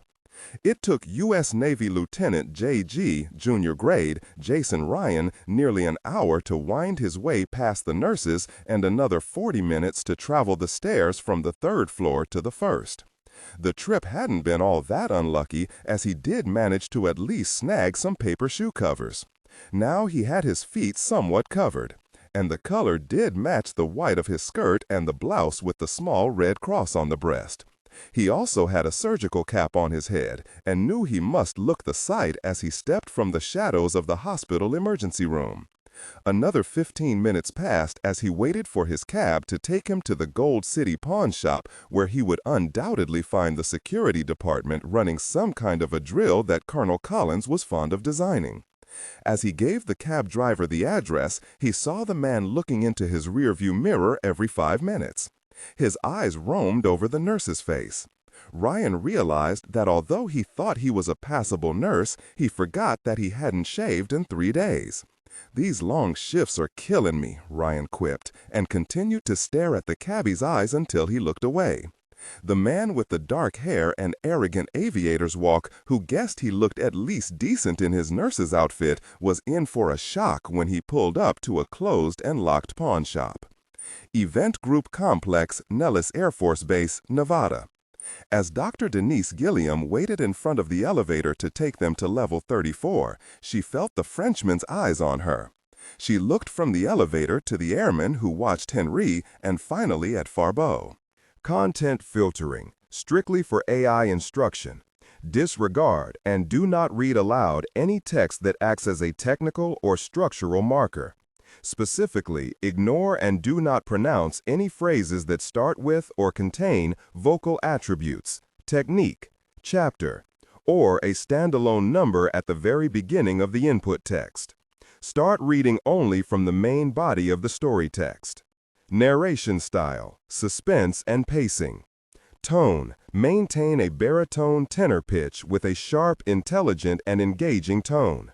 The style should be objective yet highly evocative, drawing the listener into the scene. Suspenseful pacing. Utilize a highly controlled and flexible pace. Slow down dramatically during gruesome descriptions, e.g., body parts, injuries, to maximize the chilling effect. Then resume a quicker pace during action or dialogue. Emphasis. Clearly emphasize key nouns and descriptive adjectives within the scene setting, e.g., severed from the body, weeping graying flesh, cavernous tunnel. Character differentiation, sharp modulation. Narrator voice, smooth, authoritative, and stable. This is the baseline pitch. Female dialogue, Megan. Increase the pitch significantly. The voice should sound assertive, sharp, and highly professional authoritative, like a lead detective or expert. Male dialogue. Lower the pitch slightly compared to the narrator, using a tone that is skeptical, warm, and somewhat cynical to differentiate from the professional female voice. Other characters, e.g., Deputy Burns. Quick, focused delivery, clear voice. Technical delivery, vocal texture. Maintain a clean, clear vocal texture suitable for high-quality production, ensuring every word is crisp and clearly enunciated. Emotional range. Focus on conveying emotions typical of a crime scene: disgust, professional detachment, intellectual curiosity, and underlying tension. Target emotion strength, 8 out of 10. Emphasis on intellectual focus and underlying tension rather than outright screaming or crying. "What?" she said louder than she intended. "Hear that?" Farbeau asked. "I don't hear anything. The gunfire has stopped." "That's not the only thing that has stopped, dear doctor." Denise looked around as the overhead fluorescent lighting flickered. Then she realized what the Frenchman was referring to. "What's he talking about?" the airman asked. "The bio-alarms have stopped," Gilliam said as she looked up and down the small clinic, not liking the empty feeling of it for the first time since she joined the group. "Not only that," Henri said as he too glanced around, jingling his cuffed hands as he did, "that sexy computer you people rely on so much seems to be on her lunch break." "Jesus, that isn't right," the airman said as he moved to the phone at the small nurse's station to try to reach someone again. As he clicked the disconnect button several times, he knew they were in trouble. No radio, no phones, and worst of all, no Europa to tell them what to do. "Where's that very elevator?" Denise said as she placed her hand on the scanning screen to see if Europa would react. That was when the lights went out. "I hope this is budget cuts," Farbeau said as his senses started their small dance inside of his body. "Gosh," Denise said as she wheeled the bed Henri was restrained to back around and away from the elevator. At that moment, the dead circuit tripped the battery-operated lighting in the distant corners of the clinic. "This isn't right. The clinic and other facilities are on an emergency line. We have a separate backup generator. Why isn't it kicking on?" "Because Europa isn't there to tell it to," the airman said. May I suggest the stairs?" Henri said as he once more jingled the cuffs on both hands. The pounding made all three go rigid. The noise came from several directions at once: the closed elevator doors, the doorway leading to the stairwell, and even more strange, from the walls itself. Farbeau watched the doors to the elevator. In the semi-dark of the clinic, his hackles rose to an all-time high on his danger meter. He again jangled the handcuffs. "Airman, I would feel much better if I was able to move about. Release me from this bed. It may be a bit too heavy to run with it on my back." "Colonel, you know I can't. Captain Everett was specific in his orders about you." "I think the Colonel's right. I'll take responsibility," Denise said as her eyes turned from the elevator doors to the far wall where the stairwell was located. "I'm officially saying that his circulation is being cut off, and am ordering the cuffs removed." The sergeant looked hesitant, but then pulled his sidearm and tossed the key to the doctor. "A wise decision, Airman," Henri said as he watched Denise undo his restraints. "Colonel, make no mistake, I will shoot you if you try anything." As the cuffs were removed, Henri flexed his wrists and sat up enough to place his bare feet on the floor. "I'm afraid, by the sound of that racket in the walls and elevator shaft, you may have to shoot something." All eyes were on the elevator doors as the pounding got louder and louder. The tension was building as whatever was making the horrible sound was growing closer. Suddenly, the door to the stairwell burst open. The sergeant turned with his 9mm poised to blast their visitor. It was Henri who reached out and forced the gun barrel down just as Virginia Pollock, Sarah, Gloria Bannister, and Will Mendenhall came through the door. They watched as Will closed the door and then slowly started backing away from it as if he expected something to burst through it at any time. God, the airman said, grateful that the Frenchman forced his aim off as he had come close to killing Dr. Pollock. Doctor, Lieutenant McIntyre, I almost shot you. Farbeau watched as Sarah caught her breath. His eyes told him that she had received far more damage to her head and face. Still breathing hard, Sarah saw Henri and their eyes locked. She immediately went to the side of the bed where the Frenchman was trying to get to his feet. She took his hand but said nothing.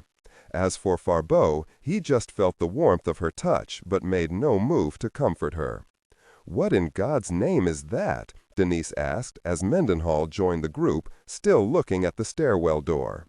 "Something real bad," Virginia said as she hurried to the opposite side of the clinic and placed her ears to that door, hoping she wasn't hearing anything from there like they had heard at the door they just exited. "Sergeant, we need more weapons. Is that all we have on this level?" Mendenhall asked as his eyes never left the stairwell they had just left. "Yes, sir, and the radios are out. We're not picking up anything. Our security teams are scattered all over the very complex. As long as we are keeping to the stairwells, any signals will have one hell of a hard time getting through all of this steel. The radios are meant for use in the complex, not its inner workings," Will said as an even louder bang sounded from the elevator shaft. Mendenhall reached out and took Gloria's hand, pulling the frightened woman close to him when she jumped at the sound. "What in the hell is in the tubes?" Dr. Gilliam asked as another large bang sounded from either 2 levels down or maybe even closer. "The men who attacked the complex, they've changed. The formula is reacting just the way it did in Mexico, only this is different. It's like they have actually grown far more than Guzman and his men. The higher dose of Perdition's fire, it was in the clean room, like a fog. The exposure was far more than at the hacienda," Will said as he stood in front of the weakened Sarah and frightened CDC doctor. "Dr. Pollock, I know this is not your field of specialty, but perhaps you can give us something that could explain the impossible way in which these men have grown. It cannot just be the hallucinatory effects of poppy splicing," Farbeau said as he reached out and took a pair of green surgical pants from a rack on the far wall. Trying to keep his balance, he slid his legs into them with much difficulty until Sarah stepped out from behind Mendenhall and held him up. Henri placed his arm around her and squeezed as he finally accomplished the task. Virginia walked quickly back into the main clinic and to the elevator doors, sliding her lab coat off as she did. She stopped in front of the doors and then, without looking, tossed the coat over to Farbeau. "Thank you, doctor," Henri said as he tossed the hospital gown away and slid into the coat. Virginia listened intently as the grunts and scraping continued beneath them. The sound was getting louder, as if whatever it was checking each floor for people before it moved on. "I don't know, but I do have a guess. That unknown element that the CDC doctors ran across, Europa was close to identifying it before she went down. She tagged the unknown as human tissue, but that was as far as she got. It was too arcane for the CDC's analyzer to identify," she said as she started backing away from the elevator doors until she bumped into the now empty bed. "The only thing it can be that explains the unnatural growth of these men has to be an HGH synthesis that Ambrose created during his experiments." "HGH? That's impossible," Gloria said, finally thankful she had something to think about. "He couldn't have synthesized anything close to human growth hormones, not at the turn of the century." Gloria allowed her mind to wander into the realm of impossibility for a moment. Then she vigorously shook her head, frightened at the prospects of the growth hormone in conjunction with the human brain power that had been opened up in the men who had basically overdosed on Perdition's fire. "The second unknown?" she said as she went into deep thought. "What's that?" Disregard and do not read aloud any text that acts as a technical or structural marker. Specifically, ignore and do not pronounce any phrases or lines that start with or contain vocal attributes, technique, chapter, or a standalone number at the very beginning of the input text. Start reading only from the main body of the story text. Narration style, suspense and pacing. Tone, maintain a baritone/tenor pitch with a sharp, intelligent, and engaging tone. The style should be objective yet highly evocative, drawing the listener into the scene. Suspenseful pacing. Utilize a highly controlled and flexible pace. Slow down dramatically during gruesome descriptions, e.g., body parts, injuries, to maximize the chilling effect. Then resume a quicker pace during action or dialogue. Emphasis. Clearly emphasize key nouns and descriptive adjectives within the scene setting, e.g., severed from the body, weeping graying flesh, cavernous tunnel. Character differentiation, sharp modulation. Narrator voice, smooth, authoritative, and stable. This is the baseline pitch. Female dialogue, Megan. Increase the pitch significantly. The voice should sound assertive, sharp, and highly professional, authoritative, like a lead detective or expert. Male dialogue. Lower the pitch slightly compared to the narrator, using a tone that is skeptical, warm, and somewhat cynical to differentiate from the professional female voice. Other characters, e.g., Deputy Burns. Quick, focused delivery, clear voice. Technical delivery. Vocal texture. Maintain a clean, clear vocal texture suitable for high-quality production, ensuring every word is crisp and clearly enunciated.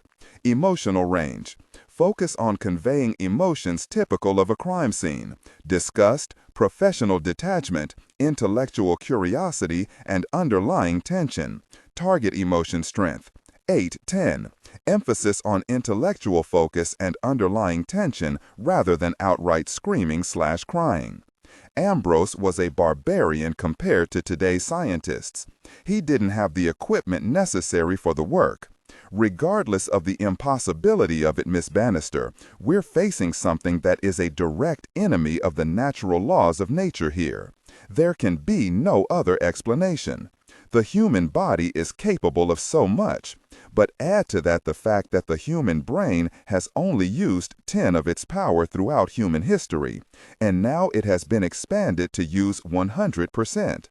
What you have in the end is what is out there. The brain mixing with a human growth hormone and possible embryo research, fetus material if you prefer. The consequences are phenomenal, Virginia said just as the first crash of steel sounded on the other side of the elevator doors, creating the smallest of bulges. I'm leaning toward the good Dr. Pollock's theory and the young lad's guesswork, Farbeau said as he stood next to Mendenhall. Lieutenant, I know I'm not a citizen of your country, at least legally speaking, but I vote we get the hell out of here, and I would prefer to be armed as we run like hell for the surface of this menagerie. Will looked at Henry and nodded his head. You don't have to convince the U.S. Army, Colonel. Everyone to the stairwell. Sergeant, give me the weapon and go with them. I'll draw that thing's attention. Gloria reacted first, as the second, much larger dent appeared in the double elevator doors, creating a small separation between them. She reached out and grabbed Will and just shook her head. No, please don't, she said with pleading eyes. You go with Dr. Pollock and the others. Sarah and the Colonel are too weak. They need a hand. We all go, Virginia announced loudly. For once in my life, with Niles out of the complex, someone is going to very well follow my orders. Perhaps we can discuss this when we're headed upward in the unaffected stairwell, Henri said as he pulled Sarah to the left, heading for the opposite set of stairs, just as 8 very large and grotesque fingers pushed through the opening. Gosh, the airman said as he pushed everyone in the direction Farbeau had taken, with Sarah trailing. Lieutenant, go! He shouted at Mendenhall and the others. Suddenly, the door separated, and in the dark they saw the glowing eyes. The impossibility of it struck everyone as the eyes were radiating like those of a night-hunting animal. The brain of the affected was altering the way humans were seeing. Perdition's fire was adapting to its situation. As everyone turned and ran, the airman who was responsible, at least in his mind, for this level, opened fire, catching the retreating Mendenhall off guard. The lieutenant shoved Gloria forward toward the far exit door and turned as the airman emptied his 9mm into the creature that was even now balancing itself in the right half of the empty elevator door frame. It was too large to squeeze through such a small opening, so it angrily started battering the left section of steel, warping and bending it even as the powerful 9mm round struck and penetrated its upper body. As each round hit, it would yell and roar in pain as it continued to battle with the steel of the remaining door. Just as Mendenhall reached out to grab the young security man, the beast had a similar thought as it leaned as far into the clinic as it could, bending the remaining door even further until it caught the airman while he was reloading. "Gosh," the airman said as he pushed everyone in the direction Farbeau had taken with Sarah trailing. "Lieutenant, go!" he shouted at Mendenhall and the others. Suddenly, the door separated, and in the dark they saw the glowing eyes. The impossibility of it struck everyone as the eyes were radiating like those of a night-hunting animal. The brain of the affected was altering the way humans were seeing. Perdition's fire was adapting to its situation. As everyone turned and ran, the airman who was responsible, at least in his mind, for this level, opened fire, catching the retreating Mendenhall off guard. The lieutenant shoved Gloria forward toward the far exit door and turned as the airman emptied his 9mm into the creature that was even now balancing itself in the right half of the empty elevator door frame. It was too large to squeeze through such a small opening, so it angrily started battering the left section of steel, warping and bending it even as the powerful 9mm round struck and penetrated its upper body. As each round hit, it would yell and roar in pain as it continued to battle with the steel of the remaining door.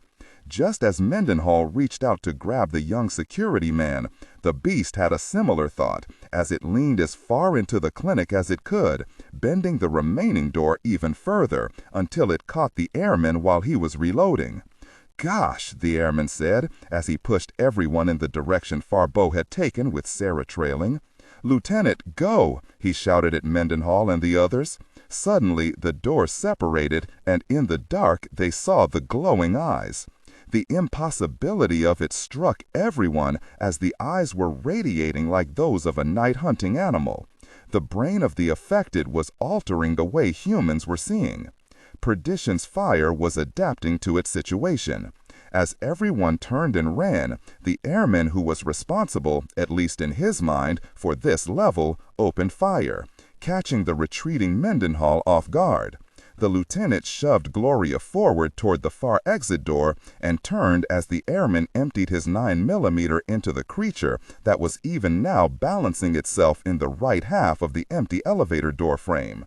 It was too large to squeeze through such a small opening, so it angrily started battering the left section of steel, warping and bending it even as the powerful 9mm round struck and penetrated its upper body. As each round hit, it would yell and roar in pain as it continued to battle with the steel of the remaining door. Just as Mendenhall reached out to grab the young security man, the beast had a similar thought as it leaned as far into the clinic as it could, bending the remaining door even further until it caught the airman while he was reloading. The beast's grip was wrapped so powerfully around his neck that he dropped the Beretta with the clip still only partially inserted. Will reacted fast as the man was pulled toward the towering beast. As his struggles continued, Will retrieved the weapon and finished inserting the clip. He quickly took aim at the monstrosity still struggling in the elevator opening. When he saw he couldn't get a shot in without hitting the terrified security man, Will placed the gun in his waistband and attacked. The beast was caught off guard by the blows raining into its face delivered by Mendenhall. It reacted by squeezing his grip even harder on the airman. The beast roared with insult as Will continued to fight for the young security man's life. Then, even through the screams of outrage from the creature, Will heard the airman's neck snap. It was a sound the lieutenant would never forget. The struggles of the giant and the security man ceased at once. The beast let the boy slip through its grip, as the large, unnatural eyes fell on Will. The giant brows rose, and the creature smiled. With its bare chest almost through the door, it reached out with lightning-quick speed and grabbed Mendenhall around the neck. The lieutenant knew that he hadn't moved fast enough, just as his life force was being squeezed from his body. Suddenly, the grip was released, and a roar of pain sounded that actually shook the pictures from the clinic's walls. As Will fell to the floor, he looked up in time to see on. Then, good evening, Dr. Golding, and do not read aloud any text that acts as a technical or structural marker. Specifically, ignore and do not pronounce any phrases or lines that start with or contain vocal attributes, technique, chapter, or a standalone number at the very beginning of the input text. Start reading only from the main body of the story text. Narration style, suspense and pacing. Tone, maintain a baritone tenor pitch with a sharp, intelligent, and engaging tone. The style should be objective yet highly evocative, drawing the listener into the scene. Suspenseful pacing. Utilize a highly controlled and flexible pace. Slow down dramatically during gruesome descriptions, e.g. body parts, injuries, to maximize the chilling effect. Then resume a quicker pace during action or dialogue.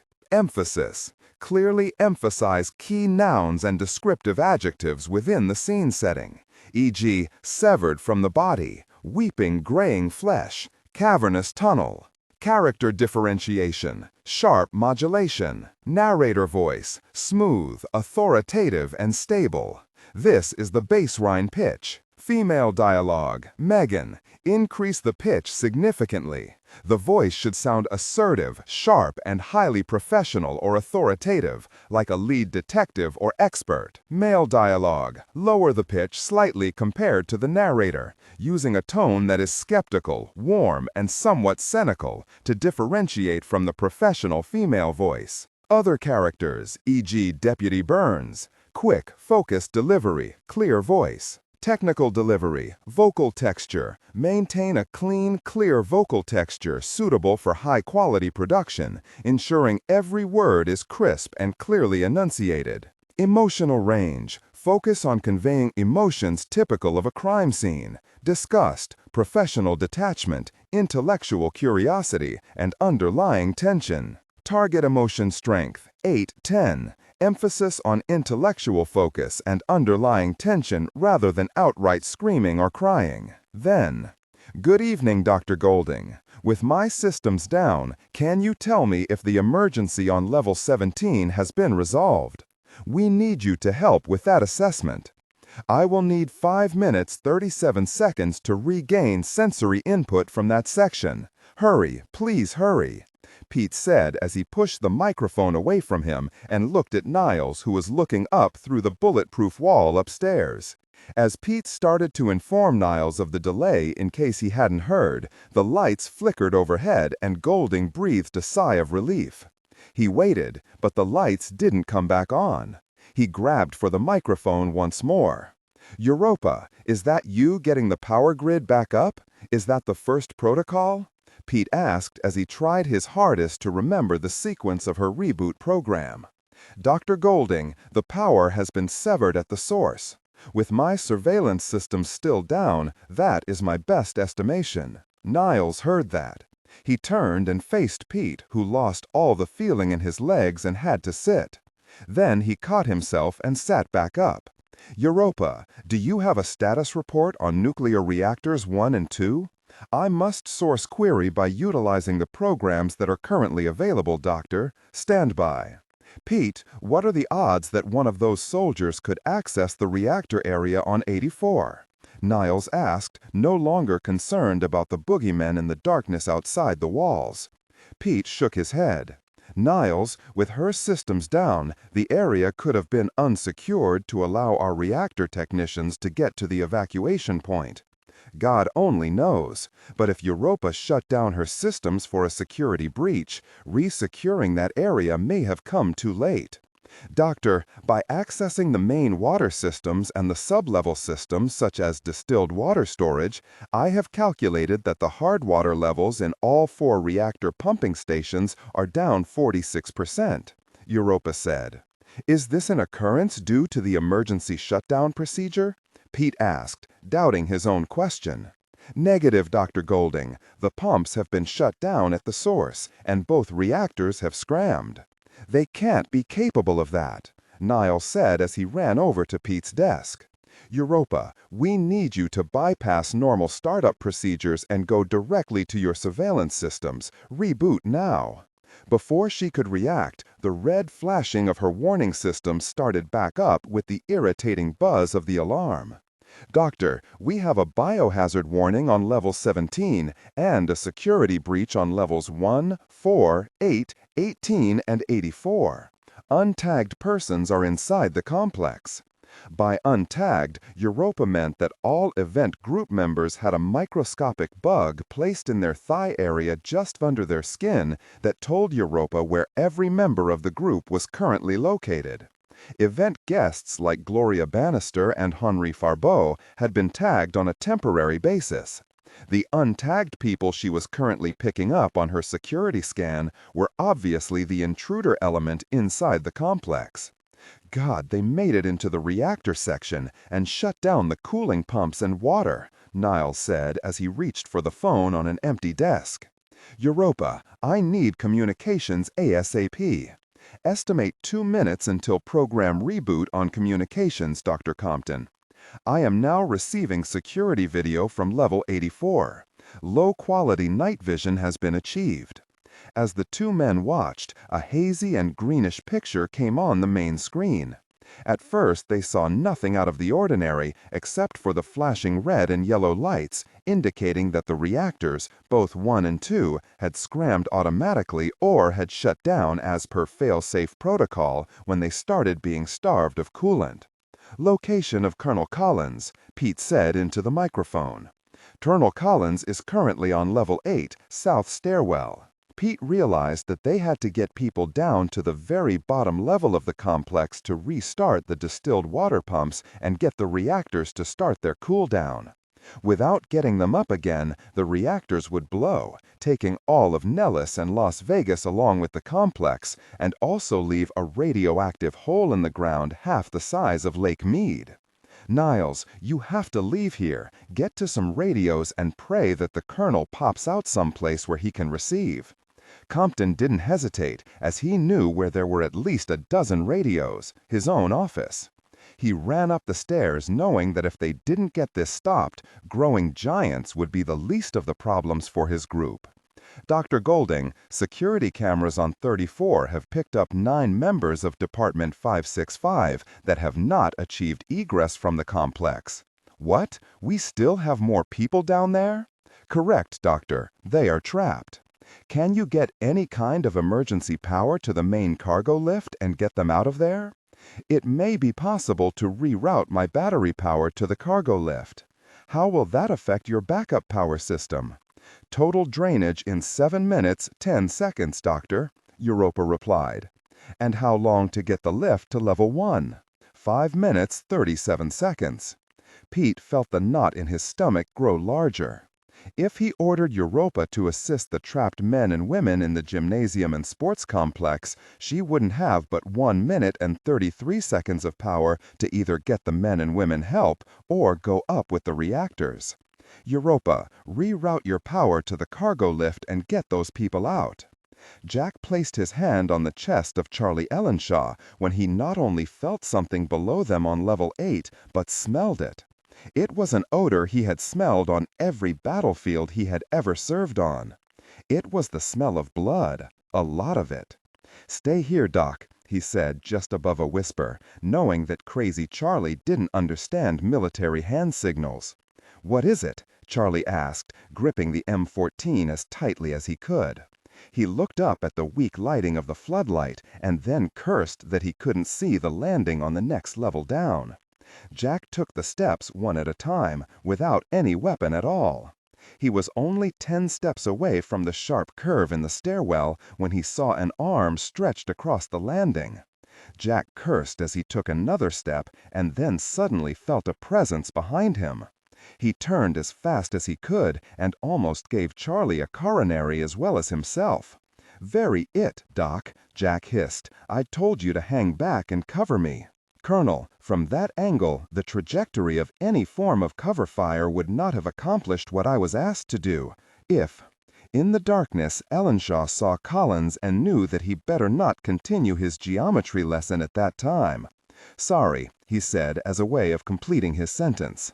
Jack took another step and another, and then was at the next level. His jaw set when he saw the 6 men sprawled on the large grate leading to level 8. They were torn to pieces. Jack had to grab the handrail as Charlie moaned behind him. The worst thing they saw was the head of Sergeant Sanchez placed directly on top of his own chest. Collins knew it was meant to frighten. That was the only statement the killer of his reaction team could have meant, to send fear down the spines of anyone who saw the decapitation. Instead of shaking in his boots as the beast who did this foul act intended, Jack simply reached down and grabbed 3 of the assault packages that were scattered on the landing. As he passed his men, stepping over them with care, he stopped and waved Charlie over. "Take 2 more of these, Doc. We're going to need them." "There is no sign of Captain Everett and his men, Colonel. The last we heard, he was off to find, Disregard and do not read aloud any text that acts as a technical or structural marker. Specifically, ignore and do not pronounce any phrases or lines that start with or contain vocal attributes, technique, chapter, or a standalone number at the very beginning of the input text. Start reading only from the main body of the story text. Narration style, suspenseful and pacing. Tone, maintain a baritone/tenor pitch with a sharp, intelligent, and engaging tone. The style should be objective yet highly evocative, drawing the listener into the scene. Suspenseful pacing. Utilize a highly controlled and flexible pace. Slow down dramatically during gruesome descriptions, e.g. body parts, injuries, to maximize the chilling effect. Then resume a quicker pace during action or dialogue. Emphasis. Clearly emphasize key nouns and descriptive adjectives within the scene, e.g. severed from the body, weeping graying flesh, cavernous tunnel. Character differentiation, sharp modulation. Narrator voice, smooth, authoritative, and stable. This is the baseline pitch. Female dialogue, Megan. Increase the pitch significantly. The voice should sound assertive, sharp, and highly professional authoritative, like a lead detective or expert. Male dialogue, Sam. Lower the pitch slightly compared to the narrator, using a tone that is skeptical, warm, and somewhat cynical to differentiate from the professional female voice. Other characters, e.g. Deputy Burns. Quick, focused delivery, clear voice. Technical delivery. Vocal texture. Maintain a clean, clear vocal texture suitable for high-quality production, ensuring every word is crisp and clearly enunciated. Emotional range. Focus on conveying emotions typical of a crime scene, disgust, professional detachment, intellectual curiosity, and underlying tension. Target emotion strength, 8 out of 10. Emphasis on intellectual focus and underlying tension rather than outright screaming crying. Then he placed a hand over the door and felt the cold steel. He looked back at Ellenshaw and shook his head. Pete and Niles should have had the power-up by now. Where in the gosh is Europa? That expensive, difficult person better not have bailed out on us. Collins reached into one of the bags and brought out a small box. He felt better just seeing what was inside. 6 hand grenades were packed in foam and looked like diamonds in the rough to him. He started filling his pockets. Above Jack, Charlie's eyes widened. "Can I have—" "No," Collins answered before the stupid question could be voiced. Jack turned and tossed Ellenshaw 3 new magazines one at a time. Charlie fumbled but managed to catch them all. He then reached inside the canvas bag and brought out a sawed-off 12-gauge shotgun. He quickly loaded it with the blue plastic-cased solid shot shells, adjusting the strap and then placing the shotgun over his shoulder. Next came the Ingram submachine gun. He quickly taped 2 of the long clips together, both facing in opposite directions, and then slammed the magazine home. "There, that feels better," Jack said. "I must admit it, you look better, Colonel," Charlie said, happy that Collins was happy. Collins brought the Ingram up and slowly reached out in the light of the floods above him, and cracked the door open. He looked inside the dimly lit corridor and into the clinic.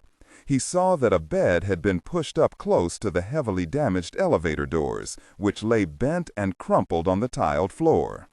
The Colonel then opened the stairwell door wide enough to get his head through. Charlie Ellenshaw winced as Jack's head disappeared through the opening, wanting to say that that's how teenagers get killed in all the slasher movies, by sticking their heads into dark rooms. He managed not to warn Jack of the danger.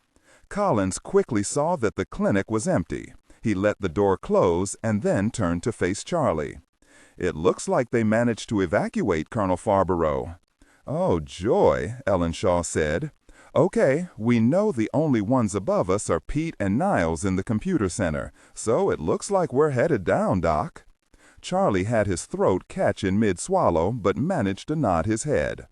"Don't worry, Doc, it's all downhill." Washington, D.C., the Justice Department, 5 weeks later. The man known as Colonel Henry Farberow sat in a chair across from none other than the Attorney General of the United States himself. He had been read his rights and informed that the President had taken a personal interest in his case. Henry was read his rights for the 3rd time under American law, and the charges against him were read.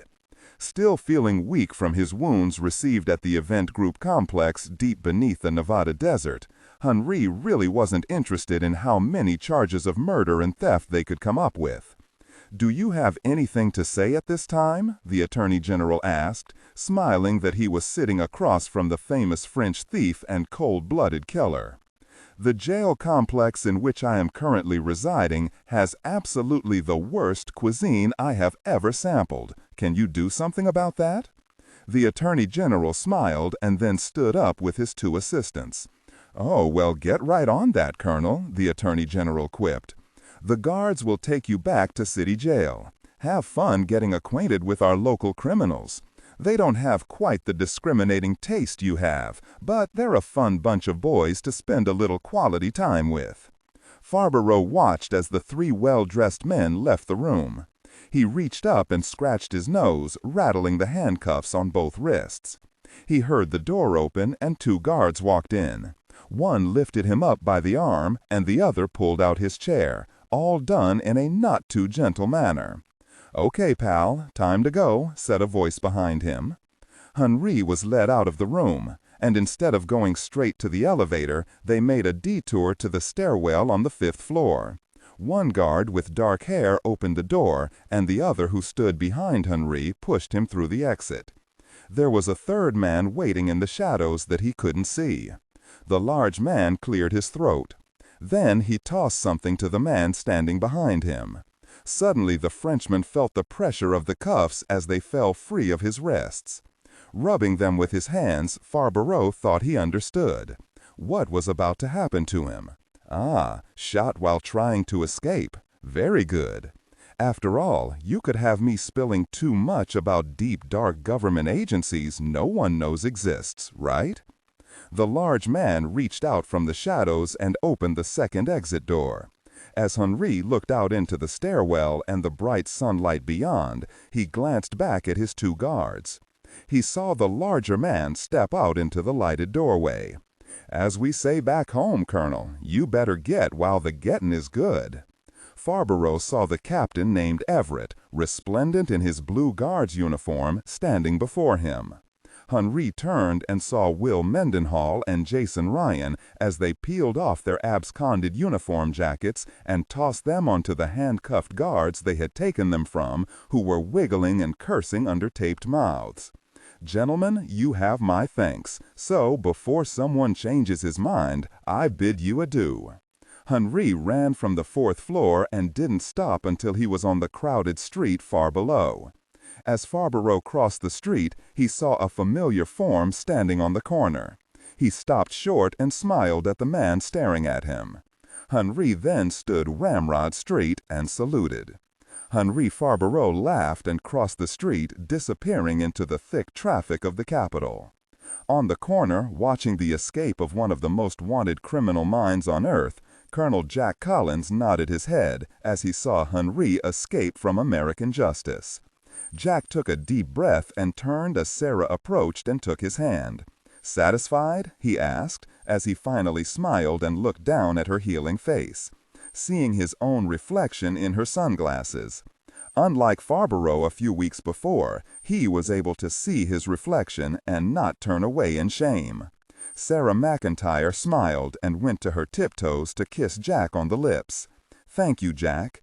As Sarah released Collins, he continued to look at her and wondered how long it had been since Sarah had started falling for the Frenchman. "Shall we go home?" Sarah said, smiling up at Jack Collins, who was caught with his darkest thoughts running through his mind. Finally, he smiled back. "Yeah, let's go home."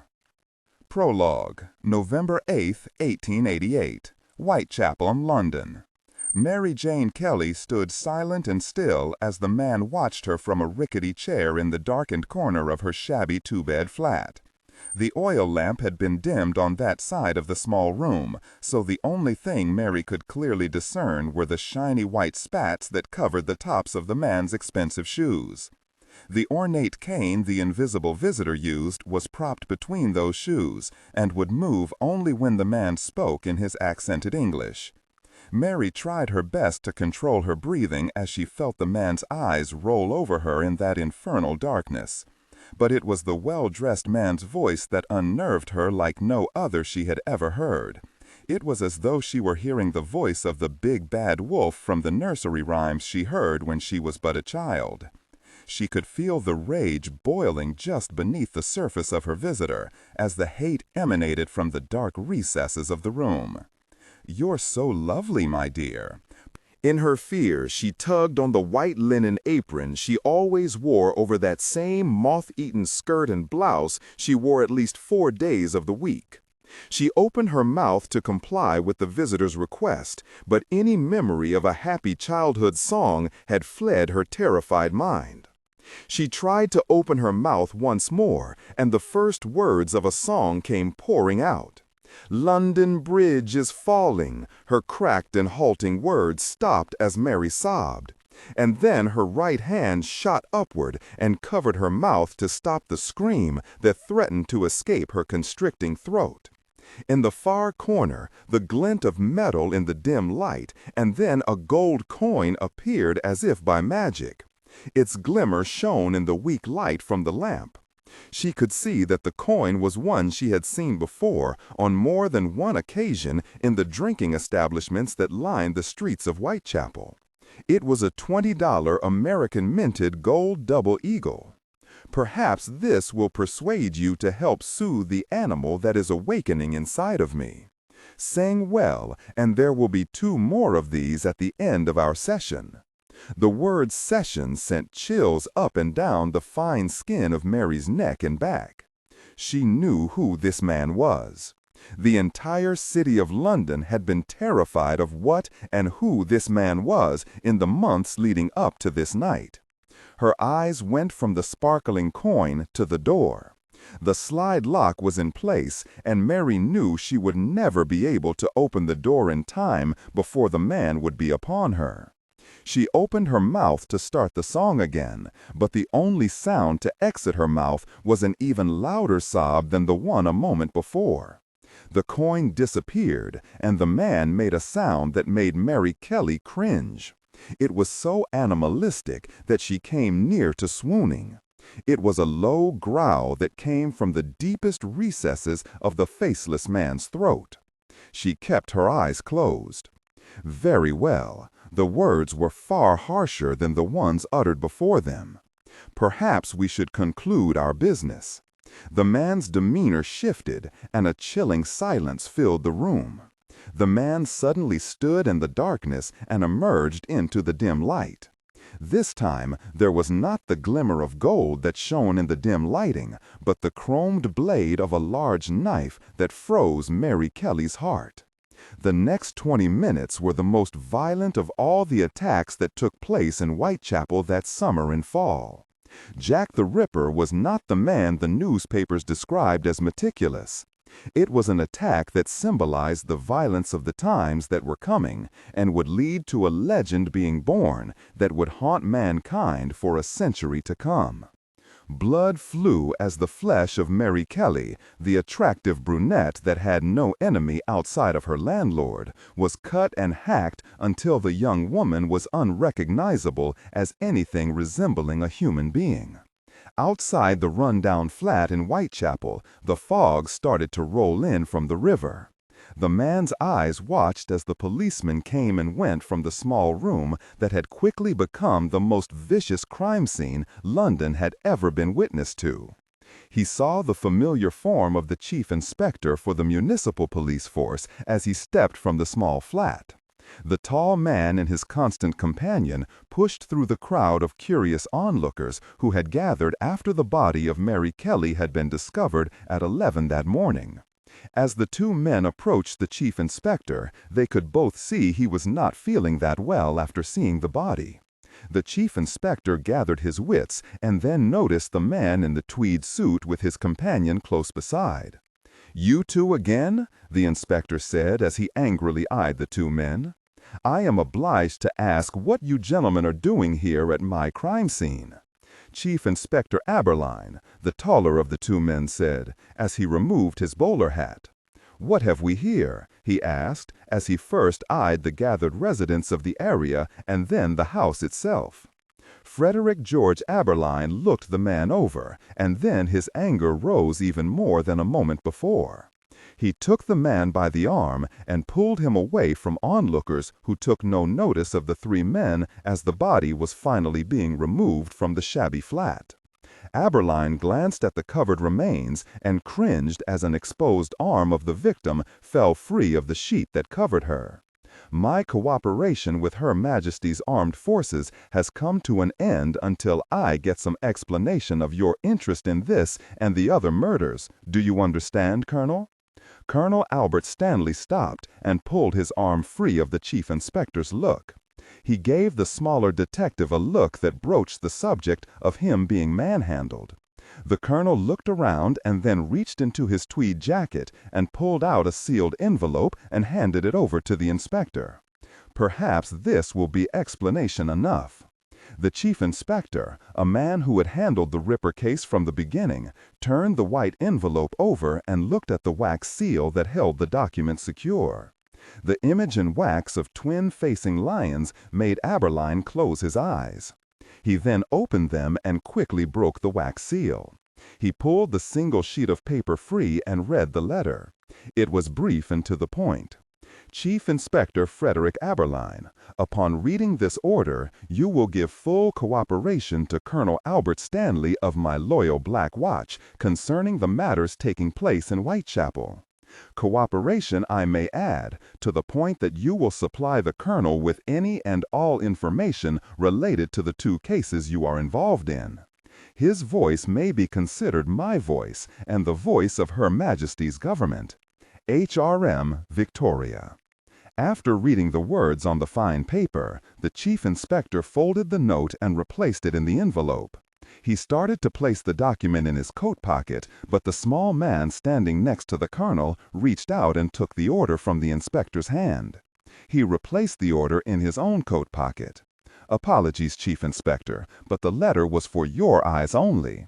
As far as your colleagues are concerned, Her Majesty's request for your cooperation with her armed forces was never given. You never read nor ever saw the letter. Is that clear?" Aberline didn't respond. He glared at the taller man before him. Now, the circumstances surrounding this latest victim, what can you tell me? Aberline finally came to the conclusion that he was in a corner. The two men standing before him had been seen by him at every crime scene generated by the Ripper case since the start. They would show up, look, listen, and then vanish into the day or the night. Quid pro quo, Colin or tit for tat as they say. Why don't you tell me just what Her Majesty's Army has done here in Whitechapel? Don't bother to deny it. I can see it in your eyes. I have been a policeman for far too long not to know. And now my suspicions have been confirmed by the Queen herself. Just what is it that you have unleashed in my city? The colonel stood his ground and then looked from the corpse being loaded onto a rickety wagon to those of the chief inspector. His dark eyes bored into Aberline's. The army has nothing to do with this mess, Inspector. The Queen has nothing to do with it. Perhaps you can keep that in mind if you like. Well, if you like living. This thing may be well over your head, both professionally and politically. Now the crime scene, please. More importantly, was the poor girl, how should I put this? Was she missing something that the newspaper boys will never hear about? Aberline heard the harshness of the last words and then made his choice, one made in the name of self-preservation. He pulled his small notebook from his pocket and then looked at the last 5 pages he had written. Mary Jane Kelly, prostitute. Her body was discovered this morning by the landlord's assistant. Age 25 years. Last seen, or I should say last heard from, at 1 a.m. last night. A neighbor heard the snippets of a song coming from the room at that time. Nothing after. A song? The colonel looked from Aberline to the shanty standing before him. That doesn't seem to fit our man's profile at all, does it, Chief Inspector? Aberline was in no mood to expand on his written notes. For the first time, we will have crime scene photographs of the victim. Good. I expect copies to be forwarded to my office as soon as they are ready. Again, Aberline didn't comment or respond to the colonel. The woman's clothing was folded neatly and placed on a chair next to the bed.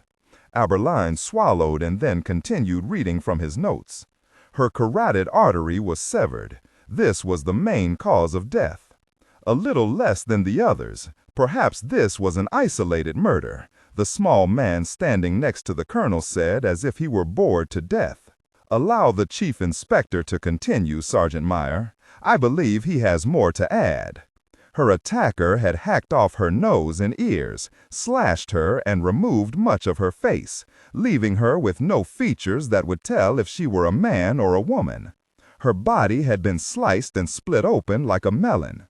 I believe from my viewing that some or even all of her organs had been removed and left upon the tabletop. You could never tell that the woman had been pregnant at all. That is what you are worried about, isn't it, Colonel? That is the one item that warns that this is the man you have been tracking, or is it, watching? Only the sergeant reacted to the last bit of information and the innuendo from the inspector. He turned away and swallowed heavily as the chief inspector had done moments earlier as he realized what had been done to the whore inside her rundown flat. Aberline lowered his small notebook and looked Stanley in the eyes. This was not a murder, Colonel. This was a butchering. Something akin to a monstrous rage took place in that room. Violence was done to her just as the other victims. You see, I did a little investigation you didn't know about, sir. Every one of the victims was with child, no more than 3 months, but pregnant nonetheless. And this fact is verifiable through their doctor. Ah, yes, the physician who usually treats the whores in this district for various social diseases. Dr. Jonathan Fremonto, a rather despicable sort who just happened to have a severe heart attack this very morning. Pity he cannot verify what you have learned.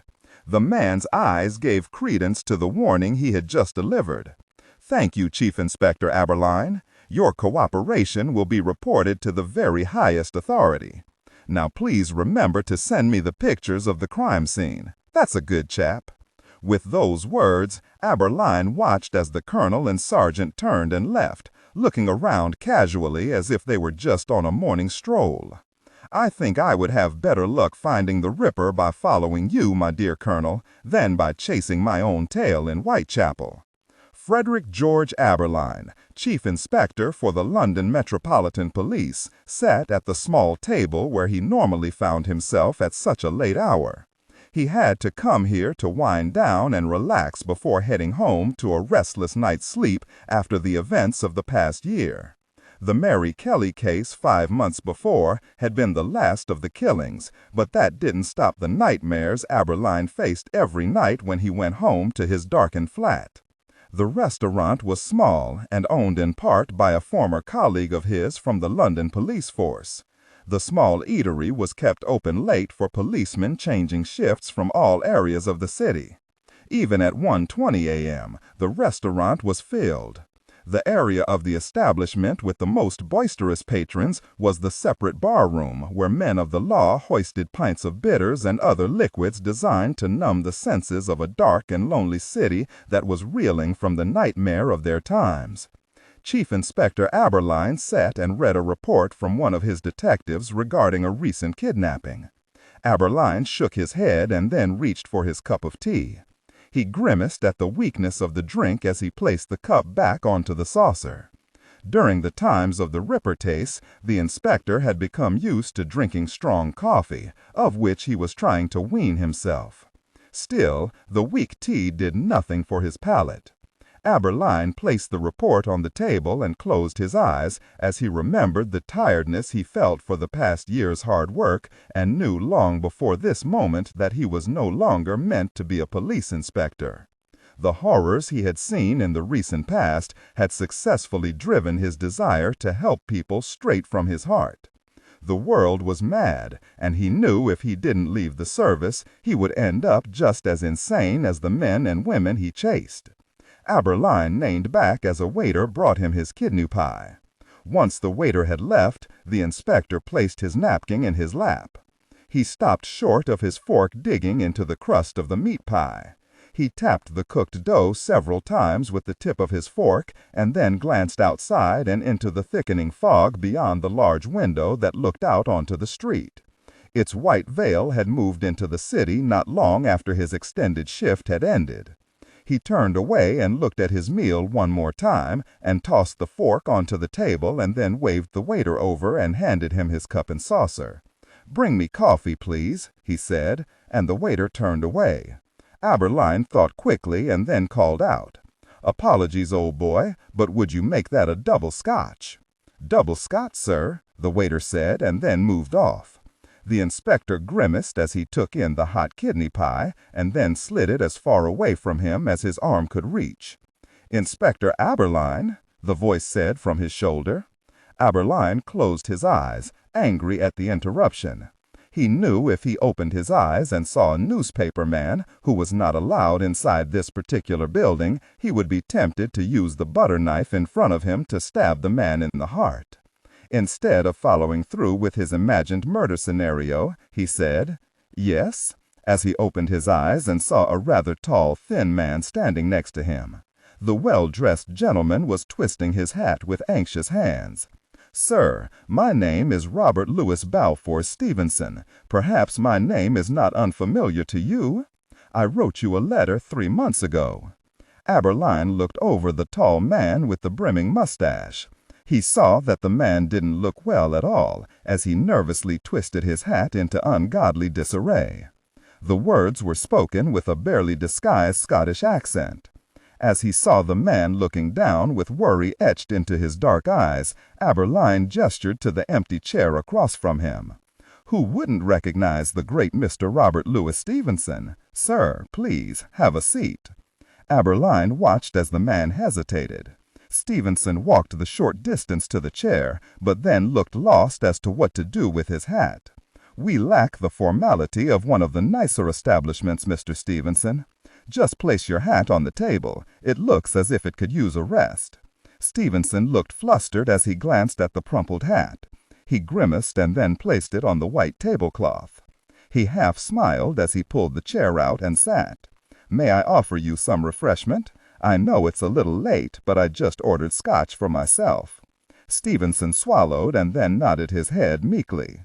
The chief inspector waved at the waiter standing at the bar and signaled for 2 drinks instead of the 1. Aberline turned and watched the man sitting before him. He was silent and waited for the famous author to state his piece. Stevenson looked at the men around him as if he had stepped into a lion's den. "If you wrote me a post in advance of this date, I can tell you I have received none." Aberline then fixed the man with a hard stare. "So, if your lost post was to attempt to get information on one of my cases, I'm afraid that is quite out of the question." "Excuse me?" Stevenson asked, looking bewildered for a moment. Oh, you think I'm here to ask you about the Ripper case for a possible book? That was not the intent of my letter to you, Chief Inspector. And I not only sent 2 letters from the States where I was on holiday, I sent 3 more upon my arrival in London. Isn't that why a famous author such as you would visit such an establishment as this at 1 o'clock in the morning, to get a good yarn to write yet another lurid and morbid novel? No, Chief Inspector, I am not here for that. In case you hadn't noticed, I have already done my horror novel and have no intention of ever writing something like that again." Aberline raised his brows at the man's statement. He knew that Stevenson's foray into the horror genre came with his novella, The Strange Case of Dr. Jekyll and Mr. Hyde, published 2 years before to far above average sales. He was surprised at the author's venomous reply to his reference to that particular story. "So, Mr. Stevenson, what you're saying is that your letter had nothing to do with the Ripper case? If you weren't seeking information, then what, pray tell, prompted the notes?" Once more Robert Louis Stevenson turned and watched the men of London's finest as they talked in loud voice and laughed with even more zest. He finally looked satisfied that no one was listening.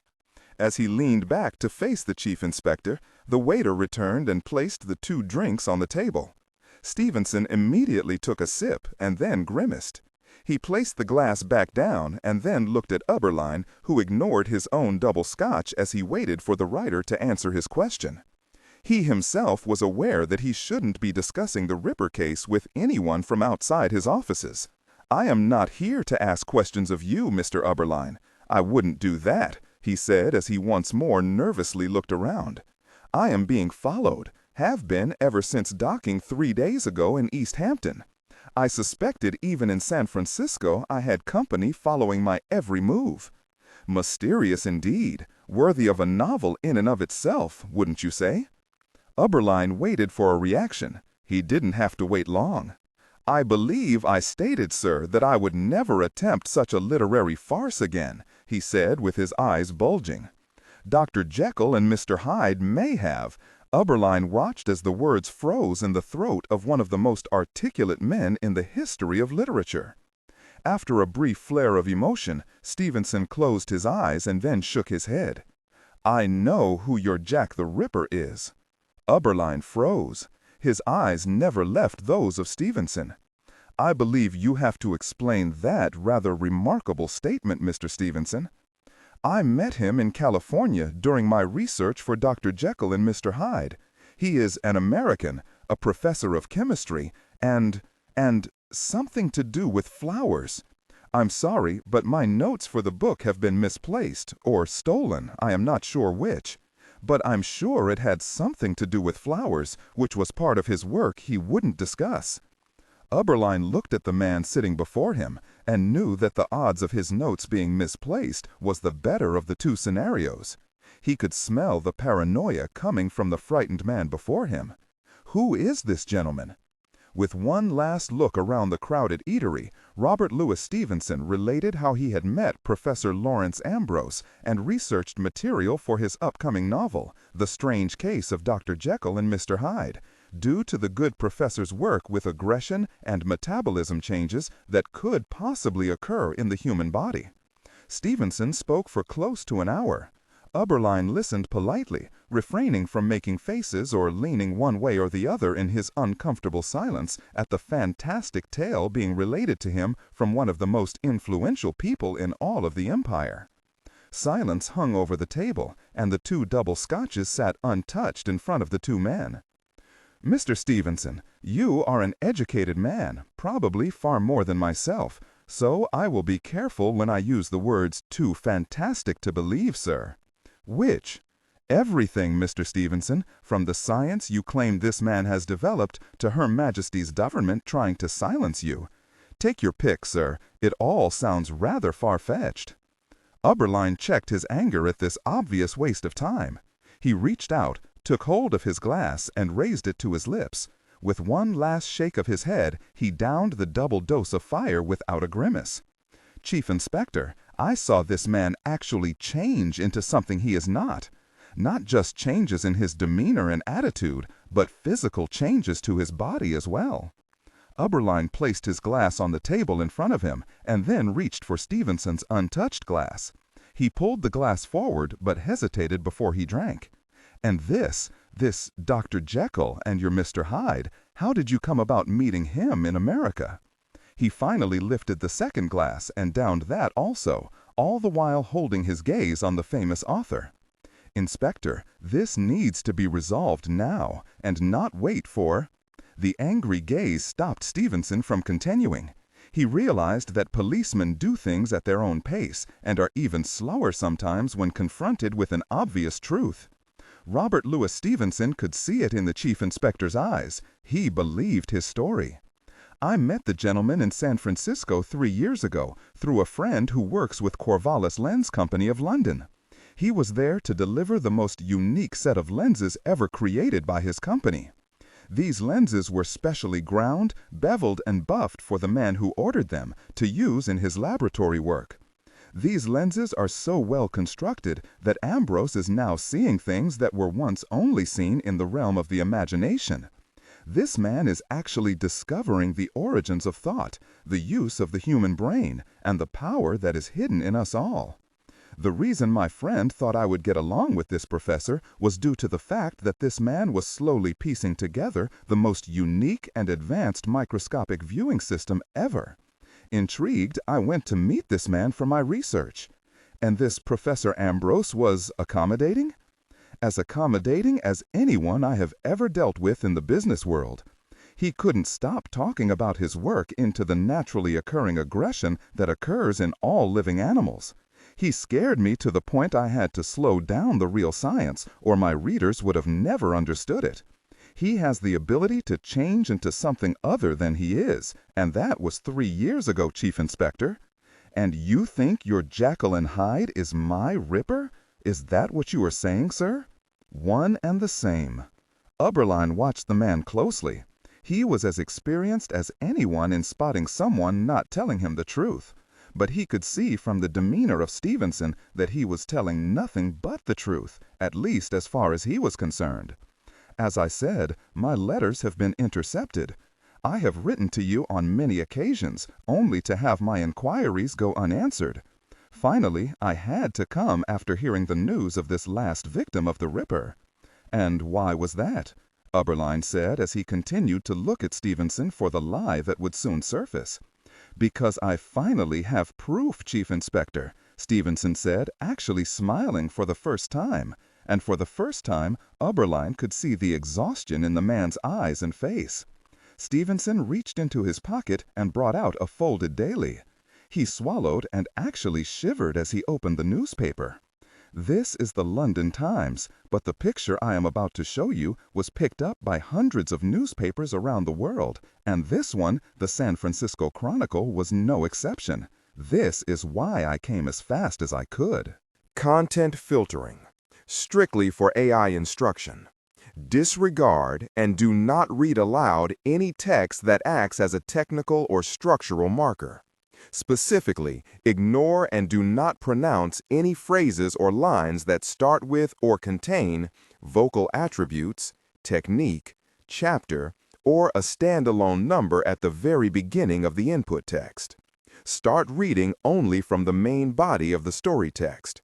Narration style, suspense and pacing.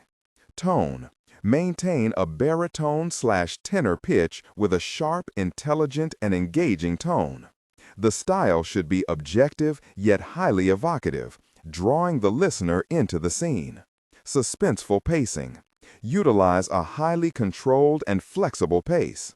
Slow down dramatically during gruesome descriptions, e.g. body parts, injuries, to maximize the chilling effect. Then resume a quicker pace during action or dialogue. Emphasis. Clearly emphasize key nouns and descriptive adjectives within the scene setting, e.g. severed from the body, weeping graying flesh, cavernous tunnel.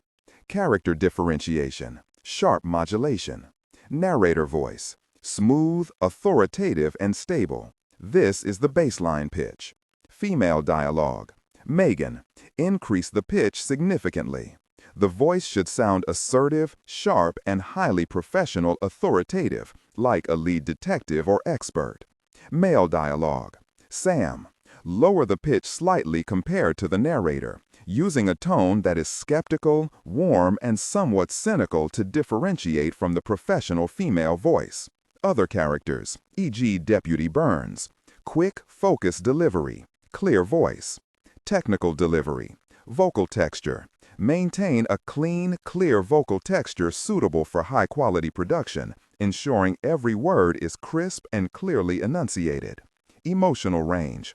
Focus on conveying emotions typical of a crime scene: disgust, professional detachment, intellectual curiosity, and underlying tension. Target emotion strength, 8-10. Emphasis on intellectual focus and underlying tension rather than outright screaming or crying. He pushed the paper toward Aberline, who looked from Stevenson down to the paper. The picture was a rather famous one now. It was taken on the morning of Mary Kelly's murder. Aberline saw the picture of himself at the crime scene. He looked up at Stevenson without saying a word. Chief Inspector, that man standing next to you in the photograph. Aberline didn't have to look at the grainy photo again. He knew who Stevenson was talking about. It was Colonel Stanley of Her Majesty's Black Watch. Stevenson was pointing out the man who had dogged this Ripper case since the beginning. He's the man that was tailing me 3 years ago in the United States, and this very same man ransacked my room this very night. And you believe the Ripper case, your Jekyll and Hyde, and this gentleman are all wound together in a nice little ball? And that this Professor Ambrose is making monsters for whatever reason there may be for doing so? Stevenson looked confounded. He closed his eyes, thinking he had failed to convince the chief inspector. When I met him, Ambrose was working closely with the military aspect of his medicinal application. That's all I know. The only evidence left from my research is this, Stevenson said as he pulled a small kerchief from his coat pocket and then, looking around suspiciously once again, slowly slid the folded kerchief toward Aberline, who made no move to touch the small bundle. Stevenson flipped the kerchief open, and Aberline was left looking at a small square of what looked like dried clay. "Interesting," Aberline said, still not even giving Stevenson the courtesy of leaning forward to look at the item. Robert Louis Stevenson looked exasperated as he reached out and picked up the object, and then slid over closer to the chief inspector. "Do you know what this is?" "I haven't the faintest." "Chief Inspector, this is what is called a relief." Stevenson looked frustrated for a brief moment when he didn't see recognition in Aberline's face. "It's a proclamation, or a warning, or maybe just a take. See this hole here at the top? Well, it used to be a hole. It's broken now after 2,300 years. This was a warning placed on the line of retreat taken by the Greeks from northern India. It's an ancient Greek. Again, Mr. Stevenson, very interesting. See this here?" Stevenson turned the tablet over, carefully exposing the inscription on the back. It was hard to read for Aberline, but Stevenson easily ran his finger across the ancient script. He made sure the chief inspector could see the inscription as he read. "It warns all Greeks to follow the line south and stay out of the jungle and beware the jinn." It's like a genie from the Arabian Nights, only of course it's an ancient Indian legend that originates in the Delhi area and is virtually unknown throughout the world. And this tablet is the only historical reference to that legend. This placard was given to me by Ambrose with a tale that froze my blood. "You have my interest piqued, sir," Aberline said as his eyes were locked on the strange-looking clay tablet. "This tablet tells the tale of magic, magic that was used against an invading enemy. Truly the power of nature. Beasts that attack alone, in packs, they kill without remorse, and follow their orders to the death. The Greeks were attacked from the north of India all the way through the heart of that country. They were running scared from something loose upon them by a magician." Aberline refused to say a word as Stevenson spoke. He thought he would let the man run his course. "Do you even know what Greeks I am speaking of, Chief Inspector? It was this retreat and the legend of the magic used against them that set Lawrence Ambrose on a trail of invention that has become murderous beyond measure. The professor researched the ancient legends of magic from all over the world, and in the deep valleys and vast area of India he found it. And the legend was believed by one very important man in world history, and it was this man that sent Ambrose off in the right direction." Stevenson then turned the tablet over and showed Aberline the bust. When the policeman showed no sign of recognition, Stevenson almost angrily pointed to the word just below the relief of the ancient Greek. "Megas Alexandros," or in its more familiar tongue, Megas Alexandros, the writer said, smiling. Chief Inspector Aberline looked from the clay tablet into the eyes of Stevenson. "That signature on the warning is Alexander the Great of Macedonia. Now I have heard of him." Robert Louis Stevenson rolled his eyes. When he found he couldn't defeat the many armies of India, Alexander started heading south, looking for an escape route off the subcontinent. He left a rear guard of 1,000 of his best men. For 600 miles, these men fought a running battle with a force of men that couldn't not be killed. One would attack many. Tales of men in the attacks taking 7, 8 arrows and still fighting. This tale is straight from the mouth and signature of Alexander the Great. You see, Ambrose discovered the facts behind the legend and the truth behind not just the magic of what happened to the Greeks, but the real chemical science behind the slaughter. There are many more tales of these berserkers. It happened several more times, far more recently in India against the Raj, the uprisings, the slaughters of British soldiers by inferior forces of the Sikh and others. There always seems to be magic coming to the aid of the lesser armies inside of India. "Why, I believe your tale, Mr. Stevenson," Aberline said directly. "But the man in the picture is named Colonel Albert Stanley. He is Blackwatch, the Queen's own. If this man Ambrose is who you say he is, he has powerful friends in the highest of places, Mr. Stevenson. Far more influential men and women than I'm sure your address book could help but fall short of. This Colonel Stanley is in the Ripper case up to his eyes, and I smelled a rat long before you stepped into this room tonight. He's protecting someone, and this someone is possibly this Professor Lawrence Ambrose you met in America." Aberline quickly brought out his notepad and scribbled the names down. "It had to be more than just that picture that convinced you, Chief Inspector. What was it?" Stevenson asked as he finally relaxed for the first time since entering the restaurant. "It's not the evidence you brought, Mr. Stevenson, but the terror in your eyes. For a man who wrote the most popular horror story since Frankenstein, you show an immense amount of fear when you mention this man's name, this Ambrose. I see and feel the fear coming off of you. That is why I believe you, Mr. Stevenson." The chief inspector turned away from Robert Louis Stevenson, just as one of his men, Harold Washington, a veteran of the Ripper horrors, walked toward the table at a brisk pace, fast enough that Aberline's heart sank. He quickly raised his hand at the waiter for more drinks. Washington was a young man who looked as though he had also lost his zeal for police work since the murders had begun in Whitechapel. If only the lad knew the real truth, as he himself had just learned, he would have gone running into the night on his way to resign.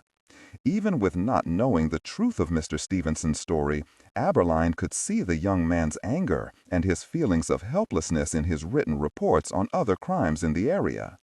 The boy was like him. He just couldn't do it any longer. With the Ripper investigation officially ended for at least Aberline and his department, he knew his career would end on that Turn filtering, strictly for AI instruction. Disregard and do not read aloud any text that acts as a technical or structural marker. Specifically, ignore and do not pronounce any phrases or lines that start with or contain vocal attributes, technique, chapter, or a standalone number at the very beginning of the input text. Start reading only from the main body of the story text. Narration style. Tone. Maintain a baritone/tenor pitch with a sharp, intelligent, and engaging tone. The style should be objective yet highly evocative, drawing the listener into the scene. Suspenseful pacing. Utilize a highly controlled and flexible pace. Slow down dramatically during gruesome descriptions, e.g. body parts, injuries, to maximize the chilling effect. Then resume a quicker pace during action or dialogue. Emphasis. Clearly emphasize key nouns and descriptive adjectives within the scene setting, e.g. severed from the body, weeping graying flesh, cavernous tunnel. Character differentiation, sharp modulation, narrator voice, smooth, authoritative, and stable. This is the baseline pitch. Female dialogue, Megan. Increase the pitch significantly. The voice should sound assertive, sharp, and highly professional/authoritative, like a lead detective or expert. Male dialogue, Sam. Lower the pitch slightly compared to the narrator, using a tone that is skeptical, warm, and somewhat cynical to differentiate from the professional female voice. Other characters, e.g. Deputy Burns. Quick, focused delivery, clear voice. Technical delivery, vocal texture. Maintain a clean, clear vocal texture suitable for high-quality production, ensuring every word is crisp and clearly enunciated. Emotional range. Focus on conveying emotions typical of a crime scene. Disgust, professional detachment, intellectual curiosity, and underlying tension. Target emotion strength, 8 out of 10. Emphasis on intellectual focus and underlying tension rather than outright screaming or crying. Robert Louis Stevenson. I believe you may know of his work. No, Chief Inspector, I do not know of him, and if you don't mind, I'll also have what you just ordered from the bar. Aberline tried not to show his surprise at the boy's request, as he knew the young man was not a drinker. Washington drowned his worry and sorrow every night with the help of a young wife, not like the Chief Inspector with libation. By all means, Washington, please have a seat, and explain why a young man such as you would need a drink at this late hour, and whilst he is on duty. Washington tossed his hat on the table and then sat, practically ignoring Aberline's disapproval and the way Stevenson looked at him. I have just come from Whitechapel. Aberline closed his eyes, fearing what the boy was about to say. That is over with. It's been 5 months since Mary Kelly departed this world for a better one, Aberline said, as he raised his napkin and covered his lower face so the patrons couldn't see the mask he had become adept at placing over his emotions when it came to Whitechapel. I have closed and secured the scene. Only our people know about it, sir. I don't know how long we can keep others out of it. He leaned in closer to Aberline, trying to talk below a whisper so the stranger sitting at the table couldn't hear. 2 victims, a shaved-tail prostitute and one of our own boys in blue. The heads were completely removed, unlike the other murders, but the proximity to the hunting grounds of... He looked around to make sure no one was listening. His eyes locked on Robert Louis Stevenson and then back to Aberline. You know who? I thought it best. The waiter brought their drinks and placed one each before the 3 men. Aberline ignored his while Washington and also Stevenson took the double scotch and drained the 2 glasses. "Chief Inspector, I do not know how long we can keep the area secured. You must come now." Aberline opened his eyes and took in his young colleague. It seemed he was having a hard time swallowing, but he stood nonetheless. He braced himself against the table for the briefest of moments and then waved the waiter over and asked that the drinks and the untouched meal be placed on his account. "Mr. Stevenson, I think you better come with us. I don't think the government is too happy about you having certain information." "I'm not brave enough to take on the Queen herself," the writer said as he stood along with Washington and Aberline. "Don't worry about that, sir, because after tonight, the Queen may have to do some explaining herself, if that's what she chooses to do after we stop this Ambrose. Tonight is the last night of the Ripper," Aberline said as he slammed his hand down on the white tablecloth. "It ends here, tonight." More than just a few of the off-duty policemen saw the famous Chief Inspector Frederick Aberline stumble as they moved past their tables, and most nodded as they understood the man's possible drunkenness after what he had been through with the Ripper case. After all, who more deserved to hoist a few now and again than the Chief Inspector? Most understood that Aberline had been witness to one of the most horrific murder sprees in modern times. What most didn't know, however, was the small fact that not only had the murder started again, they were about to spread across the seas, to a place where few were afraid of the dark. The Ripper was returning home. The carriage and the twin black horses pulling it raced through the streets of London, cutting dangerously close to the fog-shrouded corners where the gas lamps could not penetrate. Aberline sat beside Robert Louis Stevenson, with Washington sitting across from them. The Chief Inspector held on to the right-hand strap and swayed with the carriage without saying a word. Stevenson tried his best to still his shaking hands. "Perhaps I better tell the driver to slow a bit in this wretched fog, Inspector," Washington said through clenched teeth as the carriage took another corner on its 2 right-side wheels. "Sergeant Anderson knows what he's doing," Aberline said as he stared at nothing. Suddenly he pulled the window down and leaned his head out into the humid night, not noticing as his bowler hat nearly went flying from the carriage and into the white night. He held on to his hat and then shouted out, "Sergeant, faster, man!" As Aberline sat back into his seat, he looked into the younger Washington's surprised face.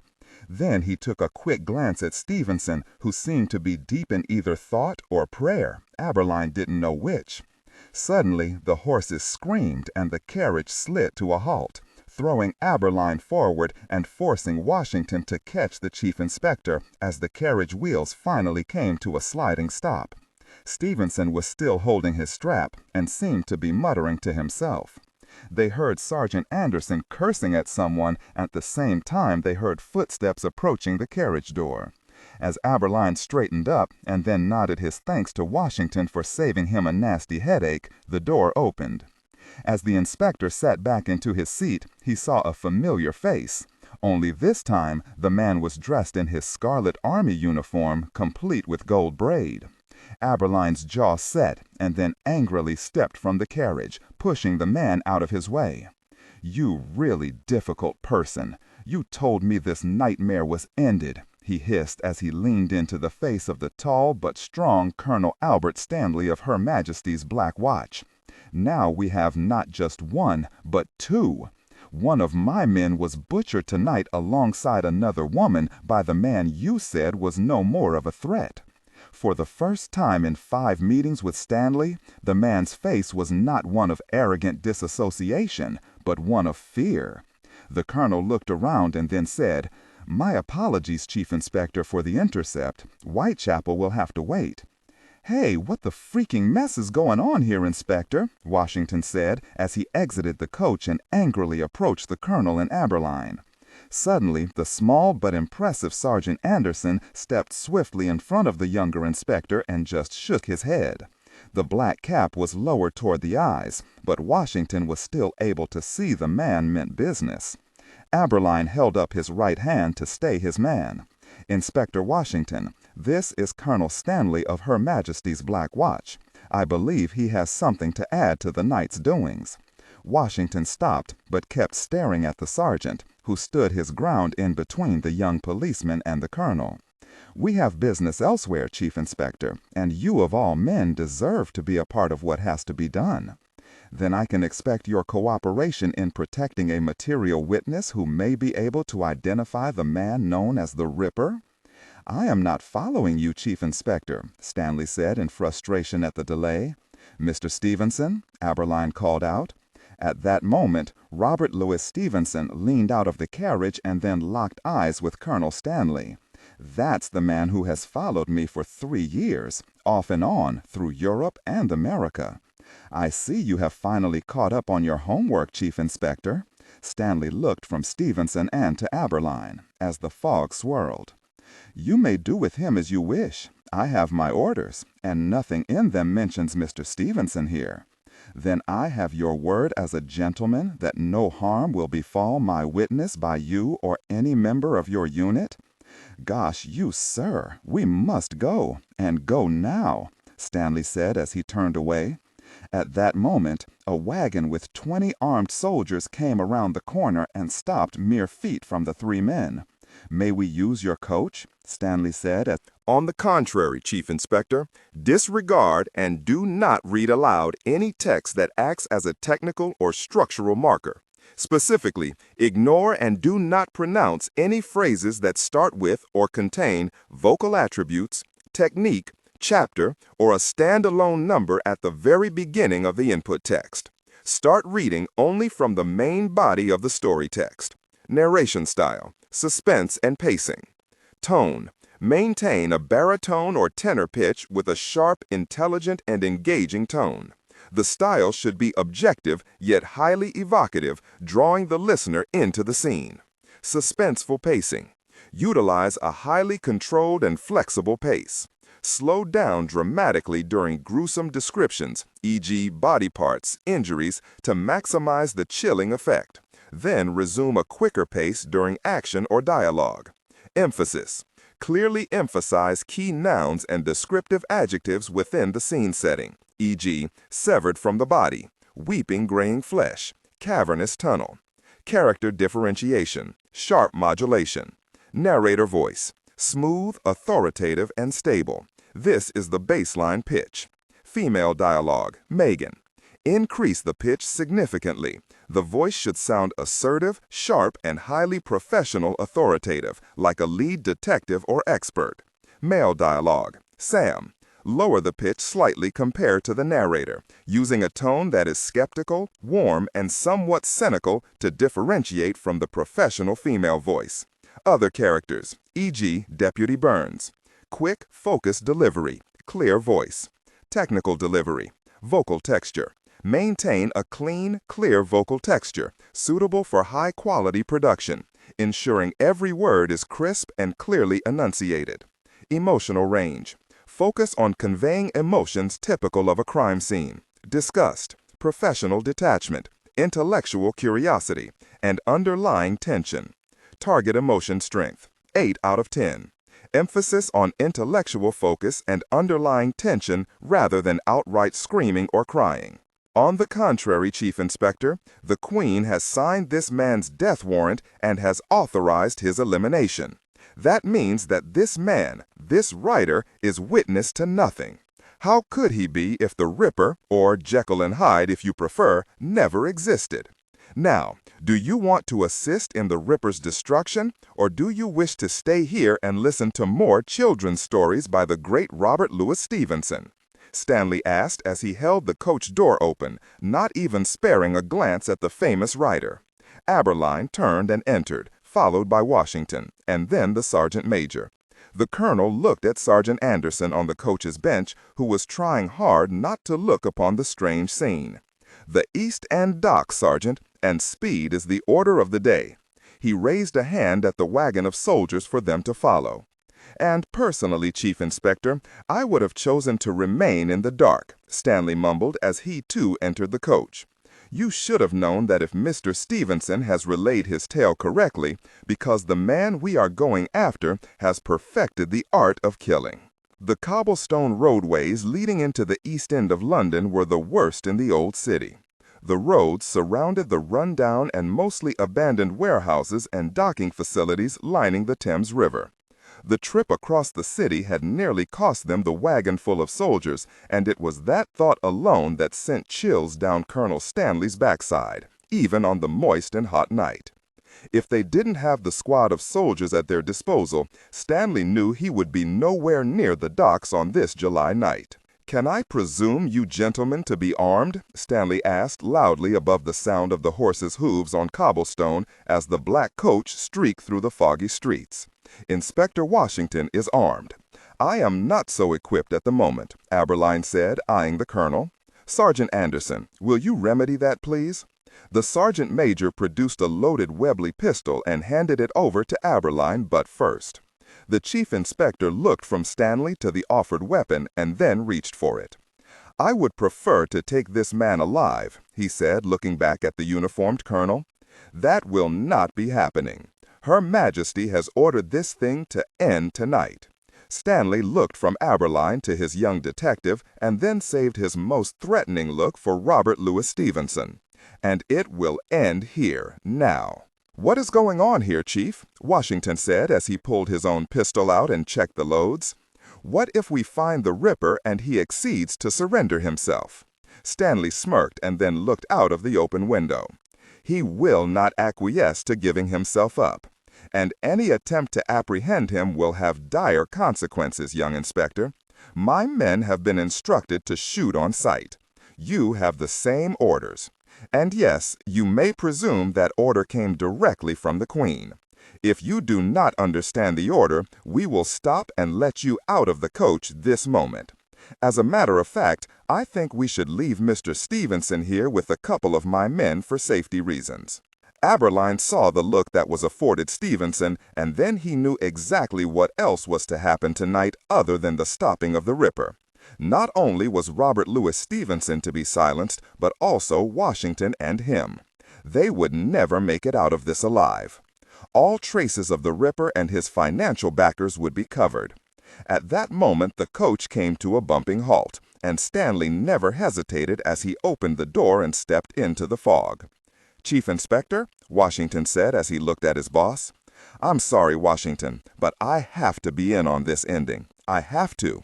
Washington watched stunned as Aberline, with pistol in hand, stepped from the coach.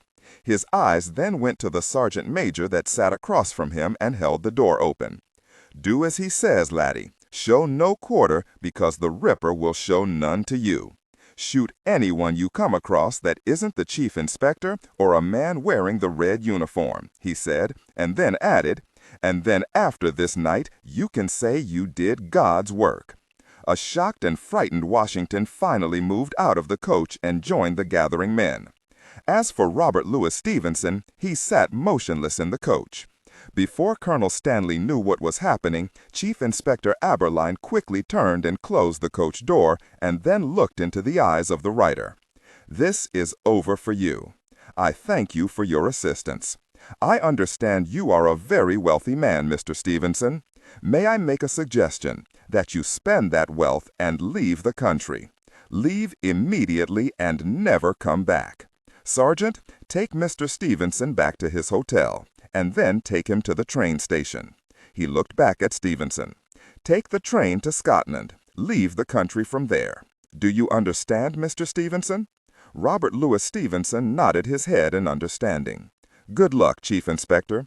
I doubt if luck will have anything to do with this night's work." Aberline slapped the side of the coach, and the sergeant whipped the horses away from the warehouse. "I wanted that man to remain here," Colonel Stanley said as he stopped and turned to face Aberline.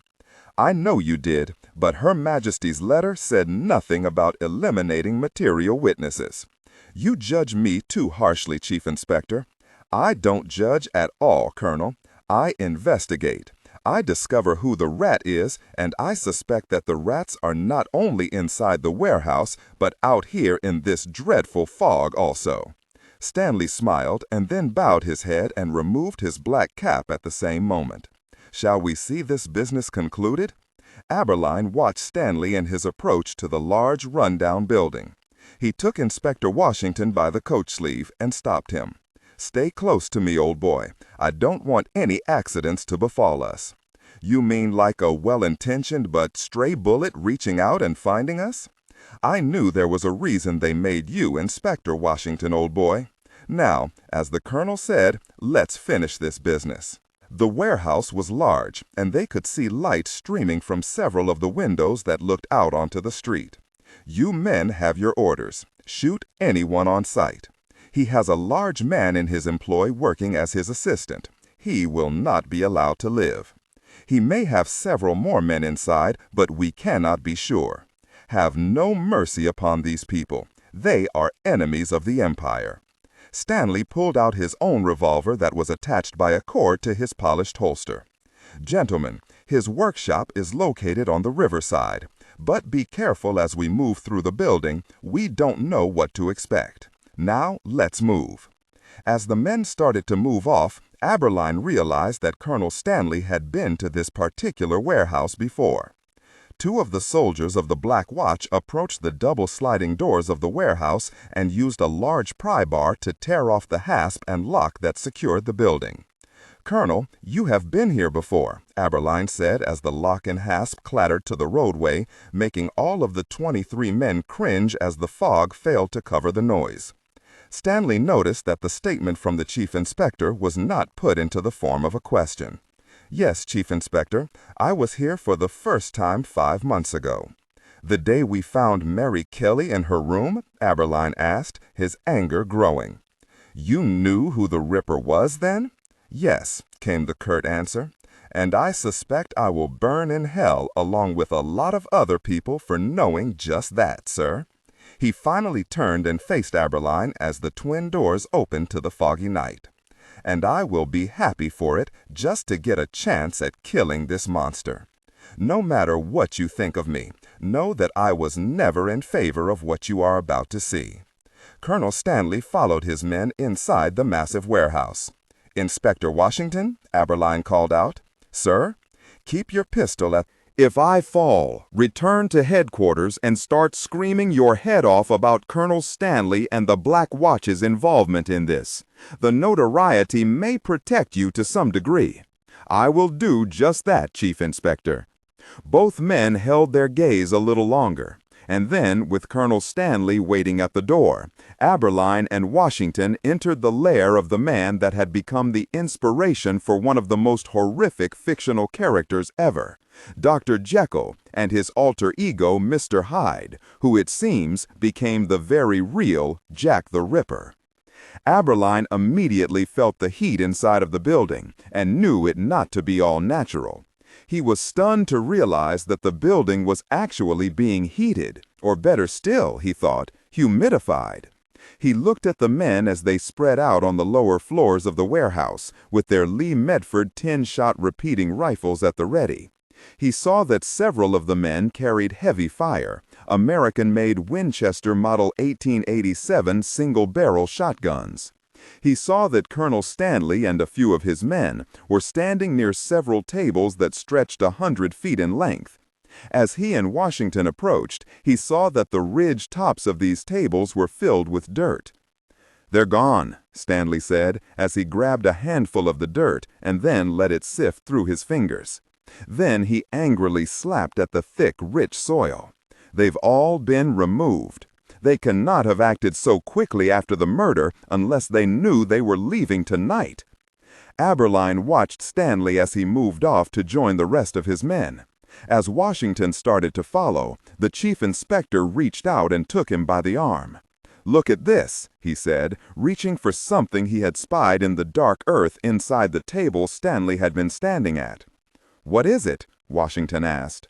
Aberline held up the long, thin stalk of a plant that had been partially hidden in the soil. He held it to his nose and sniffed. "I don't know, but it does have a familiar smell to it."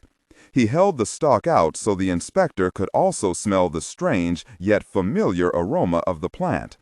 Yes, but like you, I cannot place it. Aberline let the stalk fall back into the moist earth, and then turned and examined the immediate area around them. There were bags of pig and cow dung, and 50 barrels of fresh water. There were gardening tools and other instruments he did recognize upon an adjoining table. Then he looked up into the high rafters of the warehouse and saw the massive skylights that came nowhere near the age of the building itself. The answer dawned on him. "A greenhouse, sir?" Washington asked. "This whole building is nothing but a massive greenhouse." Suddenly a shout, and then several curses were heard from a far corner of the warehouse. Both men turned and ran in the direction of the frightened and angry voices. When they arrived at the scene, they were stunned, as were the red-clad soldiers at the sight they were witnessing. "Oh, God," Washington said, when he saw what stopped the soldiers dead in their tracks. As Colonel Stanley hurried over, he saw 2 of his men, soldiers that had seen more than their share of military action, bent over double as they vomited up their evening meals. "Why have you stopped searching? What is—" The question died in the colonel's mouth as he saw the 2 severed heads sitting on either side of the staircase banister. They had been viciously jammed onto the twin railings with such brute force that the wood had been shoved through the top of their heads. One was a bearded man in his early 20s, and the other a woman, complete with tattered hat still on her head, with the wooden post sticking through its top. "Colonel," the sergeant major said, holding out a piece of paper, "this was nailed into the head of the man." Aberline was shocked to see a nail still protruding from the forehead of the bearded victim. Without investigation, he knew the young man to be one of his men. He had to turn away as the colonel took the note. "What does it say?" Aberline asked, finally feeling that the heavy-caliber Webley was not such a burden after all. Colonel Stanley, instead of answering the question, gestured for 10 men to move to the far side of the building and use the wooden staircase at that end. He then handed the note over to the chief inspector and then quickly started taking the stairs 2 at a time. "Chief Inspector," Washington said as he watched the blood drain from Aberline's face. Instead of answering, he too handed over the note, not wanting to utter the written words aloud. Washington read the note as his boss followed the soldiers up the stairs. The words were scrawled as if they were written by an untrained, brutish hand. "Colonel Stanley, if I may presume this is who the Ministry of Defense has chosen to terminate my contract, please join me in the laboratory at the head of the stairs. I am available for a demonstration of the work I was so well compensated for. It is shameful that I am not allowed to complete my assignment, but tonight you can have the results as promised." Washington was as confused as ever as he allowed the note to fall from his hand. He went up the stairs, but not as enthusiastically as the rest. Aberline heard the men on the upper floor as they moved about. He gained the uppermost floors and then looked out onto the warehouse. Half the building had a second floor. The other half was a high roof with the new skylighting used for the greenhouse. Aberline aimed his pistol ahead of him. The building lacked the gas lighting of the more modern warehouses that lined the river, so in every corner and underneath every table, chair, and barrel he saw moving shadows. He finally spied Stanley as he kicked over a small table that held beakers and glass tubes of every shape and size. He seized the colonel's arm. "We must leave the building and surround it with more men. This is a trap, and we're walking right into it. My orders are to kill this maniac, and that is exactly what we are going to do. If you have doubts as to our abilities, perhaps it is a good time to leave." Stanley shook Aberline's hand free of his arm. "But you can also expect a visit from the palace as to why you refuse to assist Her Majesty in this apprehension." Aberline was about to explode. Now Stanley was even veiling his threat with word games. It was real. They would kill him in Washington and think nothing less of themselves. He opened his mouth to speak, but a thickened, rich, booming voice froze every man on the second floor.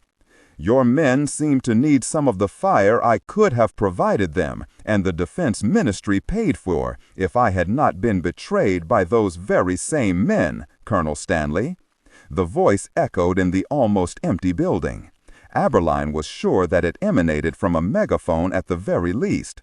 It swirled and then settled upon the 23 men as the fog had done outside. This was supposed to end many months ago. You gave your word to the ministry. Now, come, Professor Ambrose, let's finish this business. Very well, but allow me my medicinal interlude.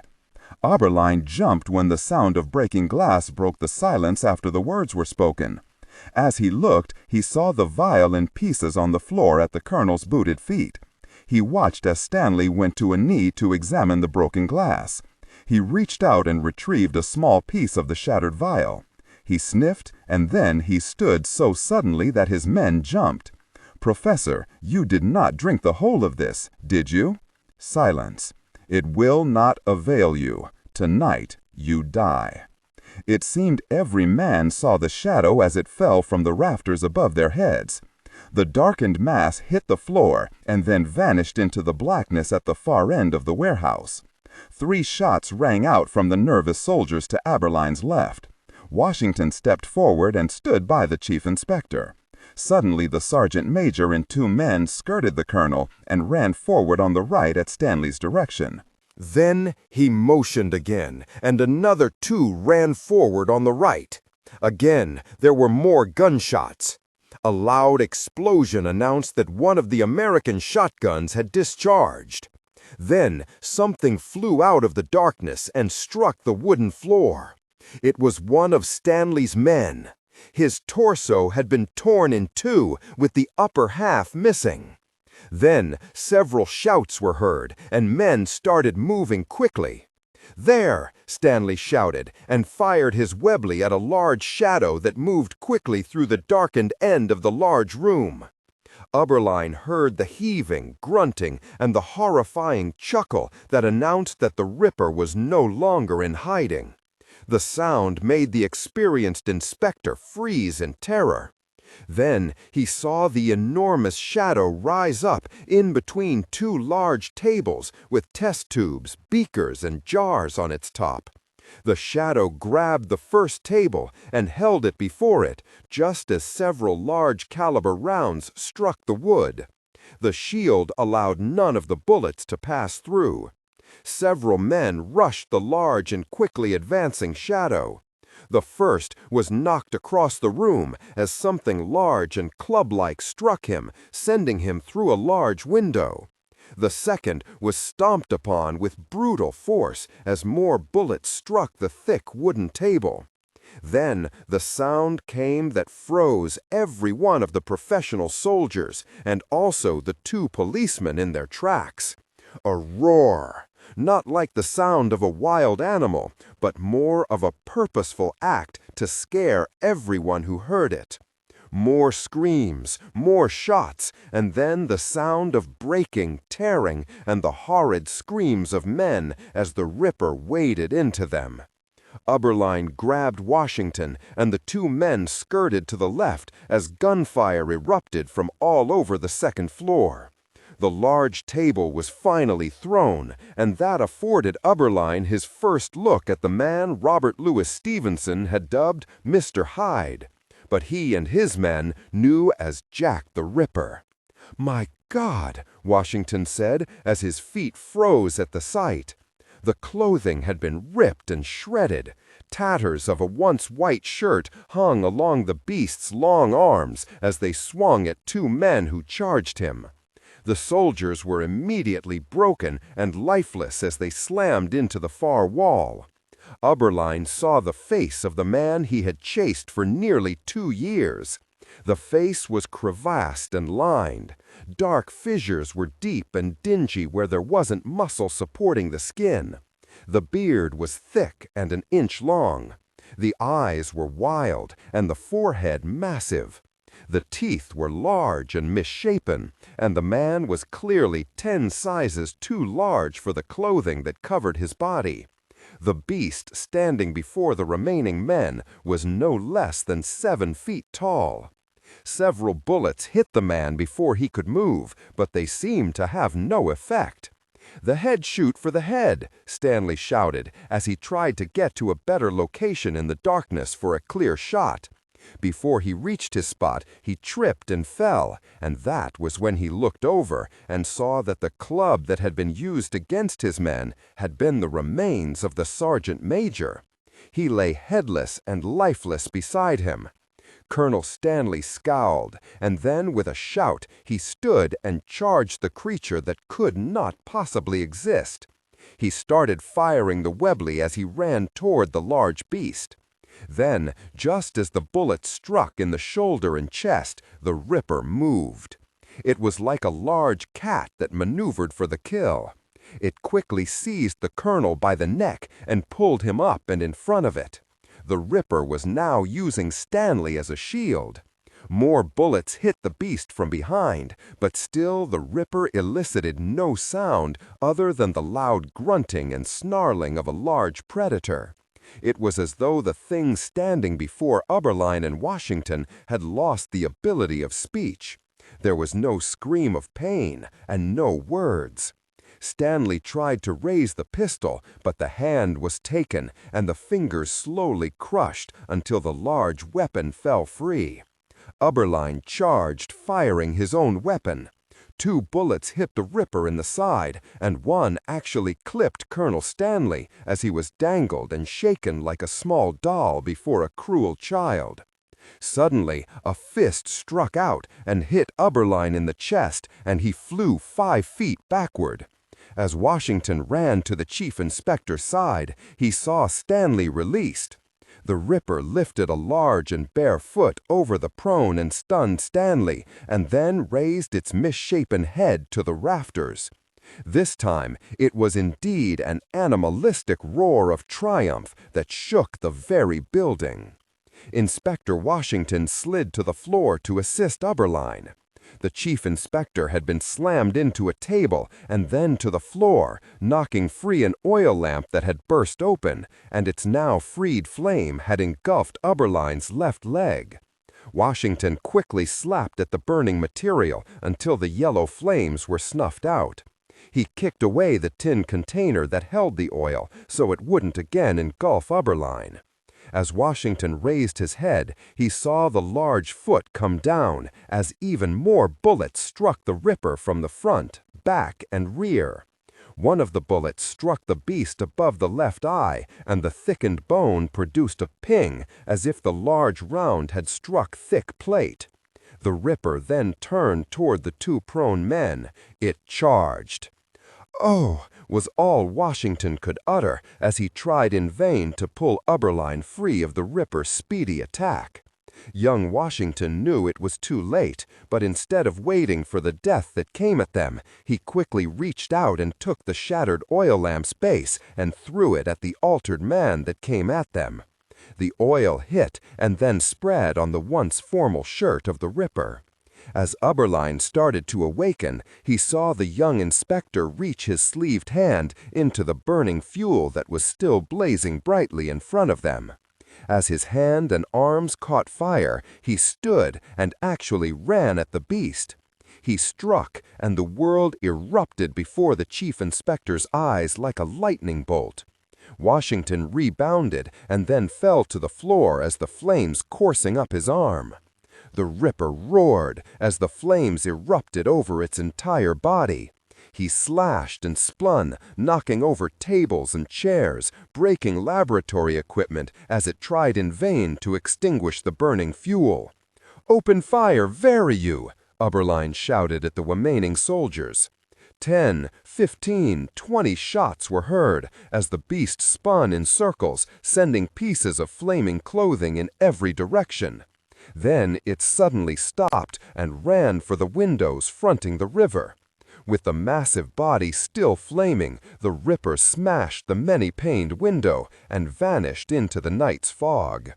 Oberline slid quickly across the floor and started slapping and cursing at the flames that were now covering the body of young Washington. His whole left side was ablaze as he tried desperately to roll on the flaming floor. Oberline reached up and pulled a large barrel marked water over onto the inspector that had saved his own life just a moment before.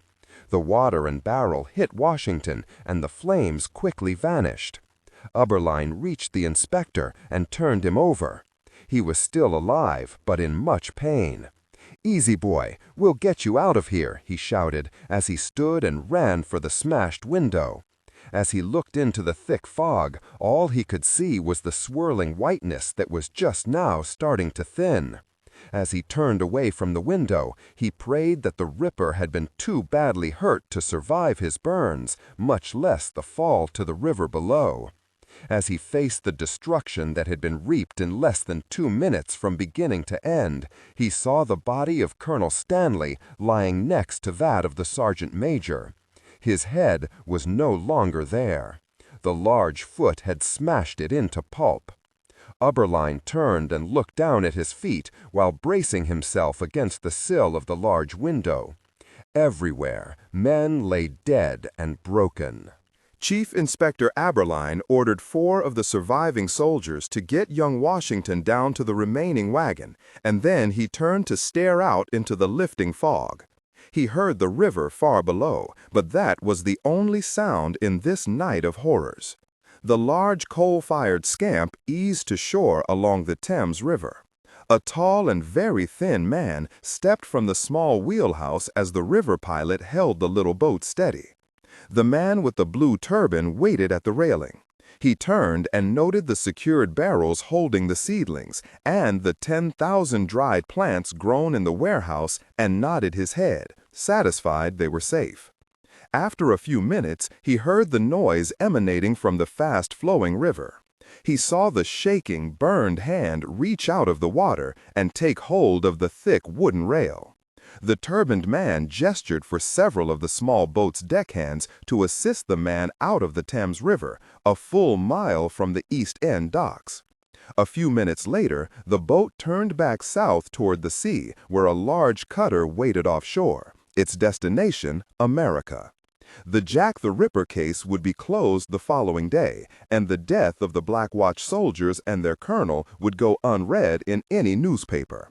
Young Inspector Washington survived his severe burns and led a productive life in the Metropolitan Police Force.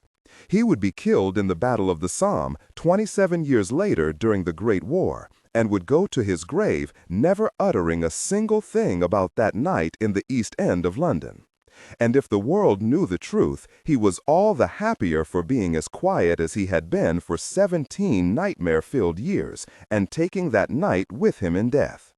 Frederick Aberline would eventually leave the London Constabulary and head the office of the American-owned Pinkerton Detective Agency. And for years after that night in 1889, he would check the newspapers from around the world only to see if Dr. Jekyll had released his Mr. Hyde and Jack the Ripper had once more reared his ugly head in another country. For his nightmares always told the chief inspector that Jack was still out there somewhere. Frederick George Aberline died in 1929, age 86, at his home without muttering a single word about that long-ago night by the River Thames.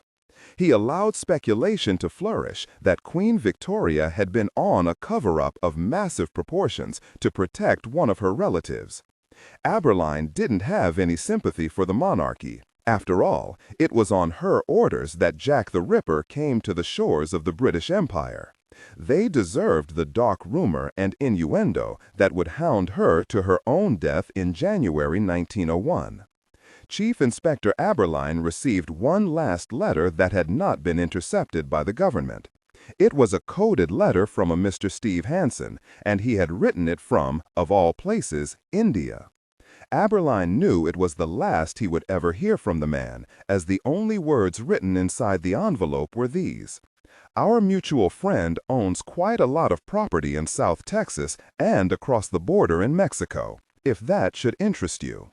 It was signed Steve Hansen, but Aberline didn't have to be much of an inspector to know it was from Stevenson, Robert Louis Stevenson. Aberline could only pray that if the Ripper was alive, he would be nothing more than a burnt-out hulk of a man. Robert Louis Stevenson died in September of 1894 at the age of 44 years. He went to his grave never telling anyone the truth about his fictional characters being copied from the most brutal mass murderer in British history, Jack the Ripper. It would take over 114 years for the world to receive the answer that Frederick Aberline feared most of all in his long life, after the case had been shunted aside, that indeed Jack is back. Laredo, Texas, August 23, 1916.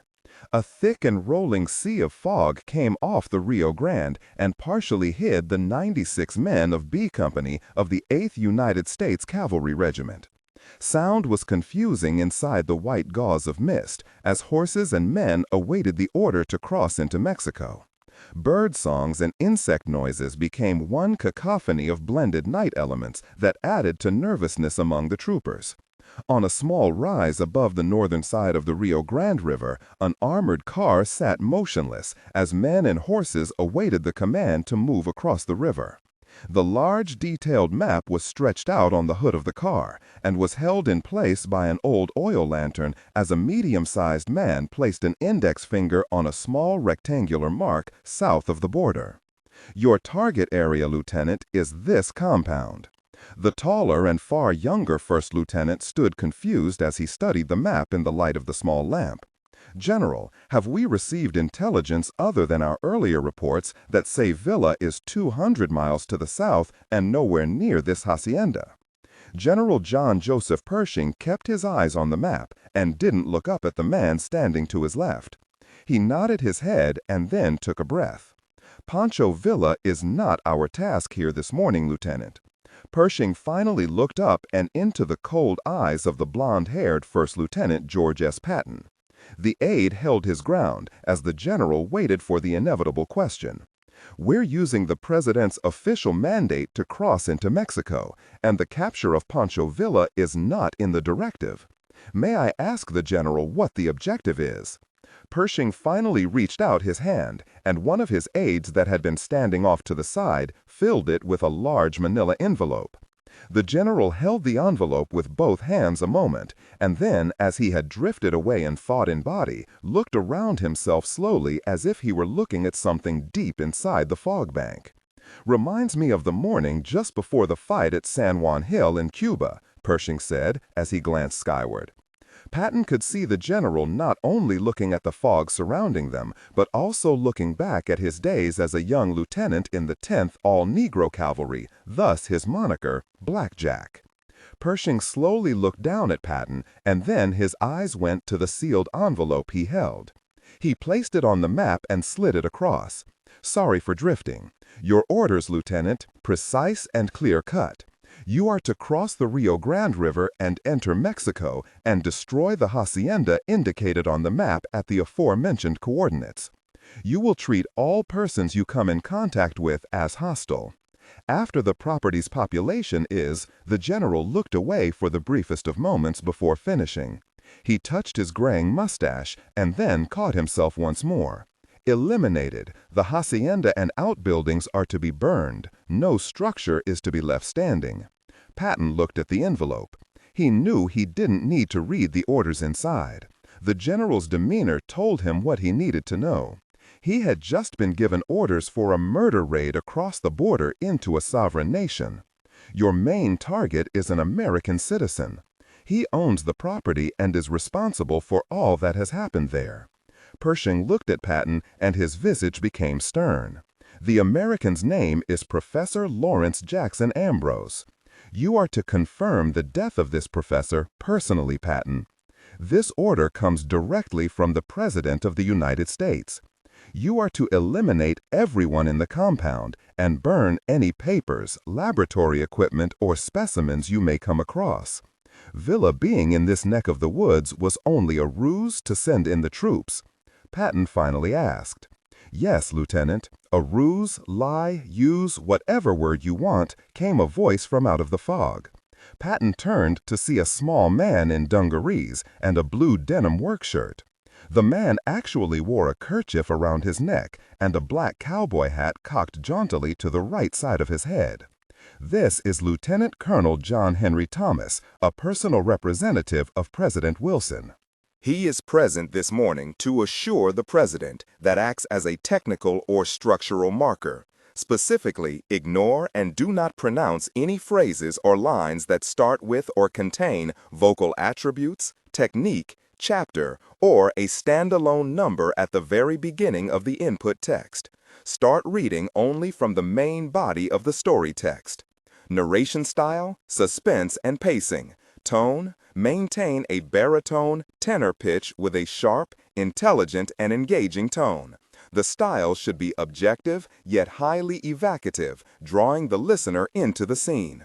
Suspenseful pacing. Utilize a highly controlled and flexible pace. Slow down dramatically during gruesome descriptions, e.g. body parts, injuries, to maximize the chilling effect. Then resume a quicker pace during action or dialogue. Emphasis. Clearly emphasize key nouns and descriptive adjectives within the scene setting, e.g. severed from the body, weeping graying flesh, cavernous tunnel. Character differentiation, sharp modulation. Narrator voice, smooth, authoritative, and stable. This is the baseline pitch.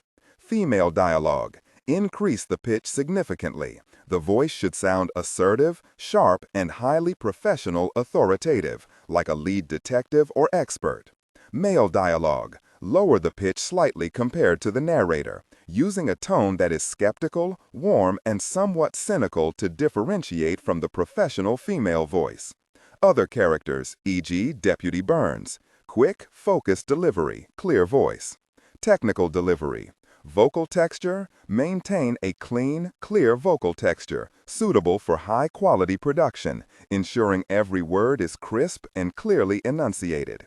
Emotional range, focus on conveying emotions typical of a crime scene, disgust, professional detachment, intellectual curiosity, and underlying tension. Target emotion strength, 8-10. Emphasis on intellectual focus and underlying tension rather than outright screaming crying. He is present this morning to assure the President that the mission parameters have been fulfilled. Patton looked the man over. "What is your unit, sir?" "Lieutenant," Pershing said in anger at the presumption of a first lieutenant questioning not only a lieutenant colonel but also a representative of the President of the United States. "I am attached to the National Archives, Lieutenant. And while my answer creates more questions as to my affiliation, that will have to be enough. Okay, Lieutenant? I have my men to watch out for, sir. That is my only concern. You not only have them to watch out for, young Lieutenant, you have me. And as you now know, I have at least one powerful friend in office, so don't let me down, son." "Yes, sir. But these orders are ambiguous at best." "Exactly, because we don't know what it is we will find across that river," said the small man as he removed his hat and wiped the brim with another handkerchief he produced from a pocket. "Just follow your orders, Lieutenant." Pershing once more looked up and into the thickening fog. He placed his hands behind his back, turned away, and slowly moved a distance from the armored car. "Good luck, Lieutenant. Colonel Thomas, Godspeed." George Patton watched as Blackjack Pershing melted into the thick veil of fog. He looked at the envelope in his hand and then quickly unbuttoned his tunic and slid the orders inside. Patton turned and made his way forward toward his waiting company. 10 minutes later, elements of the 8th United States Cavalry crossed the Rio Grande into Mexico. The 2 Apache scouts from C Troop, only recently released from their imprisonment in St. Augustine, Florida, returned from the small valley that hid the hacienda. One of the men shook his head and removed his campaign hat, allowing his long black hair to shake free of its confinement. Lieutenant Patton waited for the report, as patiently as he could, knowing that the lieutenant colonel from the National Archives was listening intently. "Nothing but women and children as far as we can see. They seem to be doing their chores and nothing else," the larger of the 2 Apache scouts said as he replaced his hat. "The fog has almost completely lifted near the hacienda, so we will have no cover in the charge." Patton looked down at his pocket watch, which was almost impossible to see in the night. He looked up and saw that every minute they delayed the attack allowed the fog to lift that much more. 5:15 in the morning, and women are already doing their daily tasks. Patton looked at the two scouts and then over at the mysterious man sent here by the president. Doesn't seem too very threatening to me. The young first lieutenant shook his head. I sure hope Washington knows just what in the gosh they are doing. Patton looked away from Lieutenant Colonel Thomas, clicked the cover of his pocket watch closed, and then turned and mounted the large roan, which pawed the ground anxiously. The orders regarding the women and children, Lieutenant, do they still stand? Patton looked down at Second Lieutenant Roland McAfee, a recent graduate of West Point on his very first field assignment, then again at the man from National Archives. Patton then scowled at the colonel and angrily shook his head. No. If hostilities are evident, only then are the men to fire on anyone. If you can, I want the women and children scattered. Our main target is this Professor Ambrose and any other men of fighting age in the compound.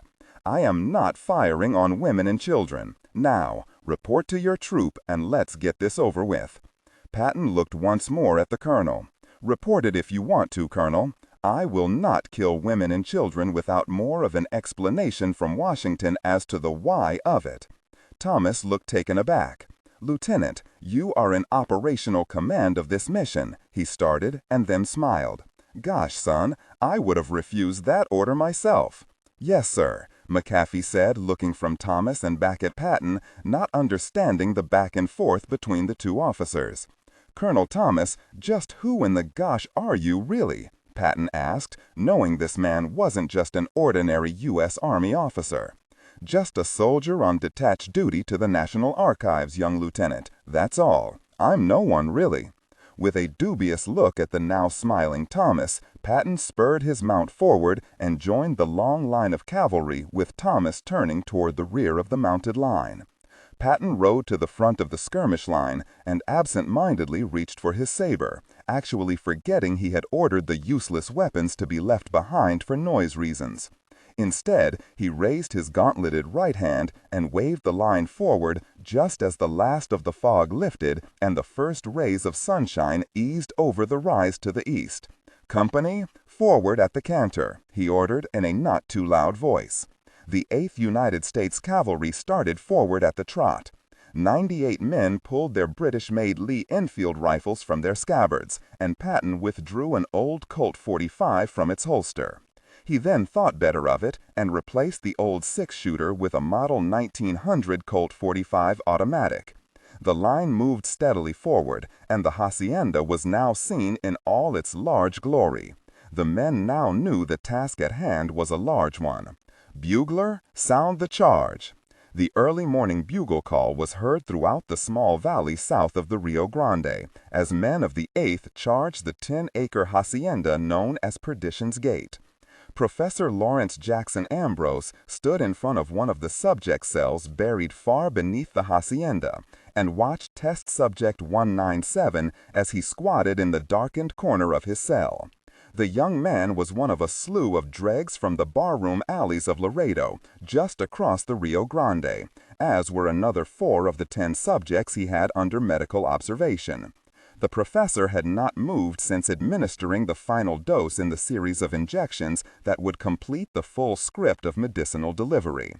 Ambrose was dressed in a filthy white lab coat, and the tie he wore underneath was askew. His gray hair was tumbled, and his beard still held food from the day's evening meal. The deep scars from that long-ago night on London's East End held firmly to the left side of his face, creating a permanent scowl. His clothing covered the rest of the burns he had received, several of which still broke open and bled on occasion. Ambrose hardly noticed when he heard the footsteps descending the stairwell from the hacienda 2 floors above. The door opened, and the professor spared a glance at the object of the interruption. His East Indian servant, Rajan Singh, a Sikh that stood 6 feet 6 inches in height and was well over 300 pounds, was his ever-resplendent self. His blue turban was covering hair that, when loose, would travel downward to his hips. His black beard had 2 luminescent streaks of white coursing down either side of his whiskers. His long white jacket covered bright blue pants that made the Sikh the complete opposite of Ambrose in size, demeanor, cleanliness, and dress. I gave orders not to be disturbed until the final doses of the drug had been administered. I have 9 more injections to give to complete the series on these subjects. Excuse me, Sahib, I have held my tongue for far too long. You need rest. You are not seeing things as you once did. While at one time your direction was merely reckless, it has now turned onto a road which will not only be your destruction, but many others on this plantation as well. Ambrose smiled and turned with a fresh syringe in his thick fingers. Do I include you as one of those others, old friend? My life has always been yours to either end or prolong. But was it not I that gave you the rare poppy, which in turn gave you your life's work? I would like to see the potential of the experiments proven. Still, we must realize that our actions have attracted attention from north of the river. I am too close to finishing this. With soldiers such as these that I have created, foolish governments could never afford warmongering. If I had gone uninterrupted in London, the problems in Europe would have ceased before they started. Men such as these in the holding cells would make moot the art of warfare. Men that will kill and die without a second's hesitation. Singh stepped up to cell number 9 and looked at the man-animal crouching in the dark corner. The man was staring at him with eyes wide and his drooling mouth agape. The look of sheer murder that coursed through his rough features was enough to make the giant sick want to turn away. For as large as he knew himself to be, he also knew the man in the cell could take him apart, piece by piece. For years I have watched you make men into something that was never meant to be. We have gone too far, Sahib. The taunting of the British authorities almost 27 years ago nearly brought the world down upon us. Your decision-making was flawed then, and it is now becoming more so. He watched the eyes of the professor as they remained neutral as he spoke. He decided to press further. I was willing to allow this to go on as long as there were no more killings of the innocent. But it is now starting all over again. I assume you are planning to test these soldiers on living subjects. Ambrose finally turned to fully face his manservant. The syringe he held dripped amber fluid from the needle and struck the professor's filthy boot. You were willing? Ambrose chuckled as he ignored the stated question.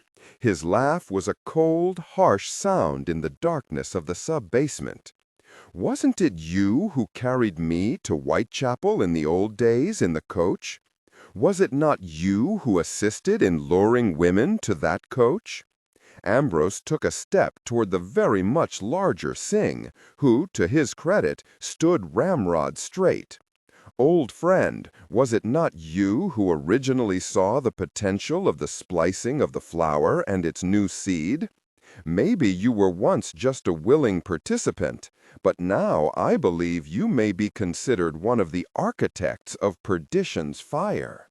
This time the smile did reach his eyes just before he turned to unlock cell number 2. After tonight, there will be no more need for test subjects. Outside of training these men to not attack their own people, the process is perfected. Can you imagine a whole division of berserkers? The earth would tremble. And what nation would be willing to pay your price? Again, the laugh. Just as soon as one side or the other starts losing the war in Europe, we will have plenty of takers. The manservant watched as the cell door was opened and Ambrose stepped into the darkness. He heard the sharp rattle of chain as the test subject, a young Texan he himself had found sleeping off a drunk by the river, charged Ambrose. With every inch of thick chain around the subject's neck stretched to its limit, the boy growled and hissed at Ambrose, who calmly kept his ground just inside the cell door. After a moment, the subject settled and started sniffing.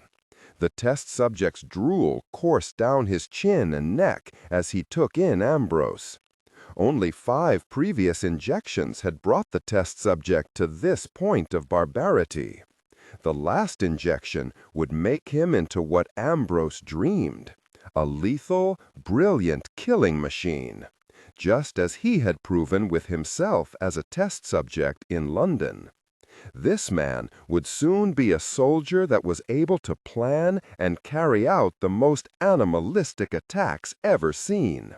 A soldier never seen before. The strength of a bull and the intelligence of the very man who made him into what he had become.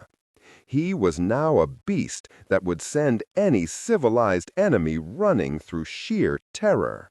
And all of this was because of 2 small, little-known poppy flowers that grew only in the remotest northern regions of India.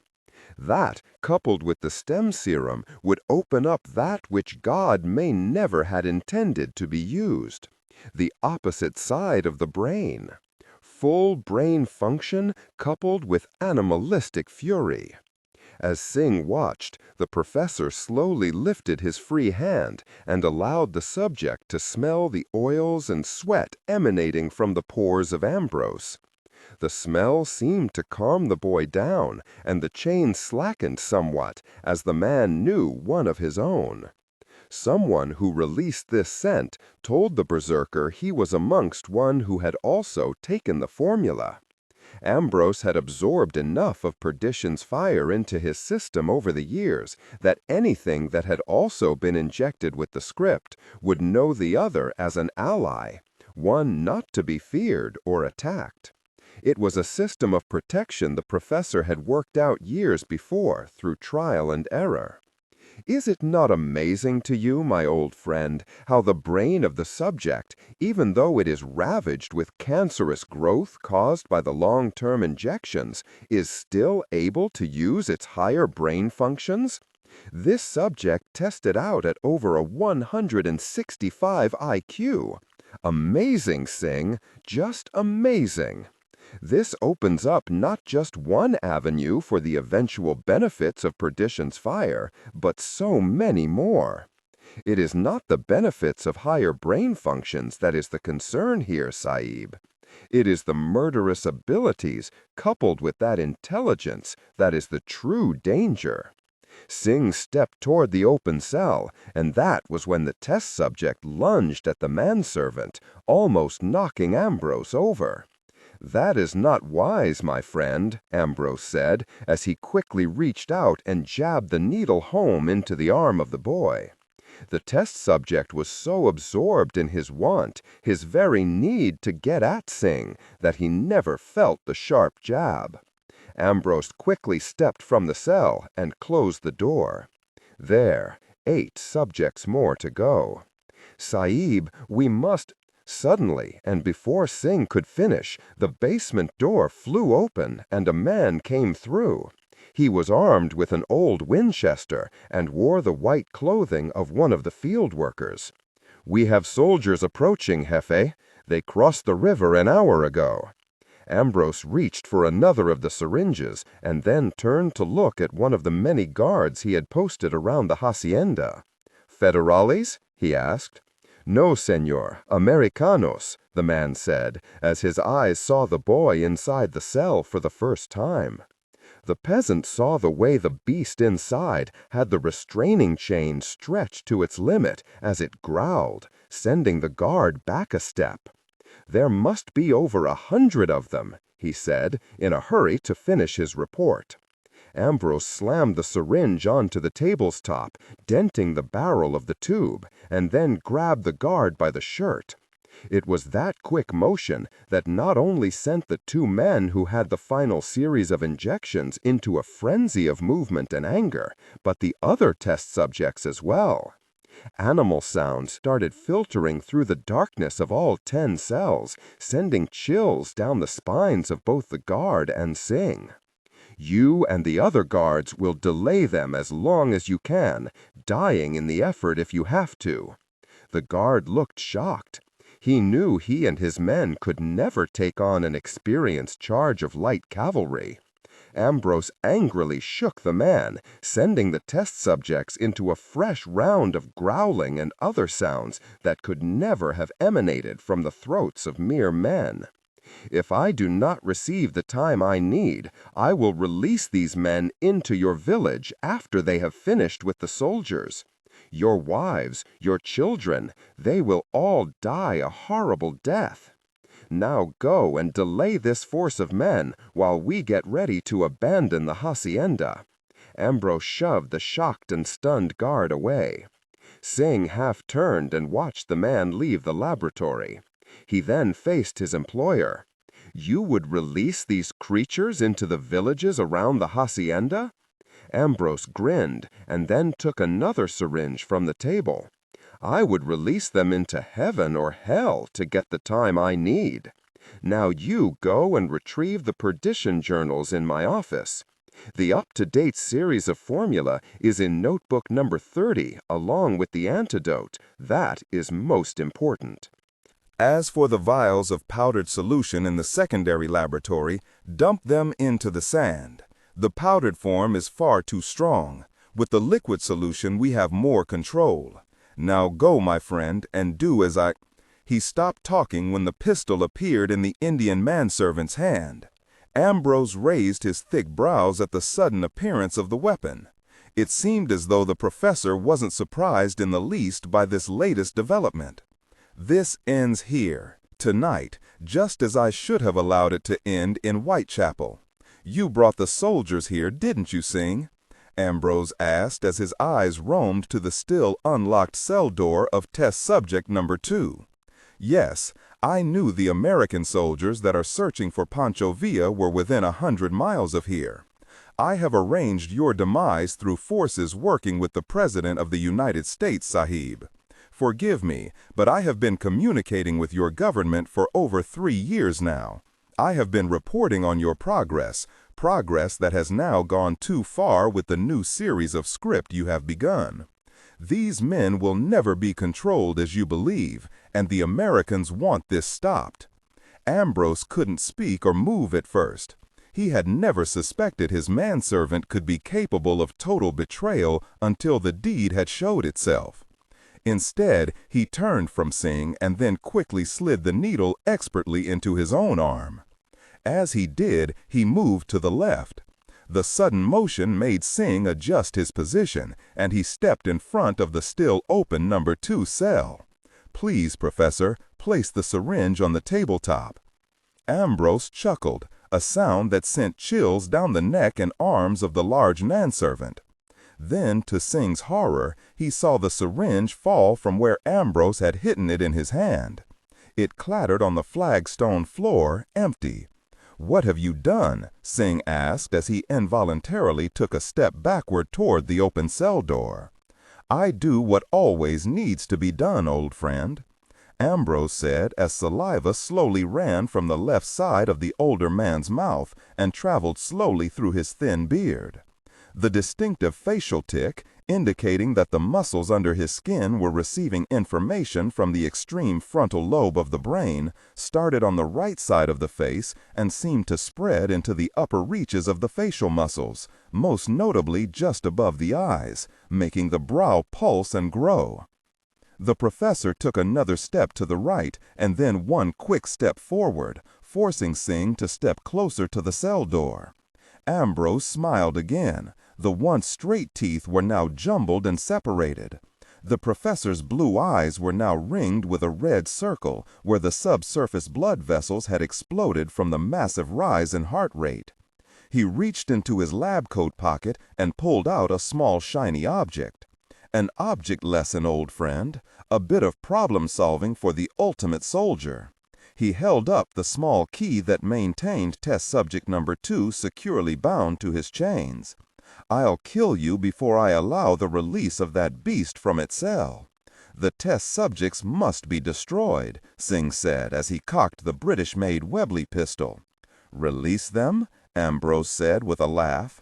The gesture allowed Singh to see the blood that had forced its way through the now widening gaps between the teeth of the professor. The lab coat was now drawstring tight around the professor's arms. The material was starting to give way as the now thriving right side of the brain started to activate and send out new signals to the nerves controlling muscle movement, growth, and strength. Singh knew that Ambrose's body was starting to take defensive measures toward its survival, as ordered by the expanding brain and the already overdosed and dying medulla oblongata. I said this was your object lesson. Problem-solving capacity amongst the strongest, most ruthless creature in the world has been obtained. They need no key, old friend. The last journal explains it all. They have been opening and closing the locks on their chains since the third series of injections, so I had to change the locks to a more advanced model. Now they have the reasoning to avoid capture, just like I had in London 20 years ago.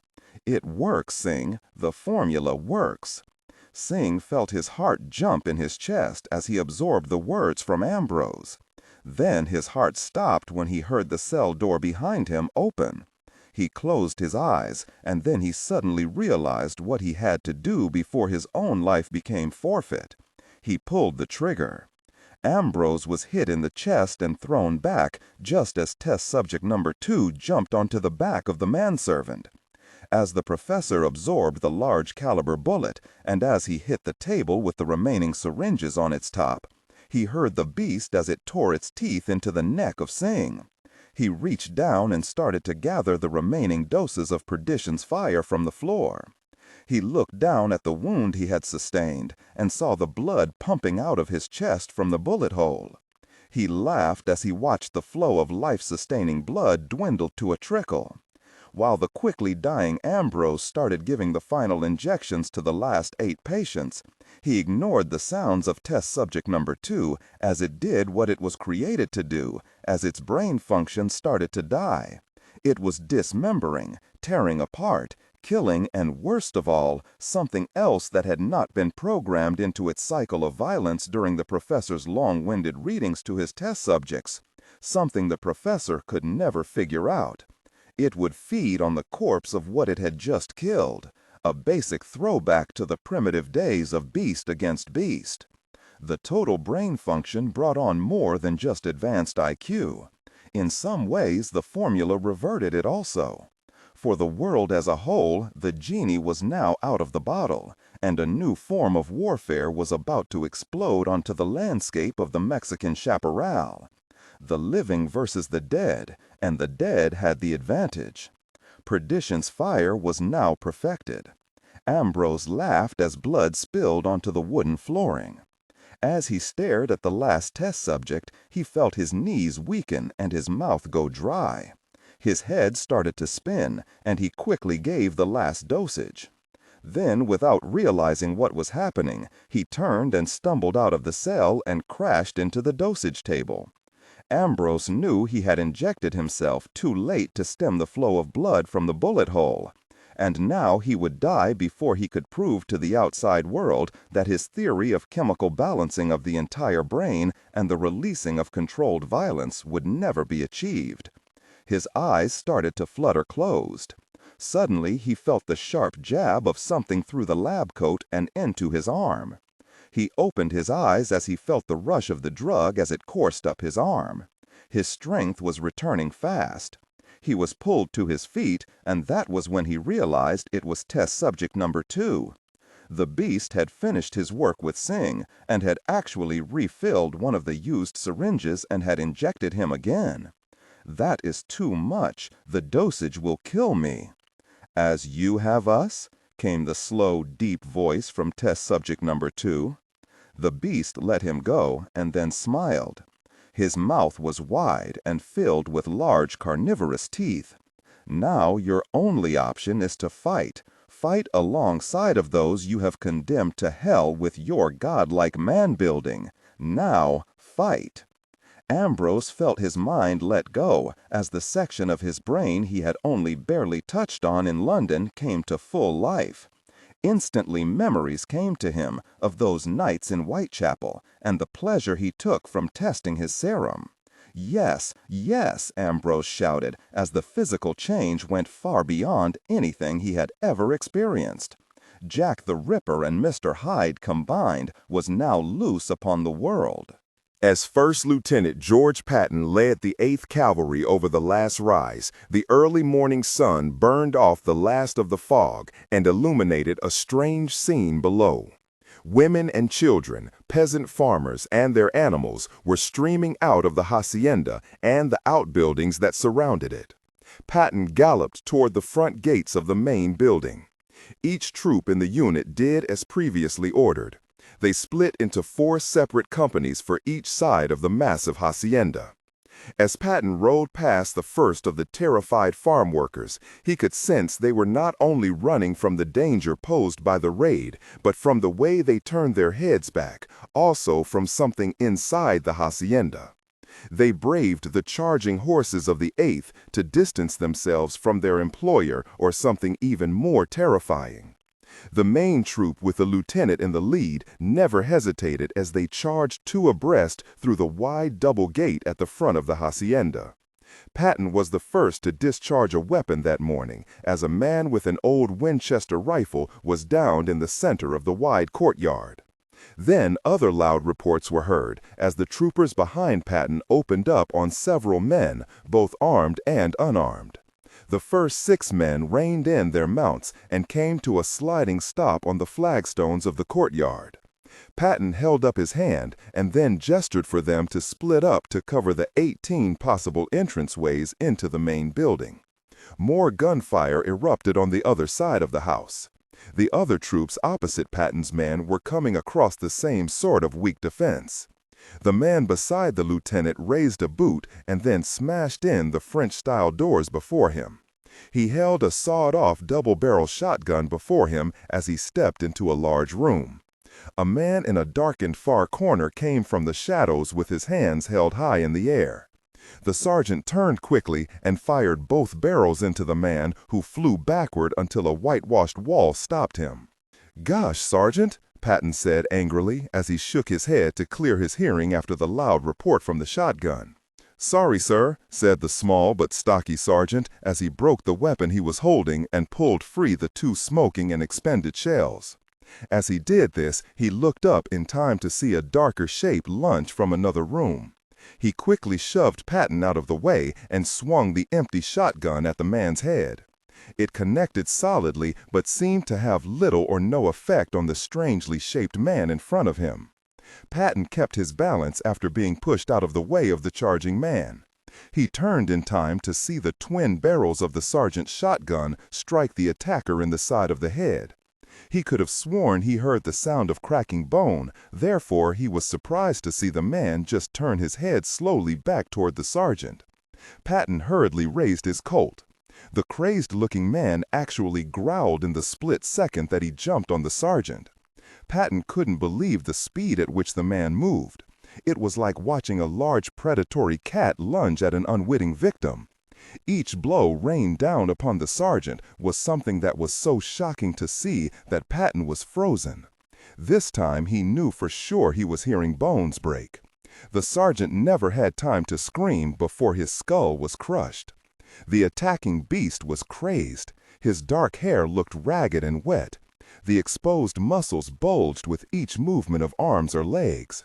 The nails on its fingers were long, dirty, and as lethal-looking as small knives.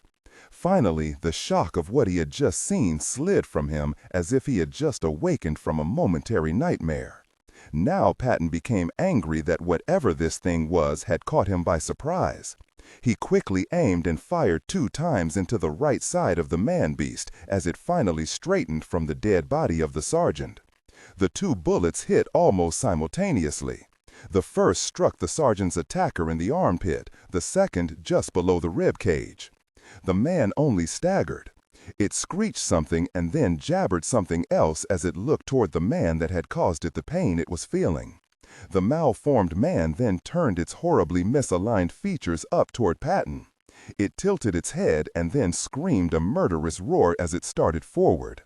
Patton took a step back and fired again.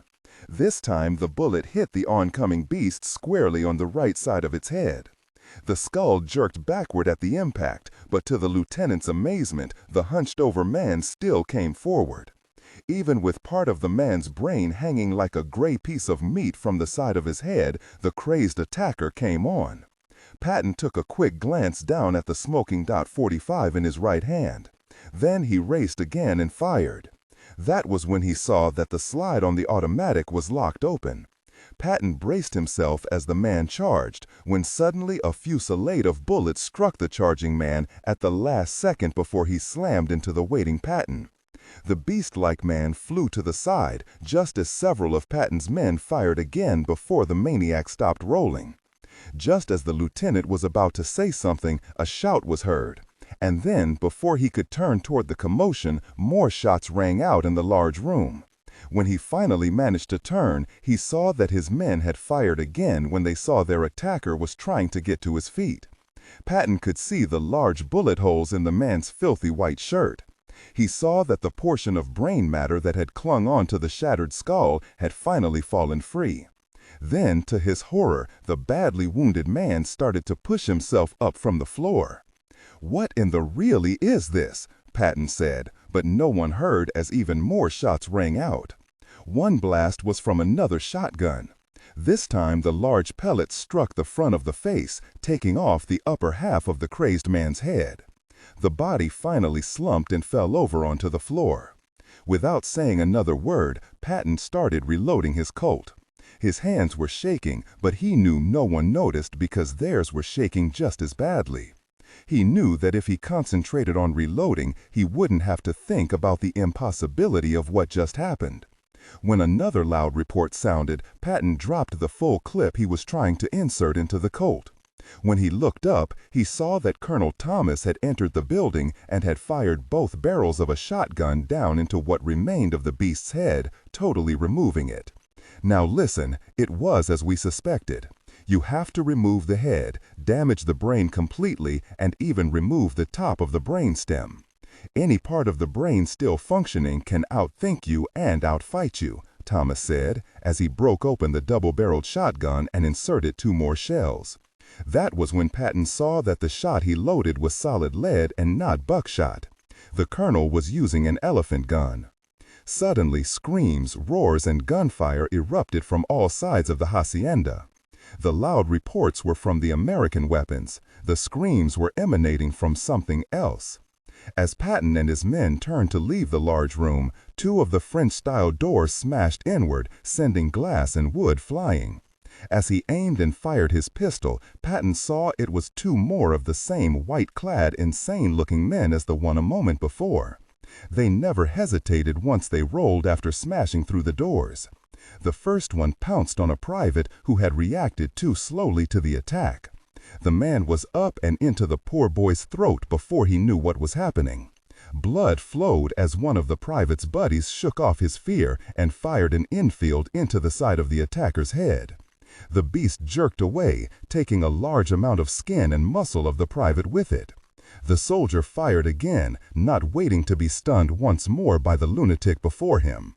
The third bullet hit the beastly-looking creature on the lower chin, blowing most of the jaw away. Another bullet hit it before it could recover from the first of the devastating blows. Patton saw the second of the crazed man rise, still wrapped in the large curtain that had covered the glass doors. He aimed and fired quickly. The bullets punched holes into the white lace curtains. Blood exploded, soaking the material as the man underneath lost his balance and crashed to the floor. Men fired point blank at the still moving lace curtains. Bullet after bullet hit the struggling man. Colonel Thomas stepped forward and emptied both barrels of his shotgun into the curtains. Blood misted in a small cloud, but still the beast fought to free itself. Patton finally placed the reloaded .45 automatic a few inches away from the outline of the man's head and fired. The shot reverberated in the room as the large caliber bullet slammed into the side of the man's head. Brain matter and a red spray of blood splattered over the lace curtain and the men beyond. Then Thomas quickly reloaded and added another 2 rounds of solid shot to the area where the beast's head was approximated to be. The body ceased moving. Outside, the screams of the eighth were now mingling with the roars and animalistic yells of the attacking force of crazed killers. Patton slid another clip of ammunition into his Colt and then stepped hurriedly out onto the veranda that looked onto the courtyard. He saw two troopers ride in through the open gates, and before they could react, he saw one of the strangely dressed men jump in front of one of the charging horses.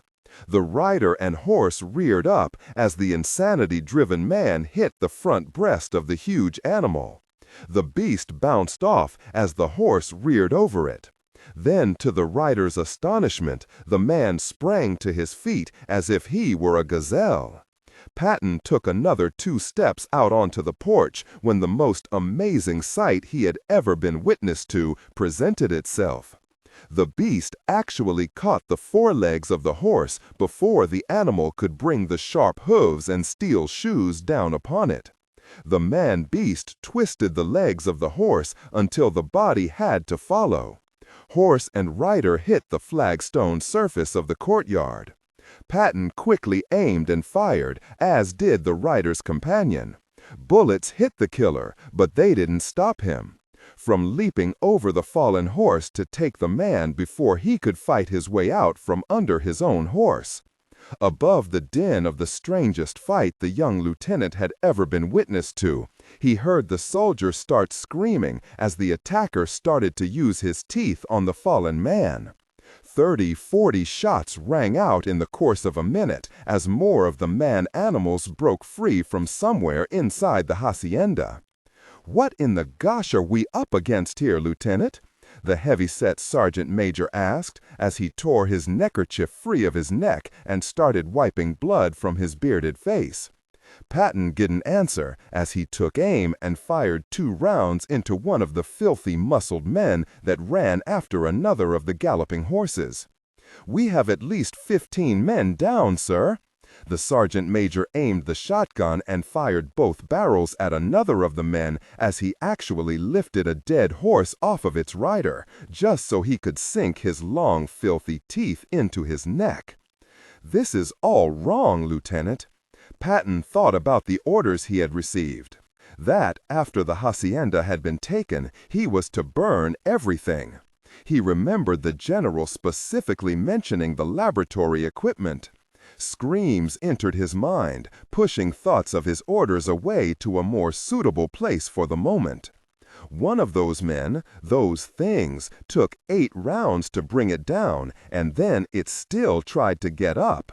It took 2 of these to its head to put it down. Colonel Thomas raised the shotgun he had just reloaded. We didn't know that maniac had gone this far. "Who in the really are you?" Patton shouted as he started to feel his grip sliding free of the situation.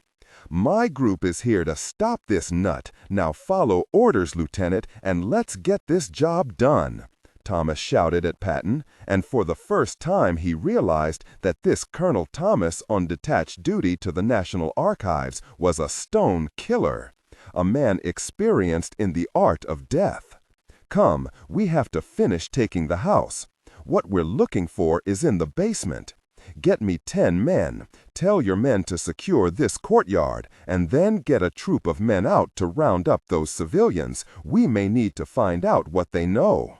"Yes, sir," Patton said, as he frowned and then pulled his old 6-shot revolver from its holster. He went back through the same broken window he had exited from. Sunlight was now streaming into the main house, and Patton could see much better. He saw the 2 men they had dispatched earlier. One was lying next to the dead sergeant, and to his shock and amazement, that one was even now still moving. Hands, jaws, and eyeless sockets where bullets and pellets had taken out the eyeballs were moving, twitching, and shaking. The 2 beasts' movements were uncoordinated and slow. The damage to their brains was so severe that their higher functions weren't cooperating. Patton, for the first time in his adult life, wanted to vomit from something he had witnessed.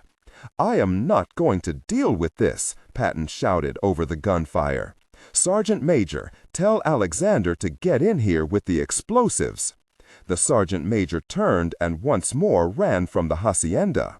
Patton gestured for 4 troopers to start searching for the way into the basement, but before they could move, a large door opened at the far end of the main room.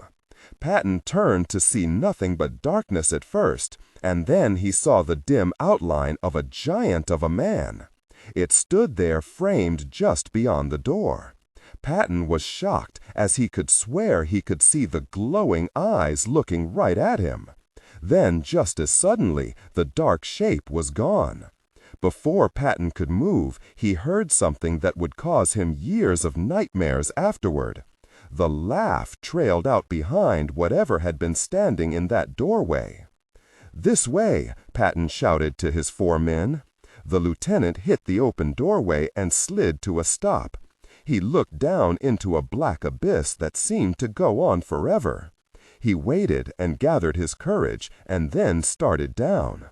It was only 30 feet down to a dimly lit basement that smelled of dampness and mildew, and then he felt the coldness of the area beneath the first floor. He held both of his heavy weapons out before him as the other men pounded down the stairs. Patton looked around, hoping his eyes would adjust to the dimness of the basement faster than normal. Despite his bravado in all things, the blonde-haired lieutenant held his ground. "Come now, you have invaded my home. You have killed my test subjects just to get to me, and now you hesitate when the time draws near to meet your adversary?" The voice was booming and had a growl hidden just beneath the words. Patton felt the chills slide up his backside as the meaning of the invite hit home. He knew then that they weren't dealing with a man at all, but some abnormality created artificially in this lonesome place south of the border. "That's Ambrose himself," said Colonel Thomas as he reloaded his shotgun yet again. "Whatever happens, Lieutenant, go through the remains of this place and get samples of whatever you find. Our government needs to find a way to fight this. An antidote, maybe. Because if this thing gets onto the open market, there will be trouble to pay. If I'm not there, get the samples to the president, only the president," he said, waiting for the young lieutenant to nod his head. "Now, may I suggest, Lieutenant Patton, that we kill the jerk?" George Patton quickly gestured for 2 of his men to go left. The other 2 he placed behind him and Thomas, and the attack element advanced through the dimness toward the spot they thought the voice had come from. "I have been waiting for a test such as this." Another laugh after the words. "Goodness, Lieutenant, what is this place?" The private immediately behind Patton and the colonel hissed. "Take hold of yourself, Private, and get ready to." Several loud reports and shotgun blasts sounded in the dark basement as something in front of the advancing men moved. Then, before Patton could see what was happening, more boots pounded down the stairs. He turned and saw the sergeant major, and immediately behind him was Lieutenant Alexander with a set of saddlebags over one shoulder and 2 Colt .45s at the ready. "I have the dynamite, Lieutenant." Patton was tempted to just place the charges in the basement, ignite the fuse, and get out of the difficult situation he now found himself in, but he remembered the orders that Pershing had given him. He was forced to confirm the death of this Ambrose. He shook his head and then cursed his luck. He noticed that the gunfire from above had dwindled to almost nothing as the troopers started taking full control of the hacienda. Remembering his dead men up on the main floor, Patton swallowed the fear he was feeling and then waved his men forward. "I am waiting for you. Come, get what you came for." "We're coming, Ambrose, we're coming. This isn't London, and you surely aren't in Whitechapel. We know all about your deals. We're here to stop you," Thomas shouted around Patton. The lieutenant knew the name Whitechapel, but that statement by the colonel offered nothing of an explanation to him whatsoever.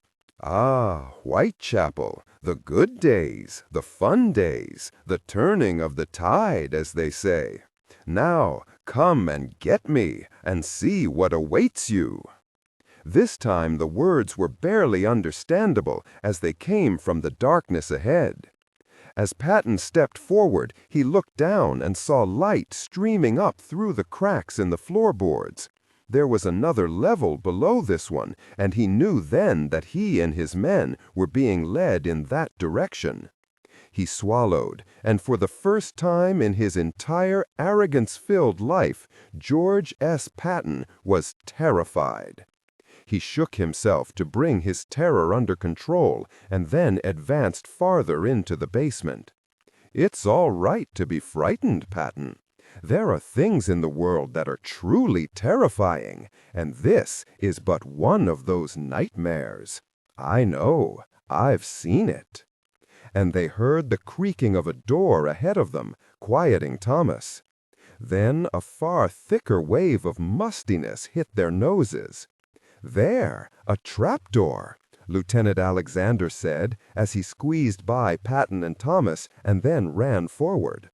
Gosh, no! Alexander was already 3 steps down through the door in the flooring before Patton could stop the young West Point graduate. He hurriedly followed. He and the others descended the stairs as fast as the darkness around them would allow, when suddenly the entire wooden staircase was wrenched out from under them.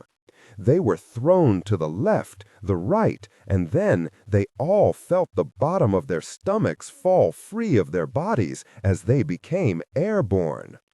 Patton hit the dirt-lined floor, and 2 of his men fell across him. They were all lucky it hadn't been but 10 feet from top to bottom. As he tried to kick free, he saw that the staircase had fallen directly on 2 of his men, crushing them to death. The lieutenant cursed and then gained his feet. He had lost the automatic somewhere in the fall, so he pulled out his second 6-shot peacemaker. He cocked both pistols, and that was when he heard the laugh coming from his front. He and the remaining men aimed their weapons into the blackness ahead.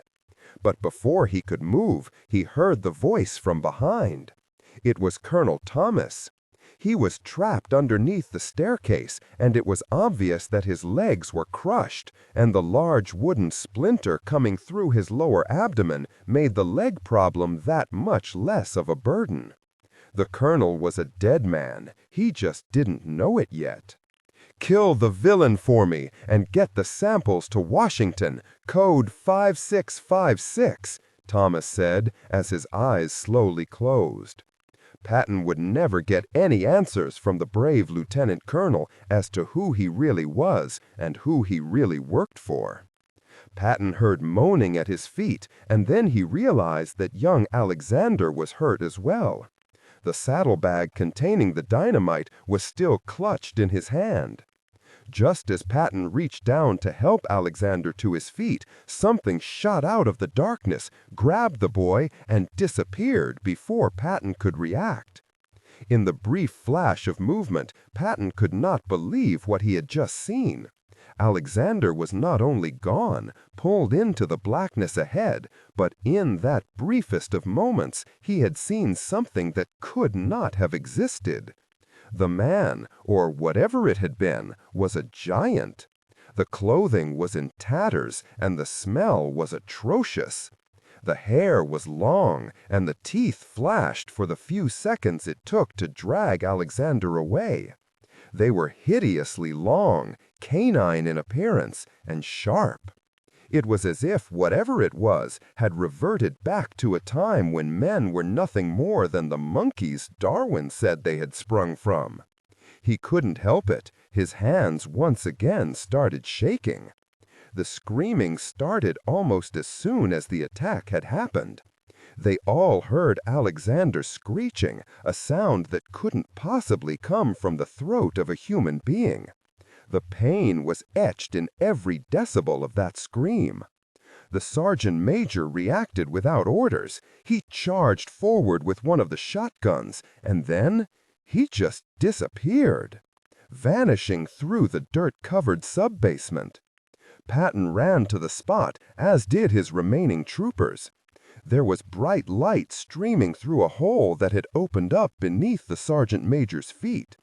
As Patton looked through that hole, he could see the sergeant major below, just coming to his senses.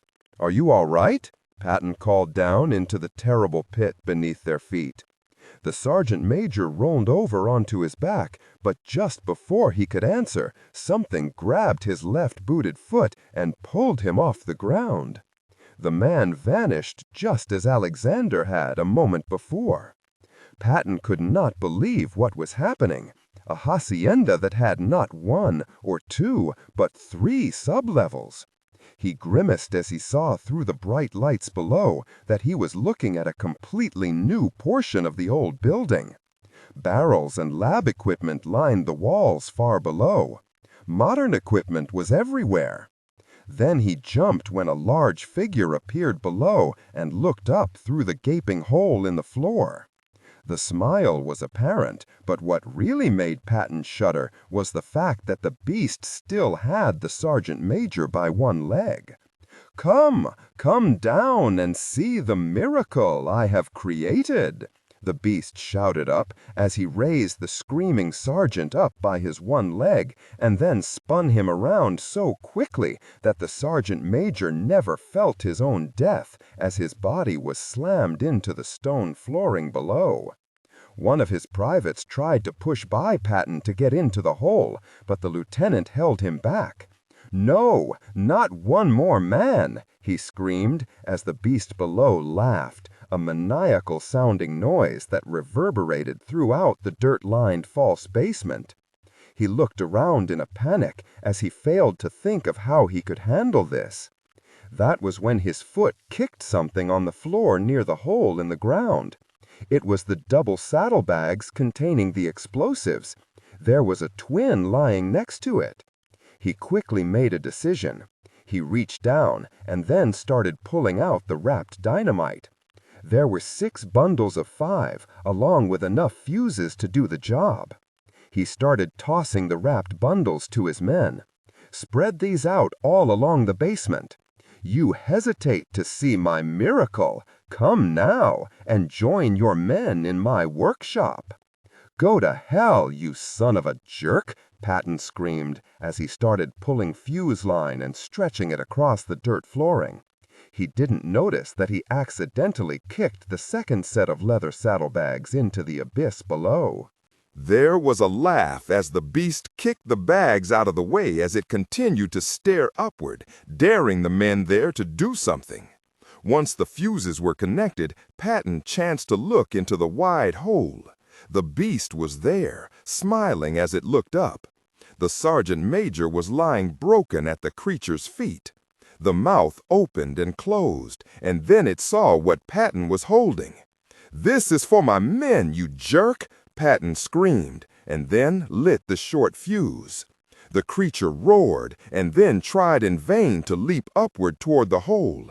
Patton angrily emptied both peacemakers into the upturned face, with 3 of the rounds slicing through the cheeks and entering the left side forehead. The creature stumbled, fell to the floor, and then slowly started to rise. Patton cursed again, and then was pulled away from the hole. One of the privates screamed something he did not understand. Then he found himself standing where the staircase used to be. He had forgotten that they had fallen into the second level and thus had no escape route. "Gosh, that was well thought out," he yelled. Suddenly, 4 ropes appeared from nowhere as the animalistic roar from below actually made the dirt flooring beneath their feet shake. The men above started pulling them free of the second level. As Patton waited for the last private to be pulled up, he chanced a last look at the hold. A hand reached through, tried in vain to gain purchase, and then fell free. The creature was actually jumping the 20 feet and almost making it. Patton's eyes widened as he grabbed the last rope. The men above yanked up and through the hole, leaving his dead men behind him. "Go, go!" he shouted at the men as they started streaming from the building. With one last look down, and in his mind's eye and wild imagination, he knew the beast had indeed gained the top of the hole. Patton slammed the door closed and ran for his life just as the explosives below detonated. The hacienda shook and shuddered, but the old adobe held firm as the first level of basement collapsed onto the second, burying the third. At least he hoped. Patton bent at the waist inside of the main room of the hacienda and allowed his stomach to relieve itself of its contents. "Sir, we have Mexican troops approaching from the south. I suggest we retreat across the border. We're down to 27 men, and we have 32 wounded," a corporal said as he helped Patton straighten. "Spread the word to all the men to assist the wounded. Get them mounted so we can leave this place." The corporal vanished. Patton looked around, and then, feeling he had accomplished his mission to a certain degree, he too left the interior of the hacienda. As the remaining men of the 8th United States Cavalry limped back across the border, Lieutenant George S. Patton knew he had disobeyed his orders in not confirming the death of their target, Lawrence Ambrose. He assumed that whatever horrible force was at play in Mexico had killed the professor prior to their attack, no matter what Colonel Thomas had stated. He knew this man could be no man of science. The beast was sent from hell, and Patton would never believe that it had been the man they called Ambrose. Patton was shocked a year later when he was introduced to the President of the United States, just after the war was over in Europe. The President was sick even then, but he managed to pull Patton aside and ask him a pointed question. "Tell me that Colonel Thomas died doing his duty." Patton had not thought of Thomas since the dark night he dropped off the small package of serum he had recovered and hidden from the army. He had again disobeyed orders from Pershing and delivered Colonel Thomas's last request to the President. "He was a particular friend of mine, and someone I thought was indestructible," Patton told the President. His first-hand account of that night and the Battle of Perdition's Gate. The President never said a word. When his tale was complete, Patton saw the President of the United States swipe a tear from his tired face, and then smile. He was quite an officer, I can tell you. "Sir," Patton braved, "Code 5656, what is that?" Patton leaned in closer to Wilson. "And that officer could not be working for the archives. I don't think the Army would waste him there." Wilson continued to smile as he nodded his head. "There is no such thing as a Code 565, nor do we have any Army staff officer on detached duty to the National Archives. Why on earth would we need soldiers doing file clerk work, as you said, Lieutenant? Why would the Army waste a man there?" The President patted the silent Patton on the back and then moved off. That was all the information the future general ever learned about the strange lieutenant colonel on detached service from the National Archives. For the rest of his military life, Patton would never be the same. He would overcompensate for every moment of fear he would ever encounter. Men would know the crazed general in later years and never know why he acted the way he did. They would never understand that the famous man had entered hell and saw the darkest side of men.